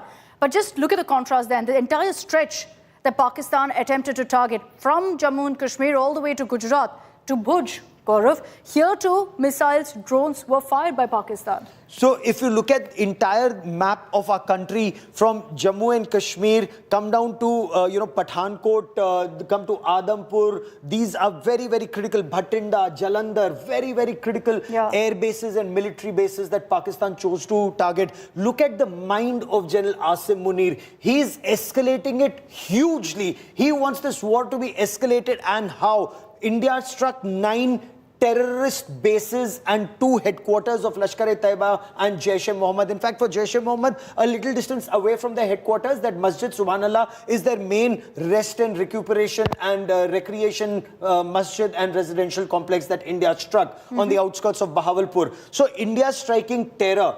India doesn't have any terrorist camps, so Pakistan can't strike terrorists here. So they tried striking the armed forces of India, and that's massive escalation. That too from Jammu and Kashmir all the way down to Gujarat. Correct. So through J&K, through Punjab, through Rajasthan, through Gujarat.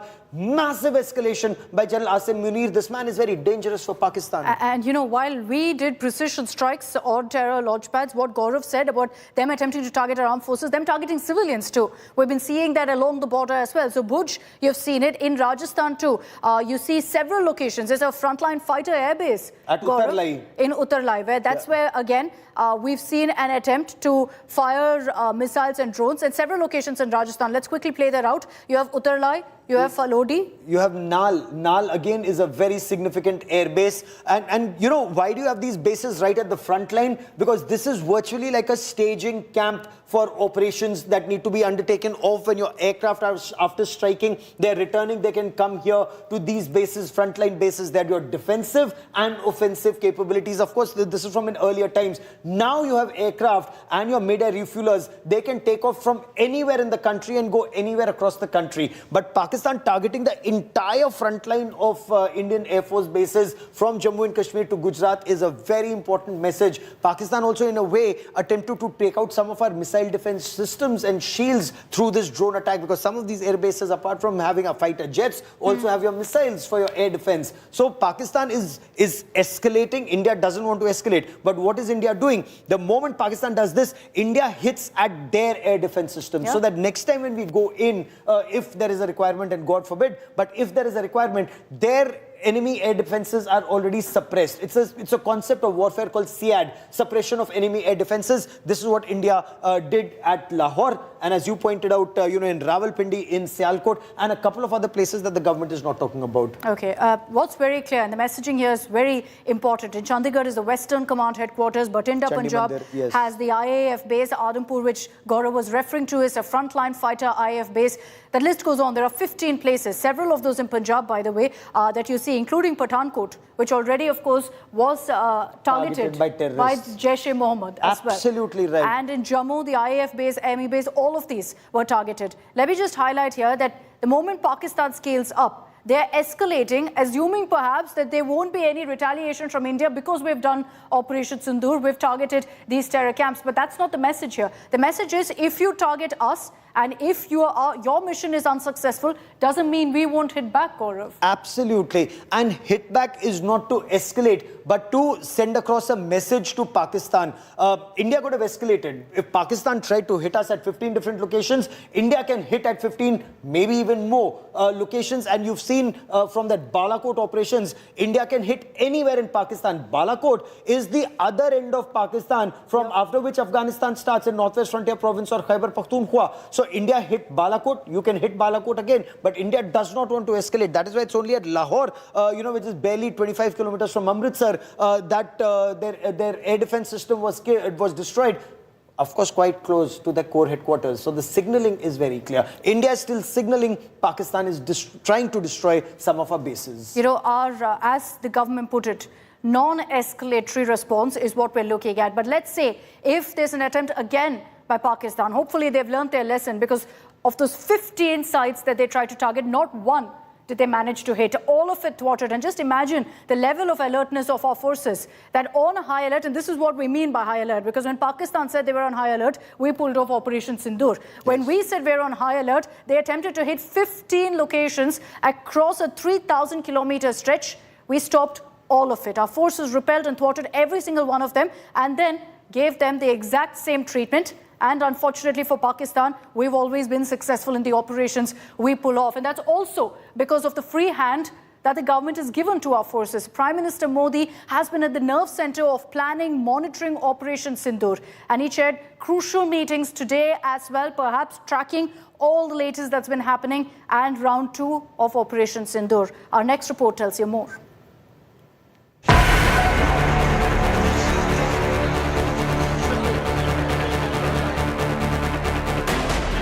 The next phase of Operation Sindoor. India responded to Pakistan's provocations by disabling Pakistan air defense radars, especially in Lahore.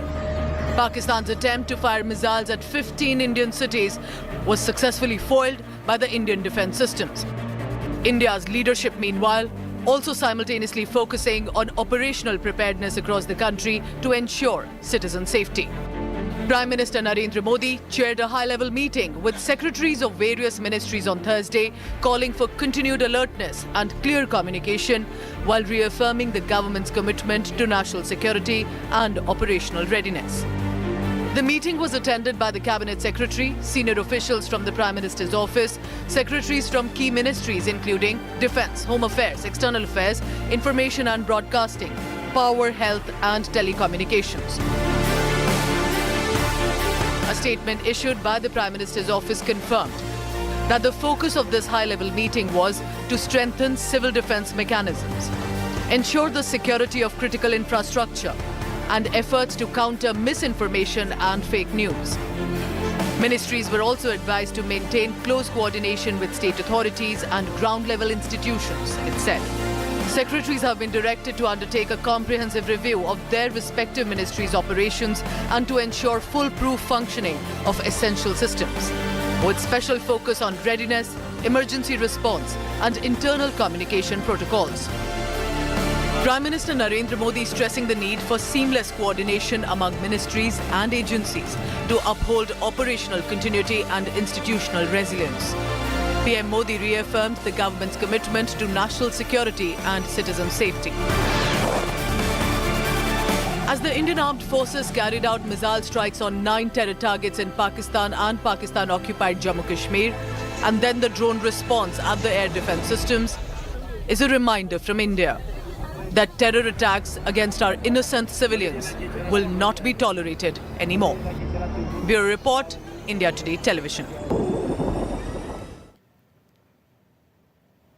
All right, let's talk about how we managed really to thwart all of the attacks by Pakistan. Remember that we have a very, very robust, some of the best in the world, air defense system currently in place.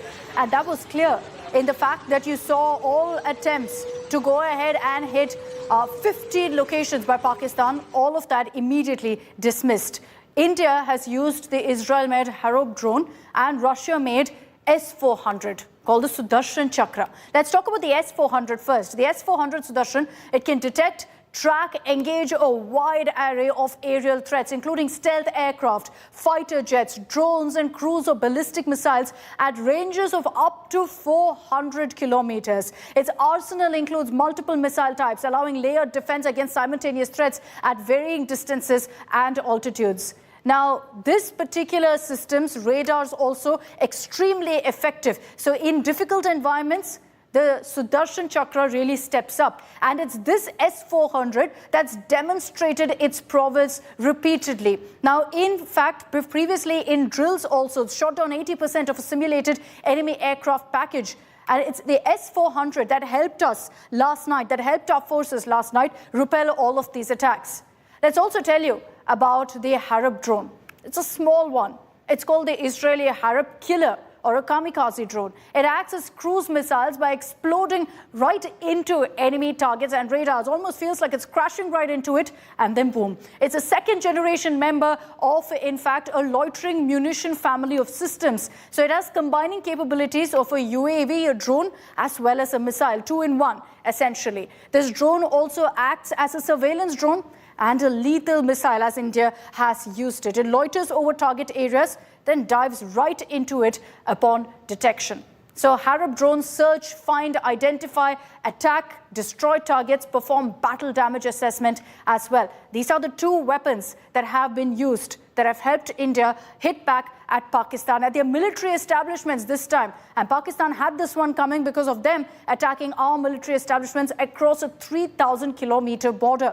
We're going to continue tracking all the latest updates that are coming in. You're tuned into our non-stop coverage here on India Today of Operation Sindoor and Operation Sindoor 2.0, where you're seeing Pakistani military establishments being struck now by Indian forces because of how they attempted to target us. Tit for tat is the message India is putting out. Thanks for tuning in. We're joining you on the other side of a very, very short break with more updates.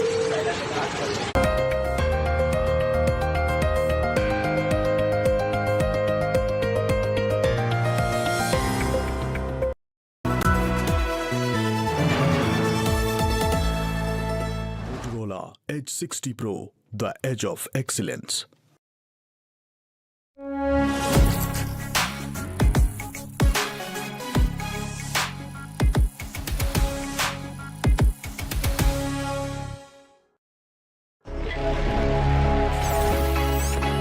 Long night? You have no idea. I got you.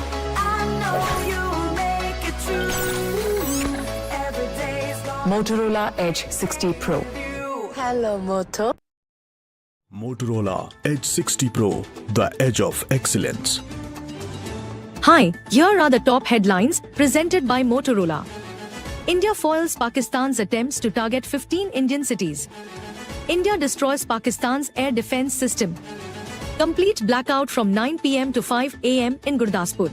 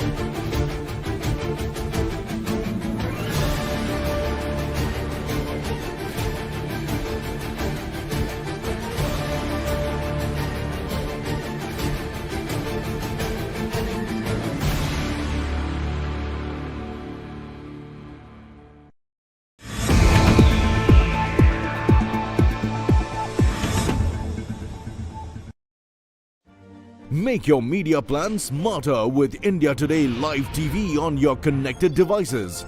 Amplify your brand with 100 million smart internet viewers. To advertise, mail us at sales@aajtak.com.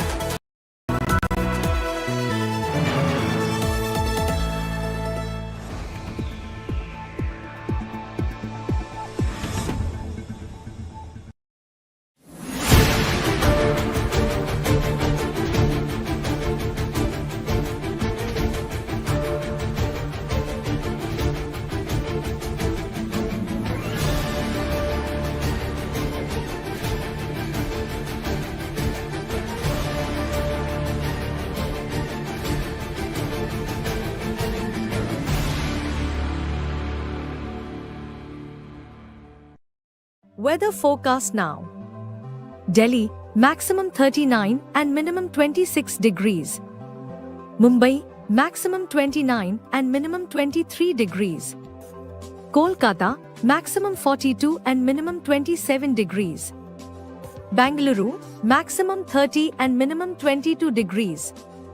Chennai, maximum 35 and minimum 26 degrees. Hyderabad, maximum 36 and minimum 24 degrees.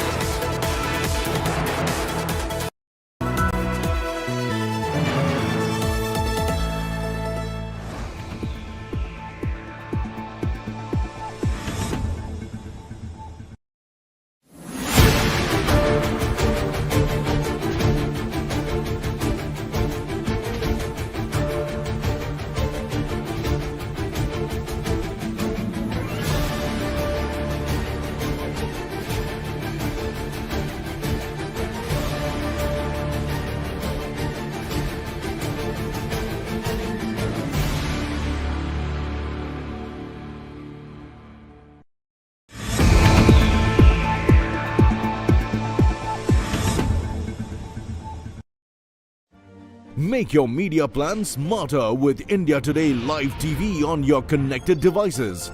Amplify your brand with 100 million smart internet viewers. To advertise, mail us at sales@aajtak.com.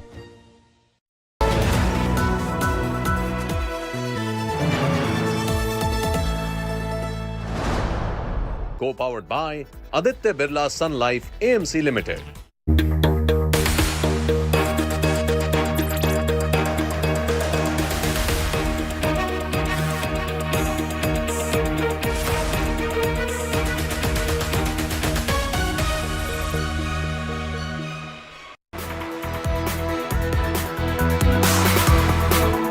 Welcome, you're watching To The Point. I'm Preeti Chaudhary. What could be seen in a grave move of escalation late last night, Pakistan tried to attack 15 defense installations in India. Each of the 15 attempts were thwarted by India's air defense system. We're going to get you more about that. And also then, as what India said clearly, in a reactionary measure, India went and attacked certain installations, army installations, defense installations of Pakistan, be it Lahore, be it Sialkot, be it Rawalpindi. We're going to get you the latest details that are coming out of what India calls a proportionate reaction to the escalatory reaction of Pakistan. All of that coming up. First up, allow me to take you through the headlines.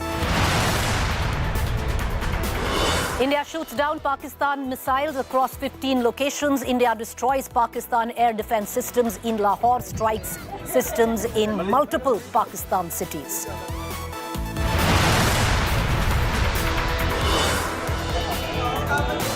Indian Air Force used S-400 air defense. S-400 Sudarshan Chakra thwarted attacks. India Sudarshan Chakra strikes. Air raid sirens pierce the air in Pakistan cities. Chaos, panic as Lahore residents flee after 3 loud explosions. Clouds of smoke fill city's skyline.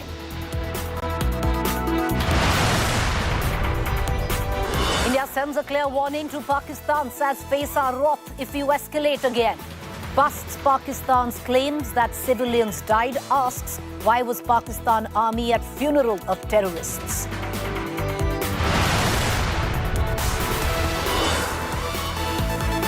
From diplomacy to now digital strike, all Pakistan-based content, films, songs and more to be removed from India's OTT and media streaming platforms.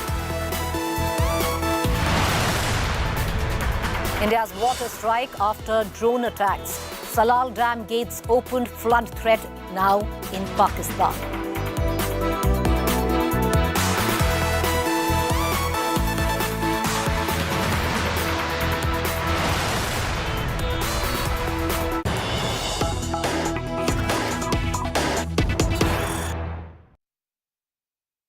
All right, viewers, let me get you up to speed with the latest news break that is coming in. Pakistan in a fair amount of panic and chaos over drone strikes on camera.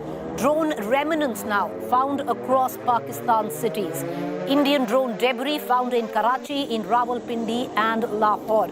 India struck Pakistan's crucial air defense system in Lahore, in Rawalpindi, the seat of Pakistan Army headquarters, and in Karachi as well. What you see on television screen, social media aflush with viral videos as well, all emanating from Pakistan on the debris of these Israel-made drones that India had chosen to strike Pakistan, all as a proportionate response, viewers. You know, you cannot underline this enough. India yesterday had made it very clear that at the back of Pahalgam, it had taken a measured, non-escalatory response. Pakistan, in the dead of the night, in its sinister plan, plotted to attack, escalate the situation by targeting 15 defense installations across India's 2,000-kilometer borderline. And each of those 15 attacks of Pakistan were foiled, they were repelled, they were thwarted by India's S-400 air defense system. Having said that, India, with what it called a clear, retaliatory, proportionate reaction, chose to attack because Pakistan had escalated the entire conflict, chose to proportionately respond to that, to send out a grave, clear message to Pakistan. You escalate, we will give it back. And that's exactly what happened. India, through the course of this early morning, through drones, attacked key army defense installations of Pakistan. The air defense system in Lahore was neutralized by India's drones. India attacked in Rawalpindi, the headquarters of the Pakistan Army. In Karachi, you can see the remnants, the debris of the drones used by India. All of these images are coming on from social media where Pakistan is concerned.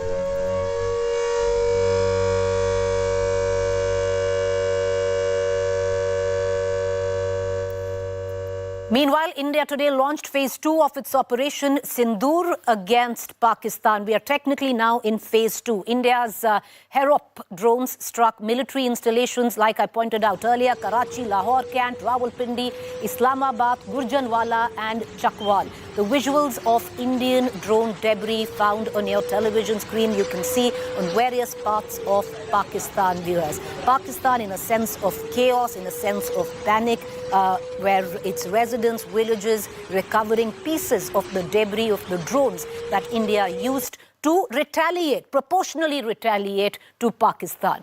Meanwhile, Pakistan's attempted late last night and early this morning. Of course, we're going to take you through on what Pakistan had attempted, and you can see that on your television screen. These 15 spots across a 2,000-kilometer borderline. You can see from Avantipura, Srinagar, Pathankot, Jammu, Ludhiana, Kapurthala, Chandigarh, Jalandhar, Adampur, Bhatinda, Nahal, Falodi, Uttar Lai and Bhuj. These were the areas that Pakistan attacked or attempted to attack through the course of the night yesterday, viewers. And each of those attempts were thwarted. I'm going to take you through where what was the reasoning of Pakistan to attack or attempted to attack these installations. I want to get in my colleague Shweta Singh as well, who's an ace defense journalist, has been tracking developments since yesterday. Shweta, what is the importance of trying to attack Avantipur, Srinagar? Can you take us one by one on all the key defense installations that Pakistan had tried to target? See, without giving away much, Preeti, right. Srinagar, Avantipura, these are forward air bases, forward installations which have the presence of army. They've got Avantipura has a parallel runway. We require for fighters. Otherwise, we used to have one at Srinagar. Now there's at Avantipura as well. So all across, if we look from there right till Bhuj, these are forward air bases or defense installations. Right. And the idea why Pakistan targeted these was because they said we will launch an attack on the places from where the missiles came to destroy these terror camps, which India is saying, and they're saying these are civilian areas. All right, so all these 15 key Indian defense installations that Pakistan tried to target through the course of the night, Shweta, right. Each one of them, and you can take us through on the importance of each one of them, were thwarted, was repelled, were neutralized by India's S-400 air defense systems. Right. Each one of them. Right. So it has a radius of, it can protect up to 400 kilometers, one.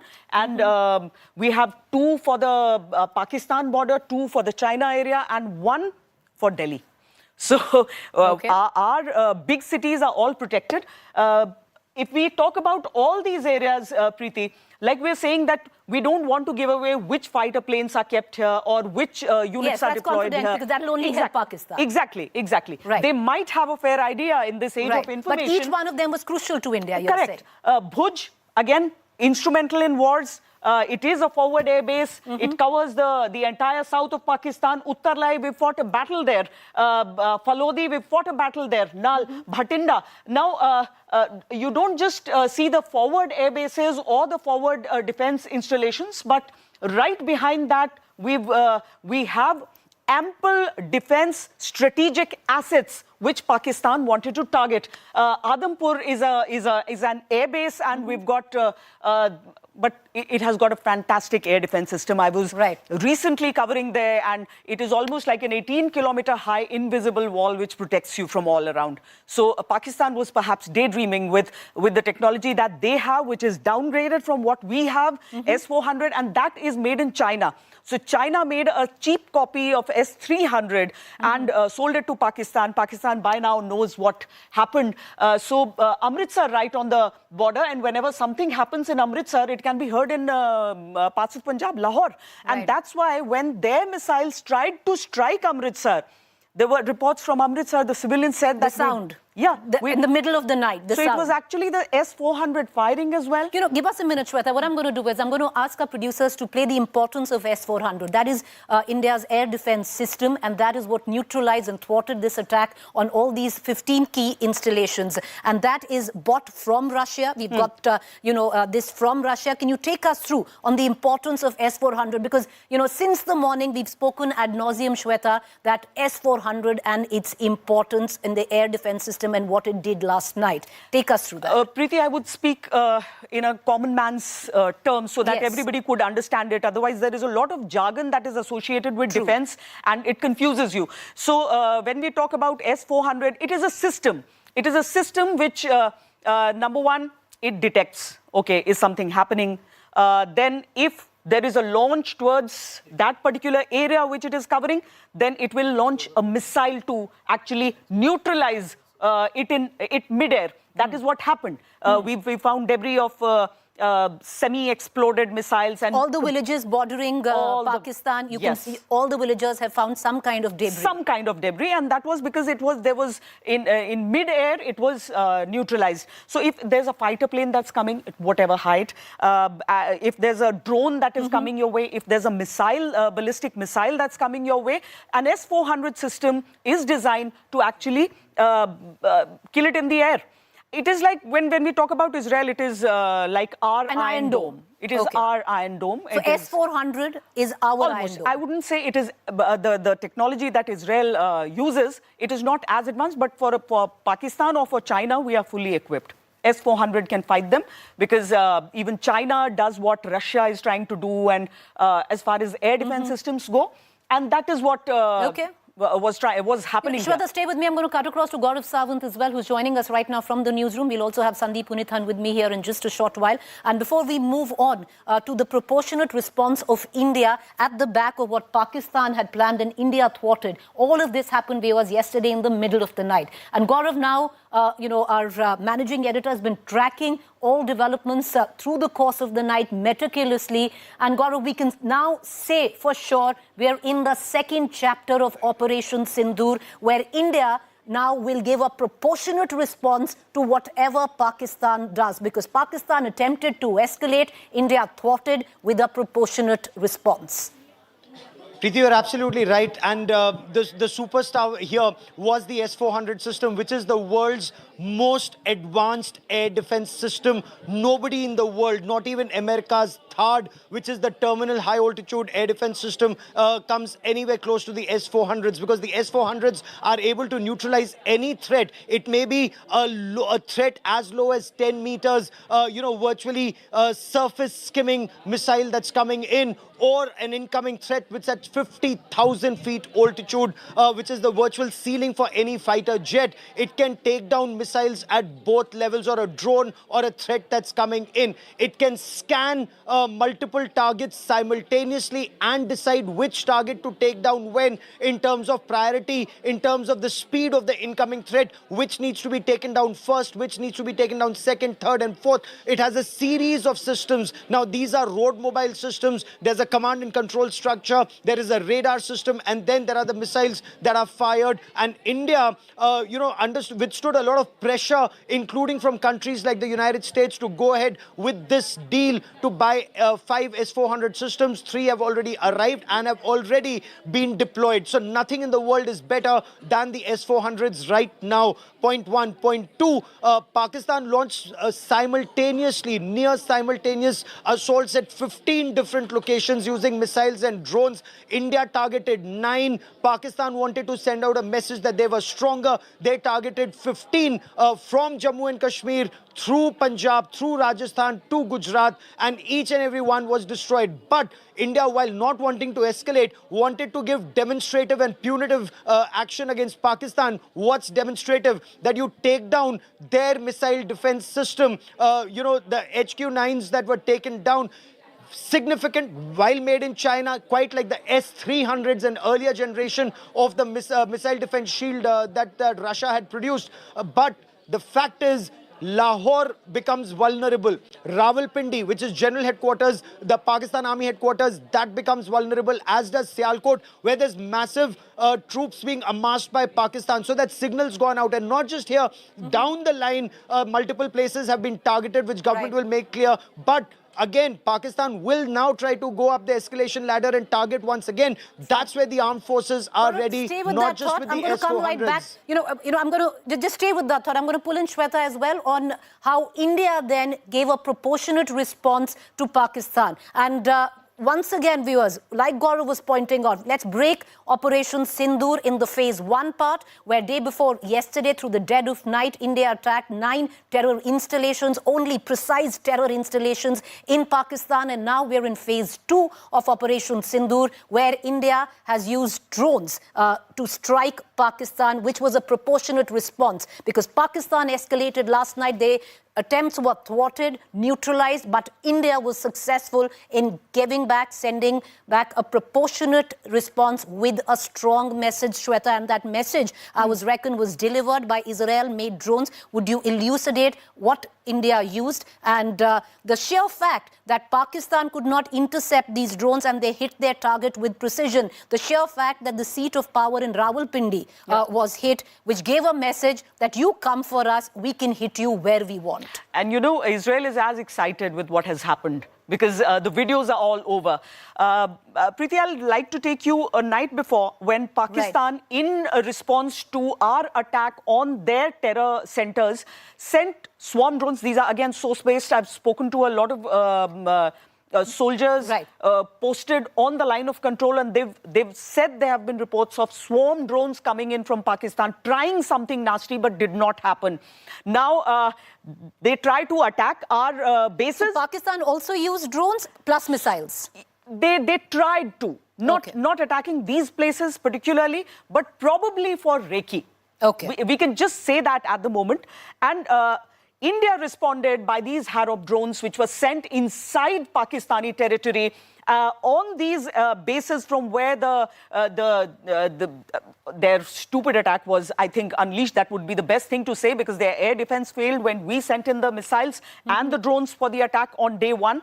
And then when India retaliated to their attack on our bases, we retaliated with HAROP drones. Now, Pakistan is saying, very interestingly, that they shot down these drones. And even some international media outlets are saying that the HAROP drones were shot down. No, you do not shoot down a HAROP drone. It is a suicidal drone. It is a Fidayeen drone, if I could say that. Well, that's quite ironic. Yeah. Because where we used it, it is ironic. It does not come back. Yeah. It will destroy the place. So you will find its debris, but it has done its job.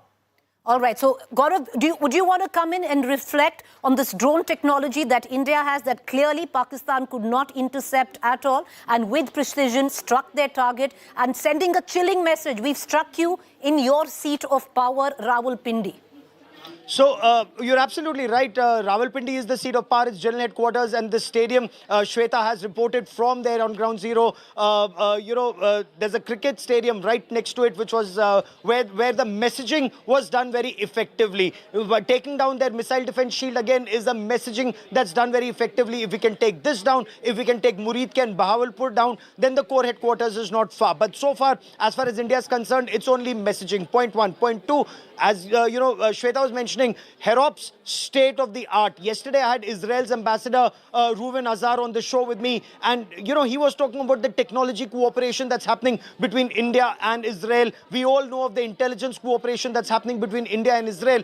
It's not only technology that you acquire, but it's also technology that you make, because in a long drawn conflict you can't just keep relying on foreign partners. You need to make in India, and that's where Atmanirbhar Bharat becomes extremely critical. If you can make these drones at home, and that's exactly what India is also doing. Now, these are drones where you feed in all the data, feed in the coordinates, they go, they loiter, they see the target, and then they have the ability to take the target down. The moment they see the target, the explosive is in the drone and it goes slam dunk into the target, neutralizing it completely. Right. Shweta rightly pointed out, there's no way that you can stop, intercept or take this drone down. Pakistan tried, their air defense system failed. And the irony was with the word Shweta used, these are Fidayeen drones used in Pakistan. But, Gaurav, stay with me. I want to introduce in this conversation senior journalist Sandeep Punithan. Gaurav Sawant, Shweta Singh, Sandeep Punithan are some of the finest defense journalists in the country. We are lucky to have them with us, and they have been breaking down of what the last 48 hours have meant, viewers. I'm going to cut across to Sandeep, but before that,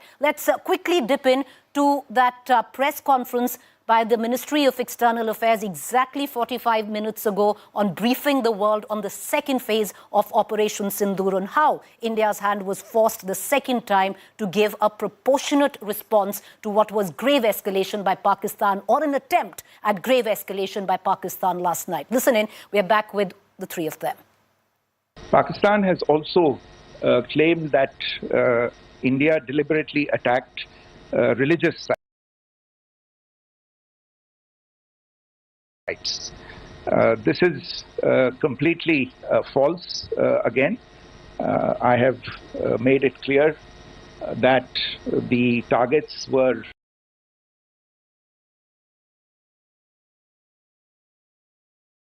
terrorist infrastructure, terrorist facilities, and locations connected clearly with incidents of cross-border terrorism into India. And it is in fact Pakistan that is misusing religious sites as a cover to in fact radicalize, direct and indoctrinate and train terrorists. In fact, contrary to what Pakistan is claiming, yesterday attack. Today morning, Indian Armed Forces targeted air defense radars and systems at a number of locations in Pakistan. Indian response has been in the same domain with the same intensity as Pakistan. It has been reliably learnt that an air defense system at Lahore has been neutralized. Pakistan attempted to engage a number of military targets in northern and western India using drones and missiles. These places included Avantipura, Srinagar, Jammu, Pathankot, Amritsar, Kapurthala, Nal, Jalandhar, Ludhiana, Adhampur, Bhatinda, Chandigarh, Falodi, Uttarlai and Bhuj. These were neutralized by the integrated counter unmanned aerial system and other air defense systems. The debris of these attacks is now being recovered from a number of locations that prove the Pakistani attacks. 7 से 8 मई 2025 की रात को पाकिस्तान ने उत्तरी और पश्चिमी भारत में स्थित कई सैन्य ठिकानों को जैसे कि अवंतीपुरा, श्रीनगर, जम्मू, पठानकोट, अमृतसर, कपूरथला, जालंधर, लुधियाना, आदमपुर, भटिंडा, चंडीगढ़, नाल, फलौदी, उत्तरलाई और भुज पर ड्रोन और मिसाइलों से हमला करने का प्रयास किया। इन हमलों को इंटीग्रेटेड काउंटर यूएस ग्रिड और वायु रक्षा प्रणालियों द्वारा निष्क्रिय कर दिया गया। इन हमलों का मलबा कई स्थानों से बरामद हुआ जो कि पाकिस्तानी हमलों का प्रमाण है। So, viewers, clearly, late last night, there was escalatory provocation by Pakistan, which India proportionately answered by giving it back. The difference was that India was able to thwart, repel each and every attempt of Pakistan to strike 15 of its key defense installations, but India was successful in striking back through drones. What next? The latest information that is also coming in, and, we just want to give it to our viewers, that all airports in Pakistan, flights have been suspended right now. Number 2, the US advisory has come in where the United States of America have asked all its citizens to leave Lahore or find safety or safe places in Lahore. So lots going on the sidelines of it. The National Security Council in Pakistan, well, if it really tantamounts to anything, because the Pakistan Army always is the one who has the say, has given a free hand to the Pakistan Army to what they call retaliate in whatever measure they want at a time of their choosing. Sandeep, I want to pull you in, but Shweta, you first, very quickly. What can we now expect? Of course, everything is in the realms of speculation, but the sheer fact, the sequence of events suggest the ball technically now in Pakistan's court again. Will Pakistan escalate a second time? Because India is very clear, we'll give it back. Pakistan will have to escalate, at least you think they will escalate? To their home audience. They have to give them a message. Preeti, they've actually lost very important people, even in the cross-border shelling, since they started first. But there are reports that some army personnel have died and their families have been affected because they were, even in these times, there were reports of certain families that were on the front line. A CO of a particular battalion has lost his family. Asim Munir was part of that janaza personally. And so these are things that they need to tell their home audience that we are doing something. They have to give a semblance of some action, and as soon as they do that, India will retaliate. And after all, Operation Sindoor 2.0 is still left. There is a list of 21 locations we have to hit. We've just hit 9. And Sandeep, that escalation ladder that we keep speaking on, we've clearly in the last 24 hours climbed up that escalation ladder, yes. Not because we wanted to, our hand was forced. Pakistan escalated, our response was proportionate. What do you think the next 24 or to the next 48 hours bring, keeping in mind all the indications that are coming in? Well, there's going to be tremendous pressure on General Asim Munir, as Shweta was saying, because let's not forget, Preeti, it's not just Pakistan that's been targeted. Punjab province has been targeted. Punjab province is the heartland of the Pakistan state. It is from where 70% of the Pakistan military, both soldiers and officers, are recruited. Punjab is everything for the Pakistan state. Punjab dominates Pakistan, not only in the military, but in every aspect of life. They have been attacked. Terrorist infrastructure has been struck in a way that has not been in the last 25 years. These are unprecedented strikes. And I think the Indian government has demonstrated that if the Pakistan military thinks it's unpredictable, the Indian government is even more unpredictable. And the speed at which it's retaliated to last night's attack by Pakistan, we're calling it Swift Retort 2.0. Right. In fact, Gaurav came up with this expression a few days back. It was defeated, it was destroyed, it was repelled by our air defense network, including the S-400. But now the ball is in Pakistan's court. Again. Especially, and these attacks, today's attacks, very significant. Broad daylight. You had drones, the HAROPs went in broad daylight, not in the dead of the night. You're right. You saw people shooting them on their smartphones, and they were tracking these drones as they went down to impact. And this is the kind of fear that General Asim Munir has exposed the people of Pakistan to. He keeps talking about a hard state all the time.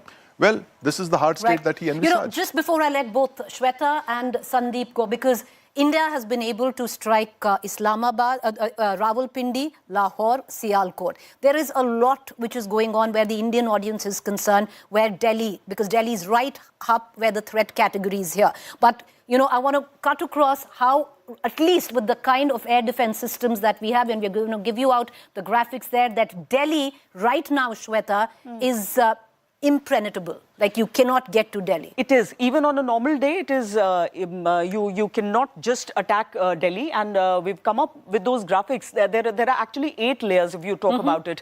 And Preeti, even a normal high-rise 5-star hotel has air defense on its rooftop.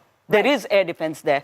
Your main buildings, the Prime Minister's residence, the South Block, North Block, Parliament House, the Rashtrapati Bhavan, all are covered by multiple layers. There are small teams, there are huge teams. There is complete air defense, S-400 at 2 borders and for Delhi.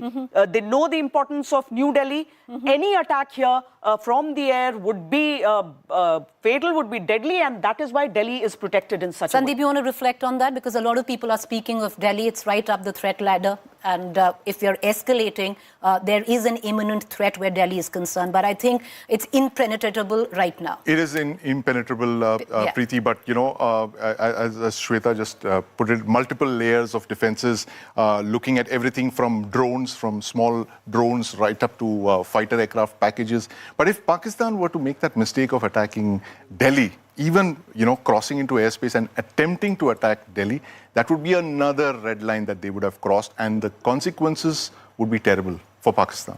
But we haven't struck Islamabad yet. Yes. Hitting Delhi would be symbolic. I would think it would be the equivalent of what they did 25 years back by attacking India's parliament in 2001. It would be the Pakistan military's attempt to replicate the parliament attack. But the interesting part about all of these strikes, Preeti, is that, for 25 years, we've always lived under the threat of terrorism. Thanks to General Asim Munir, that mask of terrorism has fallen off, and we see the person wearing the mask. It has been the Pakistan army all along.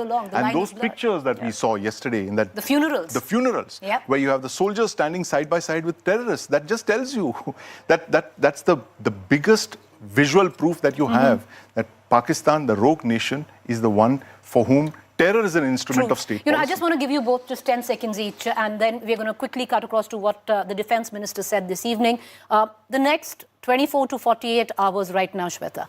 Very crucial, especially around the line of control, and to see how Pakistan wants to retaliate. I think the terror threat is bigger. The terror threat is bigger. Yeah, Pakistan, more than Pakistan as a state. Sandeep. If there is a terror attack, as Shweta mentions, a covert option, that would mean that the Pakistan military has exercised a covert option. And that would immediately mean another retaliatory attack by India. Because right now, the forces are raring to go. Because this is an opportunity that we have got after a very long time. The weight of the international opinion is behind us. And if India has to take out Pakistan's terror infrastructure, now is the time to do it. All right, thanks the both of you. What we're going to do is quickly dip into what the defense minister said a short while ago. Listen in. साथियों, सबसे पहले तो मैं हमारी arm forces ने कल जो कार्रवाई की है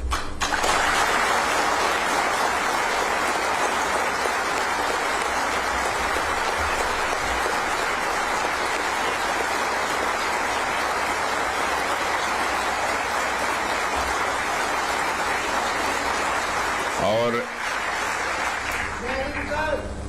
जय हिंद जो शौर्य और पराक्रम दिखाया है उसके लिए मैं हृदय से बधाई देता हूं। पाकिस्तान और पीओके में जिस तरह से हमारी आर्म्ड फोर्सेस ने टेरर कैंप्स को नेस्त नाबूद किया है वो हम सब के लिए एक गौरव का विषय है। क्वालिटी की क्या भूमिका होती है, यह क्या रोल अदा करती है, इसका नमूना हमने कल देखा।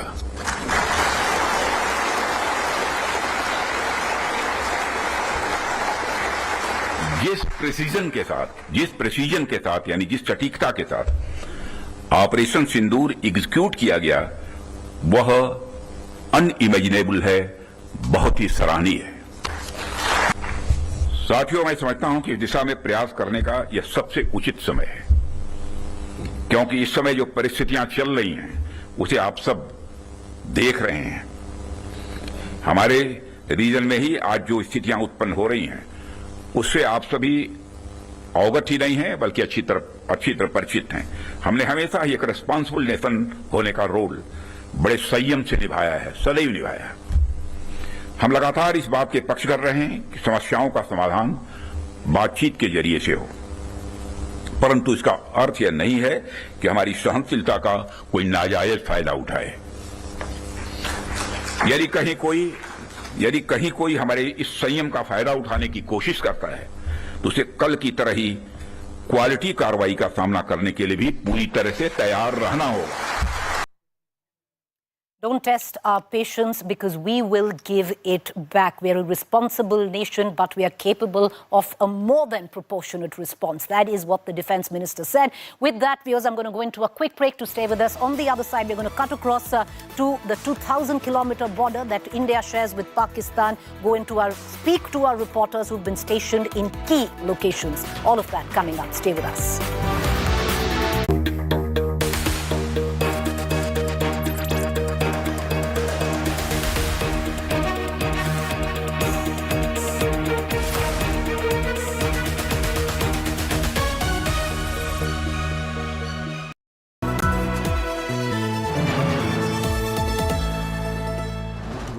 Edge 60 Pro, the edge of excellence.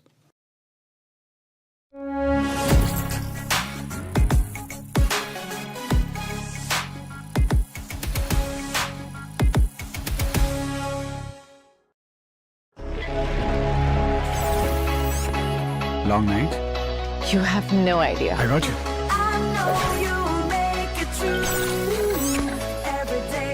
Motorola Edge 60 Pro.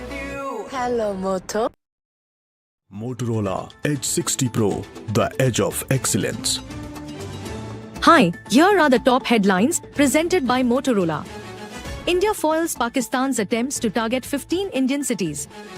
India destroys Pakistan's air defense system. Complete blackout from 9 p.m. to 5 a.m. in Gurdaspur.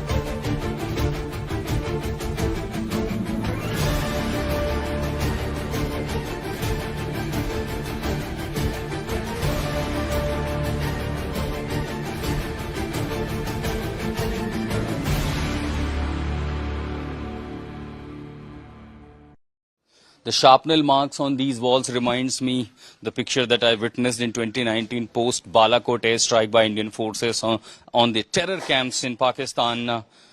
What I see here, that how Pakistan used long guns, the long barrels, to target the civilian areas, and these are the documented evidence. The footprints of their act is quite visible in Poonch, and this is exactly what unfolded during 2019 when they targeted civilian areas. As in Poonch, what is known for that Pakistan having advantage of the height, they often target civilian areas after 29, and this creates literally a panic and sense of fear amongst the people.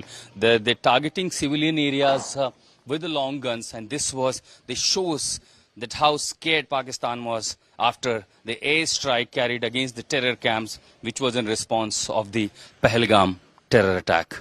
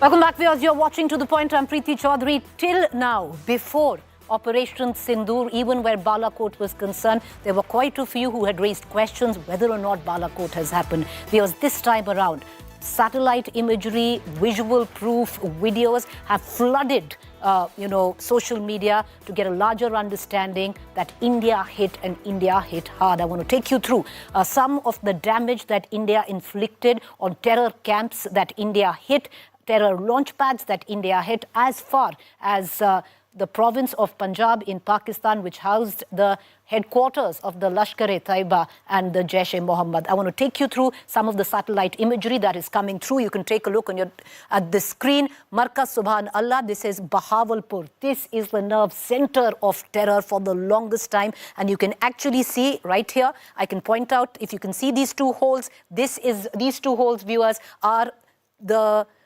where the missiles fell. The Hammer missile fell right through, and you can see these holes and the crater that it actually caused. Let's quickly move on to other satellite images. This is also once again from the same building in Bahawalpur of the night of May 7th, 2025. And you can once again see right there, if I can point out to you, this big gaping hole which was caused by the Scalp missile which was used. This was the residential quarter of that masjid which housed terrorists, viewers. The other image, this is the entire mosque hall completely targeted in Bahawalpur. You can clearly see the damage right there. So all of these are visual imagery, satellite imagery that is coming in to point out at the Markaz Taiba in Muridke the kind of damage that India's missiles did on the 9th of the 7th of May, where India attacked 9 terror launch pads in Pakistan. I want to cut across Ankit Kumar, my colleague, who's going to talk us through this satellite imagery. And he's going to take us through one by one, because all of this, images don't lie, viewers. And you can easily see one by one as we take you through these images on the kind of damage India inflicted through the course of the night of 7th May. One by one, you can see the gaping holes here. You can see that entire building completely turned to rubble. And this was the headquarters, viewers, in Muridke of the Lashkar-e-Taiba, right there as well.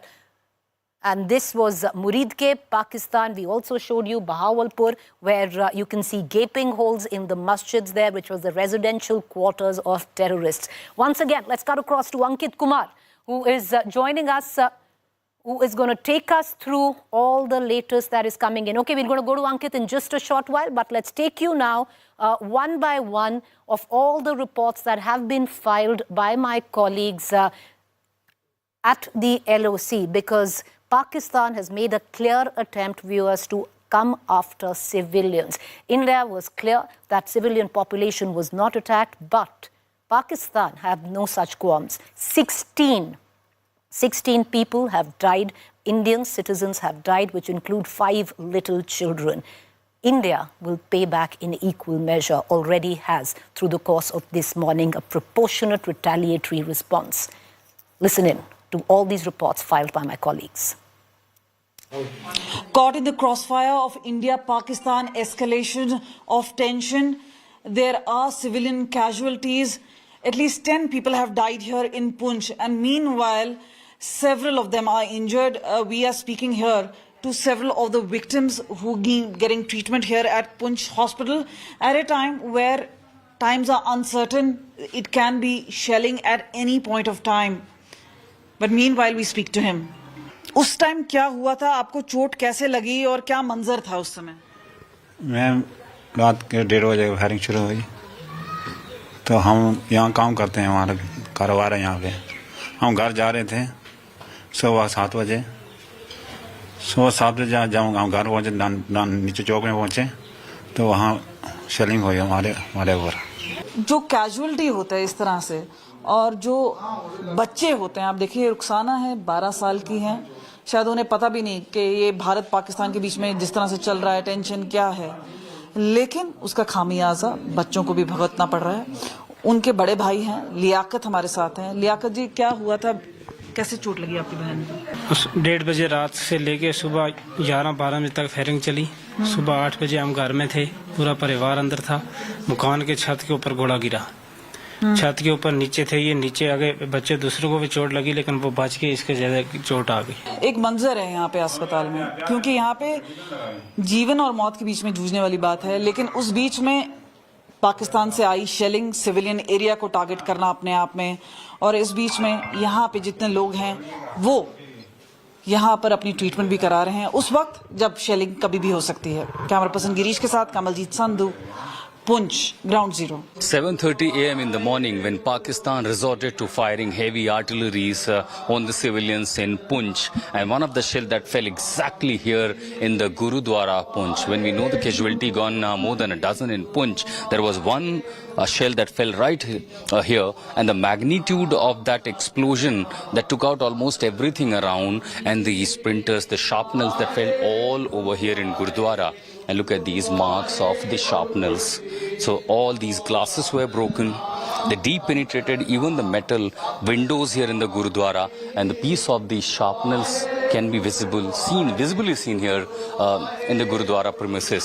And just 24 hours of the Pakistan's provocation, indiscriminate shelling in Gurudwara, it is the faith of the people, it is the patriotism of the people of the Poonch. They are giving tough response to Pakistan, that they are not going to deter. It's the sense of patriotism. The Gurudwara this morning yet again opens for the prayer, for the people, Vaheguru chanting. People with their faith and belief have come back to Gurudwara, showing that Pakistan's any unintentional such kind of provocations will not deter us, will not deter the armed forces. It's a faith of the people that have brought them all here to this Gurudwara in Poonch, which came under the attack of the heavy shelling of Pakistan just 24 hours ago.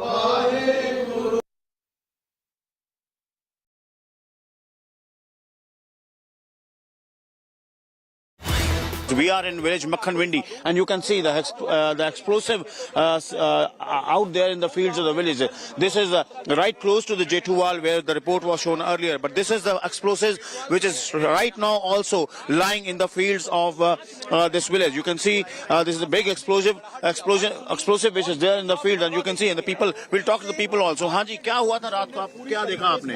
रात को sir 1 बजे blast हुआ, उसके बाद हम घर की छत पे गए, उसके बाद एक के बाद एक 5 5 ब्लास्ट हुए। जो 5वां ब्लास्ट था ना, वो आसमान में बहुत जबरदस्त अग्नि हुई, फायर हुआ। और ये एक्सप्लोसिव कब दिखा आपको? ये तो अभी पता चला जी, ये तो 9 बजे के करीब पता चला, जब वो गांव के लोग बाहर को आए यहाँ पे। हाँ बिल्कुल, ऐसा पता ही नहीं था कि ये मक्खन। क्या नाम है बताइए, क्या हुआ था रात? सुखचैन सिंह चन्ना। ये जी रात 1:05 ਦੇ ਬਲਾਸਟ ਹੋਏ ਆ। ਇਹ ਇਧਰੋਂ ਚੀਜ਼ ਆਈ ਆ, ਕੋਈ ਰਾਤ ਇਹ ਨਹੀਂ ਪਤਾ ਲੱਗਦਾ ਹਵਾਈ ਜਹਾਜ਼ ਆ ਕੇ ਡਰਾਉਣ ਆ।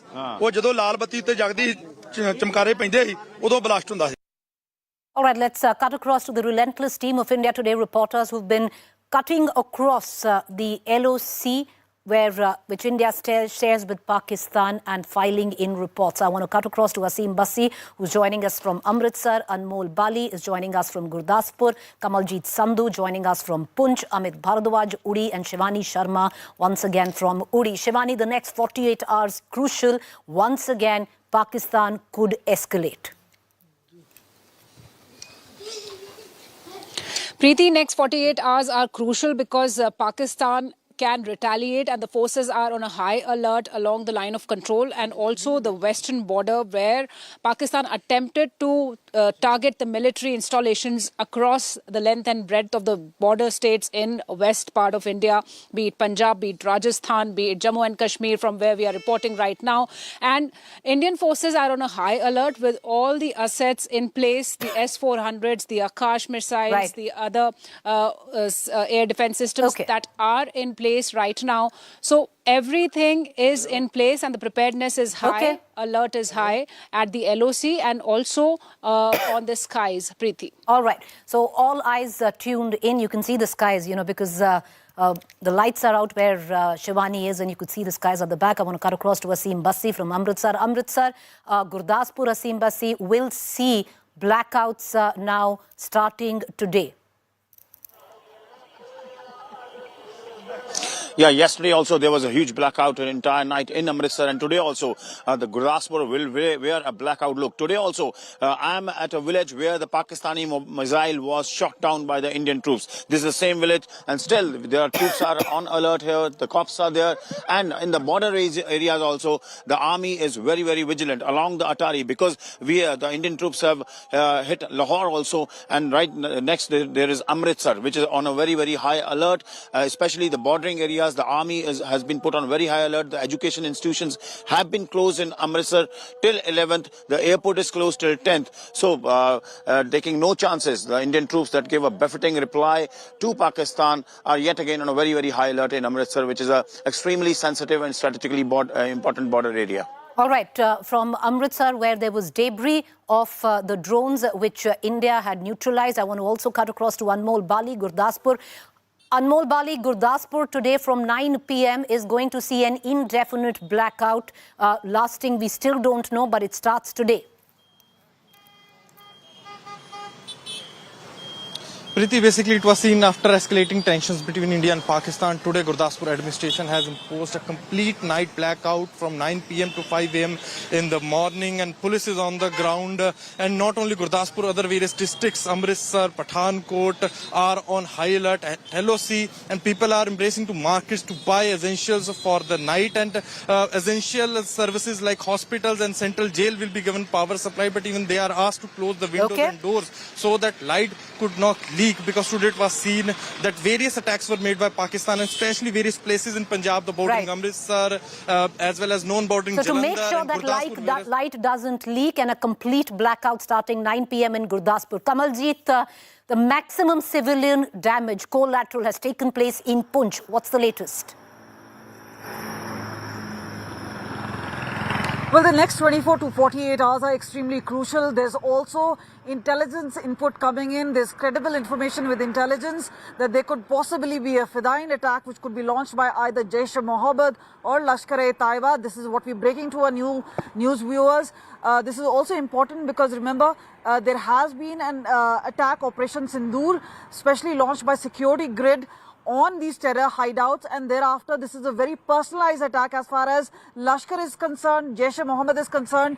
They've had meetings with the Pakistani army establishment, and what is really coming out is that there's an attempt to show restraint as far as Pakistani army is concerned, to try and rein them in, because they know this could actually have a further escalation. So what we know is there is a high alert in both Punjab as well as in Jammu and Kashmir as far as security grid is concerned, as far as temples are concerned, and the river establishment which is related to dams. All these could be actually under a lot of terror radar, and that is why there's a high alert which has already been sounded. Remember, LOC and IB security is extremely tight, and meanwhile in hinterland also the security has been tightened after this alert. Right. Amit, what are you witnessing in Uri?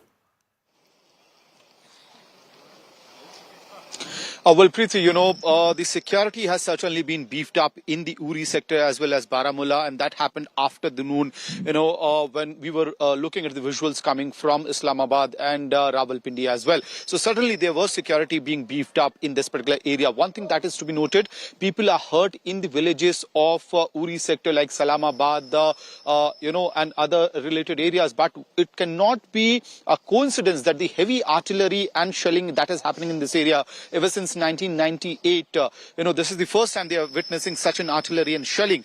It also happens to be a fact that in Islamabad, you have Islamabad Power Project 2. The NHPC project is in another area where this heavy shelling and artillery has been launched by the Pakistan. So they are also possibly trying to attack our establishments in these crucial sectors. Back to you. All right. With all our reporters, good luck, be safe. We're going to continue to come back to you. Thank you for joining us. With that, viewers, a quick break to stay with us. On the other side, Gaurav Sawant takes over.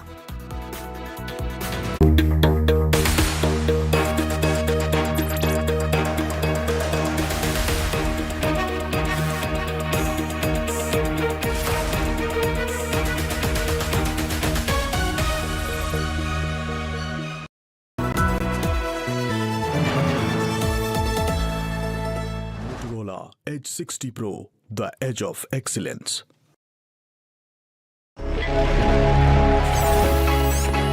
Long night? You have no idea. I got you.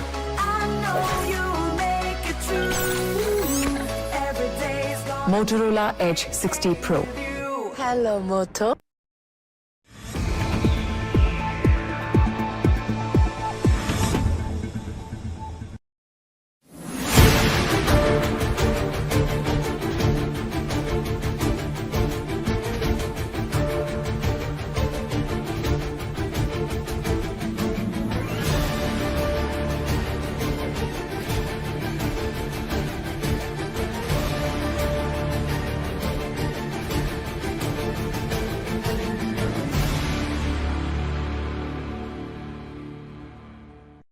हम में से कोई जंग नहीं चाहता। हम लोग जो खासकर जम्मू कश्मीर में रहते हैं, क्योंकि अक्सर बेशतर हमने देखा है, चाहे वो इससे पहले जो वार हुए हों या करगिल हुआ हो, वो कहीं ना कहीं जम्मू कश्मीर को ही हिट कर जाता है।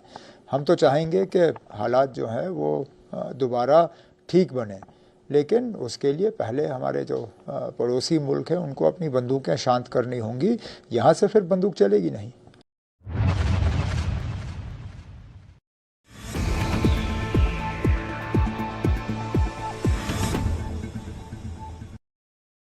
Weather forecast now. Delhi, maximum 39 and minimum 26 degrees. Mumbai, maximum 29 and minimum 23 degrees. Kolkata, maximum 42 and minimum 27 degrees. Bangalore, maximum 30 and minimum 22 degrees. Chennai, maximum 35 and minimum 26 degrees. Hyderabad, maximum 36 and minimum 24 degrees. Make your media plan smarter with India Today Live TV on your connected devices. Amplify your brand with 100 million smart internet viewers. To advertise, mail us at sales@aajtak.com.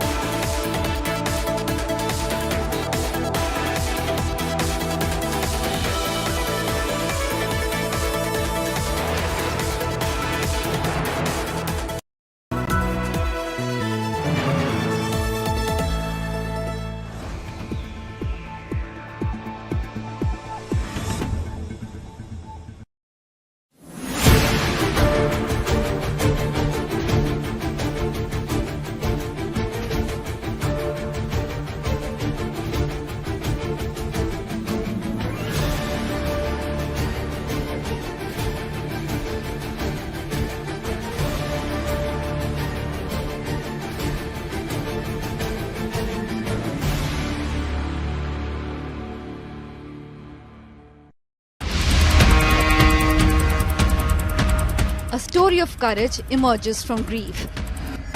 Even as a family mourns the brutal murder of a father, Santosh Deshmukh, 18-year-old, Vaibhavi Deshmukh has shown extraordinary resilience by scoring over 85% in her class 12th exams. Santosh Deshmukh, Sarpanch of Masajog village in Maharashtra's Beed district, was killed in December after he resisted an extortion bid made on a wind energy firm. The murder of Santosh Deshmukh led to the resignation of State Minister Dhananjay Munde over his links to accuse Valmik Karad. While the police have filed a charge sheet in the case, one accused is still absconding. In the face of tragedy, Vaibhavi Deshmukh stands as a symbol of strength. Bureau Report, India Today.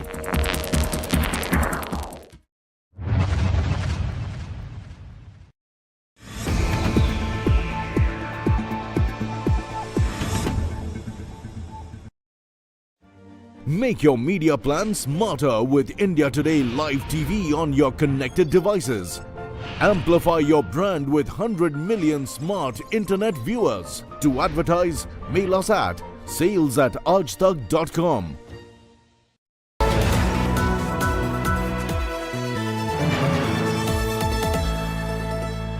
So sorry.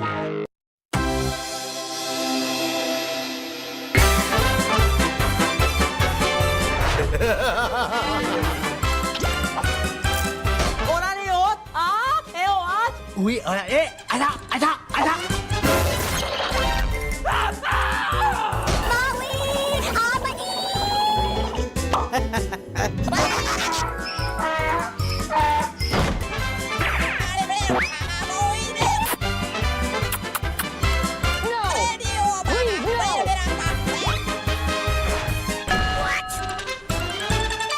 Maya, oh.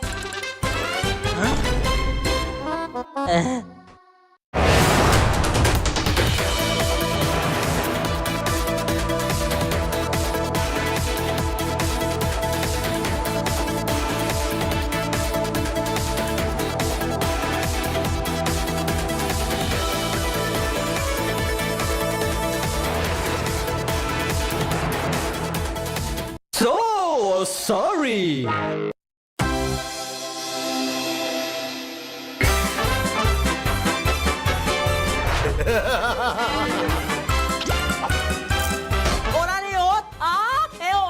Ui, ada.